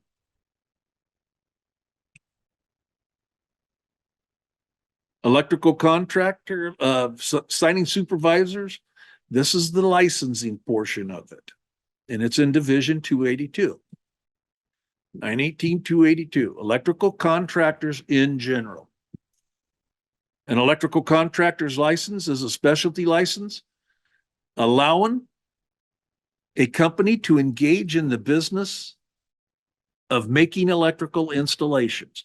This license is in addition to the licensing and bonding required by the Construction Contractors Board. 2A is generally the contractor is required to have a full-time general supervising electrician to supervise the electrical work and sign permits. And generally, the electrical installations are required to be made by individuals holding an appropriate electrical license. The exemptions to Section 1 and 2 are found in the ORSs 479-540. Different electrical contractor categories and requirements are in ORS 479-630 and this division of rule. In OAR 918, Division 282, Section 10 is the electrical contractor's license. An electrical contractor shall continuously employ at least one full-time general supervising electrician. Is not authorized to make, direct, supervise, or control the making of an electrical installation unless properly licensed. The electrical contractor's responsibilities, Division 282, Section 15, it says electrical contractors engaged in the business of making electrical installations that require a signing supervising electrician shall assure that all the electrical work is made by or under the direct supervision or control of a continuously employed full-time signing supervising electrician acting within the scope of their license. Signing supervising electricians shall perform supervisor duties for only one contractor for which they are registered. So you can't be a signing supervisor for several contractors. You got to be for one contractor full-time. Registered signing supervising electricians shall provide direct supervision or control through one of the following. They must be on the job site or have on the job site a continuously employed full-time signing supervising electrician, or be available in person or have a supervising electrician available to meet with the jurisdictional inspector at the job site within 2 business days following the request.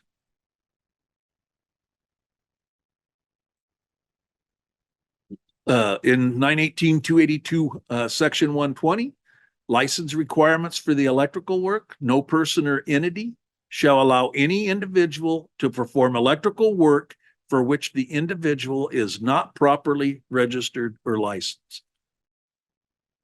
Division 282-140, the signing supervisor, the general signing supervisor electrician's license. A general supervising electrician, when working for or as an electrical contractor requiring a signing supervisor, directs, supervises, makes, or controls the making of the electrical installations.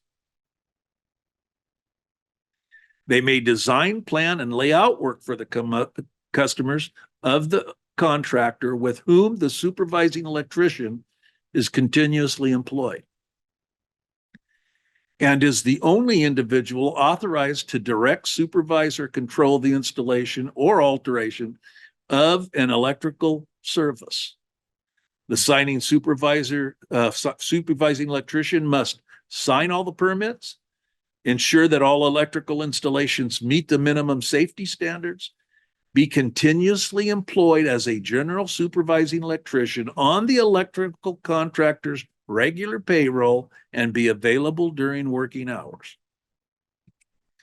He ensures that proper electrical safety procedures are used, ensures that the electrical labels and permits required to perform electrical work are used and signed, and ensures that the electricians have proper license for the work performed and may not permit an individual to perform work for which they're not properly licensed. And they comply with the corrective notices issued by the inspecting authority. A signing supervising electrician may not act as a supervising electrician for more than one employer.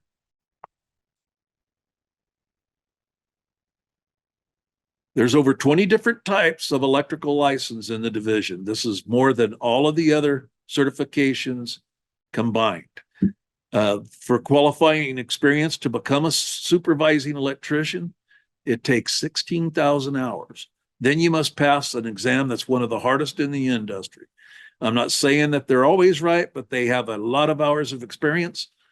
And if you have questions while you're out on a job site doing electrical inspections, most of them can be very helpful and have kept up with the codes, rules, and statutes.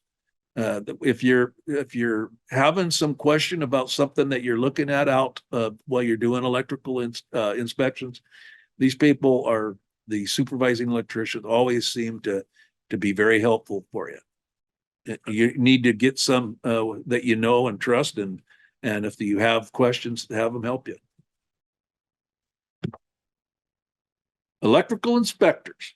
The definition: an inspector means a person, including the plans examiner, acting under the authority and direction of a building official and charged with the responsibilities of routine enforcement of one or more specialty codes or parts of specialty codes.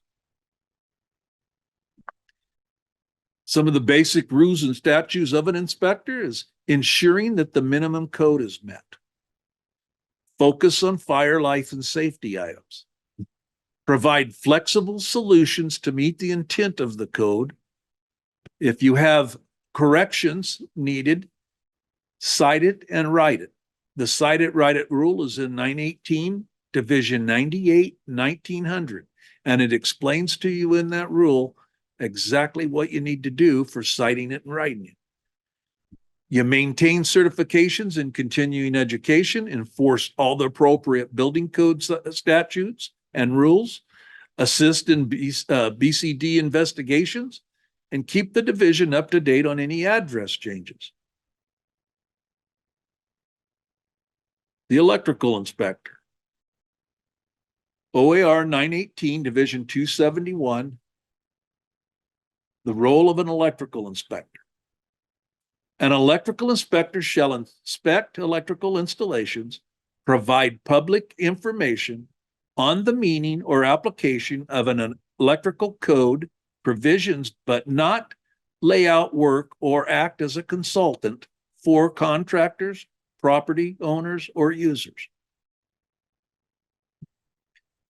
Electrical trade inspectors is you have the residential electrical inspector, and that's in OAR 918, Division 98, 1215.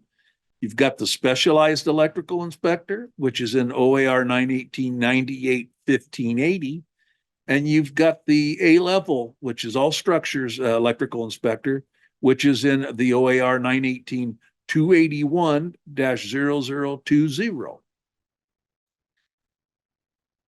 In 18, Chapter 98, Division 98, 1215, residential electrical inspectors, a person possessing an Oregon 1 and 2 family dwelling electrical inspector certification is considered a residential electrical inspector and must also possess a valid Oregon inspector certification prior to performing residential electrical inspections. They may conduct inspections for electrical work regulated by the Oregon Residential Specialty Code. Perform inspections on manufactured dwellings, manufactured structures, accessory buildings, and structures under the Oregon Manufactured Dwelling Installation Specialty Code. Provisions of OAR 918 Division 500 and any portion of a solar PV installation up to 25 kW. In the OAR 918 Division 98 1580 is the Specialized Electrical Inspector Certification, commonly called an SEI. The scope of activities and authorization is an SEI may conduct electrical inspections in buildings less than 75 feet above grade as defined in the Oregon Structural Specialty Code, where the building's service or the feeder to the electrical installation being inspected is not more than 400 amps at less than 150 volts to ground, or 200 amps at 150 volts or more to ground. An SEI may not inspect the following items. Now, this is what they may not inspect: separately derived systems other than the renewable energy rated more than 150 kW, renewable energy systems rated at more than 25 kW, occupancies classified as assemblies or education or any institutional as defined in the Oregon Structural Specialty Code, installations governed by Chapter 5 or Article 610, 668, 669, 700 of the Oregon Electrical Specialty Code, except for the following. Now, except for the following, these they can inspect: electrical connections to or alterations to a single mobile home, recreational vehicle, or manufactured dwelling, including the service but excluding park construction, alteration, or enlargement. Agriculture buildings that do not contain excessive dust or corrosive areas as defined in the Oregon Electrical Specialty Code 547.1A and B. And E is new or replaced motor loads over 100 horse. The remainder of the sections list the experience, education, and training requirements for the SEI. The Electrical Specialty Code Inspector, commonly called an A-level inspector, again, that's in 918, Division 281, Section 20. An Electrical Specialty Code Inspector inspects electrical installations regulated by the Oregon Electrical Specialty Code. He inspects electrical installations regulated by the Oregon Residential Specialty Code and may do electrical plan reviews as provided in OAR 918, Division 311-0040. Very simply stated, as far as the inspector for the A level, they can do anything that's in the Oregon Electrical Specialty Code, anything covered by the Oregon Electrical Specialty Code. Let's look at some electrical inspections. That's Division 271. In the OAR 918, Division 271, Section 10 calls for inspection. All persons who take out an electrical permit, homeowners as well as electrical contractors, shall request an inspection within 3 working days of A, the completion of any electrical installation intended to be covered or concealed, or that is intended to be placed into service before the final electrical inspection. And B is the completion of all electrical installations for the job site covered by a particular permit. In Division 271, Section 20, request for inspections and notice of the results. Inspecting jurisdictions shall inspect within 48 hours of a written request for inspection unless the time for inspection is extended to a set date by mutual agreement. The 48 hours excludes Saturdays, Sundays, and holidays, with exceptions to remote locations. Remote locations shall be inspected within a reasonable time of the request. What's a remote location? A remote location is an inspection location that's more than 60 miles one way using the most direct route. Division 271, Section 30 is the correction of defects. Defects in an electrical installation noted by the electrical inspector shall be corrected and an inspection request made within 20 calendar days of the date of the actual notice of deficiency. Corrections of defects. This is in Section 271, Section 30. Defects in electrical installations noted by the electrical inspector shall be corrected and an inspection request made within 20 calendar days of the date of the actual notice of deficiency. So they have 20 days to get that corrected and get it called in. Division 27140 is mandatory inspection practices. Electrical inspectors shall inspect and verify the appropriateness of the size, placement, protection, and termination of the items listed in this section. The inspectors shall note the discrepancies and require correction of code violations pursuant to OAR 918, 98, 1900, write it, cite it.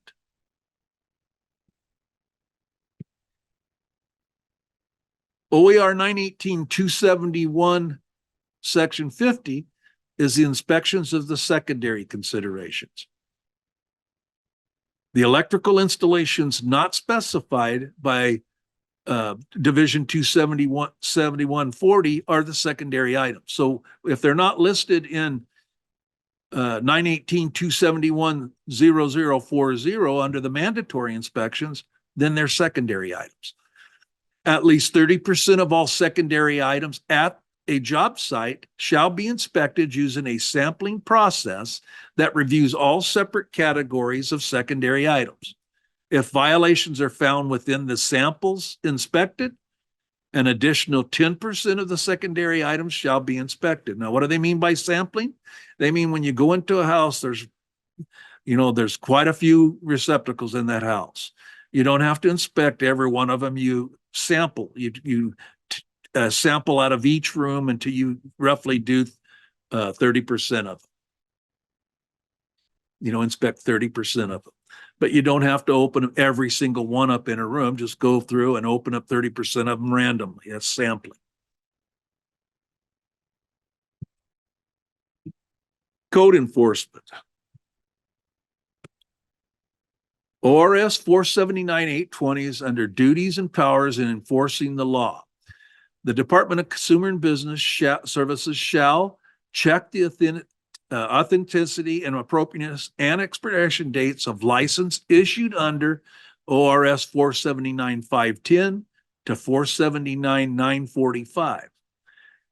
Inspect electrical installations and products for which a permit or license is required by the ORS 479-510 to 479-945. Inspect permits attached to electrical installations or products for which a permit is required by ORS 479-510 to 479-945. If the department finds that the electrical installation or product fails to comply with the minimum safety standards or electrical product safety standards, the department may disconnect or order the disconnection of a service thereto. If the department finds that the condition of an electrical installation or product constitutes an immediate hazard to life or property, the department may cut or disconnect any wire necessary to remove such hazard or take corrective action as provided by the rules adopted under ORS 479.730. In 479.855, cities and county inspections and enforcement programs, ORS 7, a city or county that performs electrical installation inspections shall perform license enforcement inspections as part of routine installation inspections. So you have to enforce the licensing too. Electrical disconnection is in OAR 918 Division 271, 0-105. In the case of a disconnection made or ordered under ORS 479-820, 2 or 3, and after setting forth in writing the facts supporting the action, the division may disconnect or cause the disconnection of service without hearing to an electrical installation or product that fails to comply with minimum safety standards, or an electrical installation or product, the conditions of which constitutes an immediate hazard to life or property. Very important to know that. Enforcement process. The Building Codes Division will investigate the complaints, and if a violation's found, a notice of proposed action is issued against the respondent. The respondent can default, seek settlement, or go to a hearing. If the respondent elects to go to a hearing, BCD has the burden of proving the violation. Because BCD has the burden of proof, the information and evidence provided with the complaints may play a huge role in how aggressively BCD can pursue a case. So you make sure that you have all your information there. Make a complaint list, checklist to record essential information like who is going to include the installer, a supervisor, an employer. What would be a type of installation or a license that's required? When, the time that you find it, and the day, and where, the address and location on a site. Make sure that if it's on a site that's someplace where it's kind of remote, that you give them some kind of directions where the thing is at, because just for an example would be like on a college campus, they have electrical work going on all over a college campus. And just to give them the college campus address, it's going to be pretty hard for somebody to find it. Let them know that maybe it's around back by the running field on a north side of a pole or something. Just give them some kind of location where it's at on a job site. When you're gathering information, some of the best ways to get it is like for the who is business cards. Ask them for a business card. You might see a company logo on the side of a van or a side of a vehicle. If you can't get anything, get a license plate number if you have to. If you know the license that they're driving, get a license plate number. That helps. And then the who and the what is, what the person is doing. Here it would be was in an electrical panel making an installation to a breaker, it looks like. Submitting a complaint to the BCD, you may request a complaint form from the division to fill out, or simply email the information to the bcd.complaint@oregon.gov. Ensure that the description of work includes the who, what, and the where. Gather any documentation that you may have, permit inspection reports, anything you got with documentation on it, give up everything you've got. It's okay to leave things blank on the form or not have all the information. Just give as much information as you've got, as you have received. And mail the form or letter to the P.O. Box 4470, Salem, Oregon, 97309-0404, or email the information in. Apprentice violations. No person shall perform work on an electrical installation as an electrical apprentice without an electrical apprentice license. They have to have an electrical apprentice license. You have racials, you have rules of oversight, you have other issues related to the supervision of apprentices. They're all overseen by the Bureau of Labor and Industries. The address to the Bureau of Labor and Industry is Apprenticeship and Training Division, and there's their phone number and their email. Okay, so some of the takeaways that you should have been looking at in here. Remember, I told you that all of the information that's needed to pass the exam you have to take is in these slides. And most of it is very simple, basic information. The items that I went over with on you during this presentation are items that you will be using the very first day that you go out and start doing inspections. They're the ones that you need to get started. Now, I'm not telling you that you won't have other ones popping up right away, But most of the time, the ones that I have gone over with you are common, basic, everyday items that you would run across for a while. Some of these you might not run across for 2 years. Some of them you'll run across every other day. So I tried to give you, because I was an inspector for 23 years down in Coos County for the BCD, the ones that I used on a more common basis. But some of the takeaways that you should be looking at is you will need to know the definition of a building official and what the requirements are, what requirements are needed for a building official to perform the inspections. You should know what a license, when a license is not required to do electrical installations, and know what the immediate interpretation of a owner is and an owner's immediate family. And you should know what the definition of an existing building is, when it would be required to change wiring methods. So we went over existing buildings, know what the meaning of that is, and when do you have to change that wiring method. You should know and have an understanding of permit rules and what comes with the rules of purchasing a permit. At what time does a permit need to be purchased?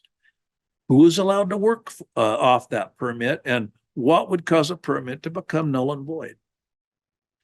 You should know what the minor label program is and what the division and the jurisdiction responsibilities are.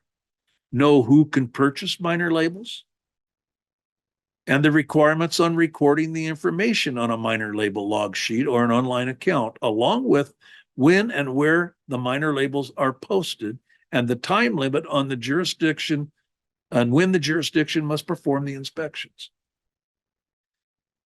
Plan review, when required, normally would have to be performed before the permit's issued. If it has been submitted with all the proper documents, know how many days and whether whether it's approved or denied you have to complete it. You'll need to know what the role is of an electrical inspector, along with the scope of work that's performed by a residential electrical inspector and a specialized electrical inspector. We went over some jurisdictional requirements on performing electrical inspections. You just need to know, upon a written request for inspection, how much time is allowed before you shall inspect. And if there's defects, how many days before every inspection needs to be called back in. You should know what is a mandatory inspection and what it involves, and what secondary considerations are when it comes to inspecting electrical installations. The takeaway out of these sections would be what is listed in the mandatory items.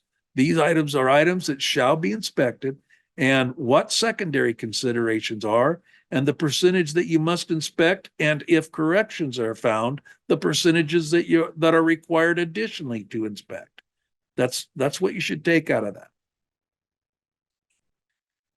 When jurisdictions that perform electrical installation inspections, what are their requirements for enforcement? And know what the action would be for electrical disconnection of a service. Okay, so that completes the presentation for the electrical. Now, again, I'm gonna say to you, we'll be meeting in a Q&A before you take the exam, and I will answer questions for you at that time before you take the examination.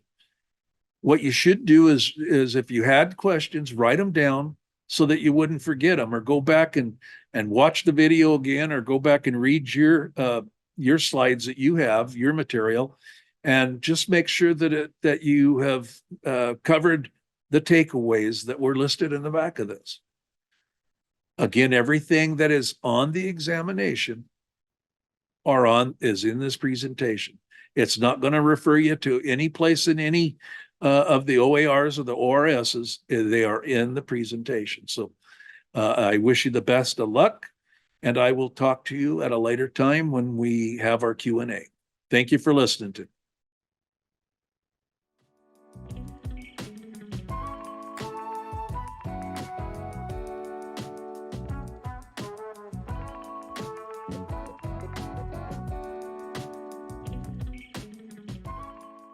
Thank you so much for participating by watching today's OIC class presentations. The next step is you're going to be attending the Q&A session, and you're going to be able to meet the presenters. So have those questions ready so that they can answer those for you. Just remember, on that day that's scheduled, webcam and microphone are required.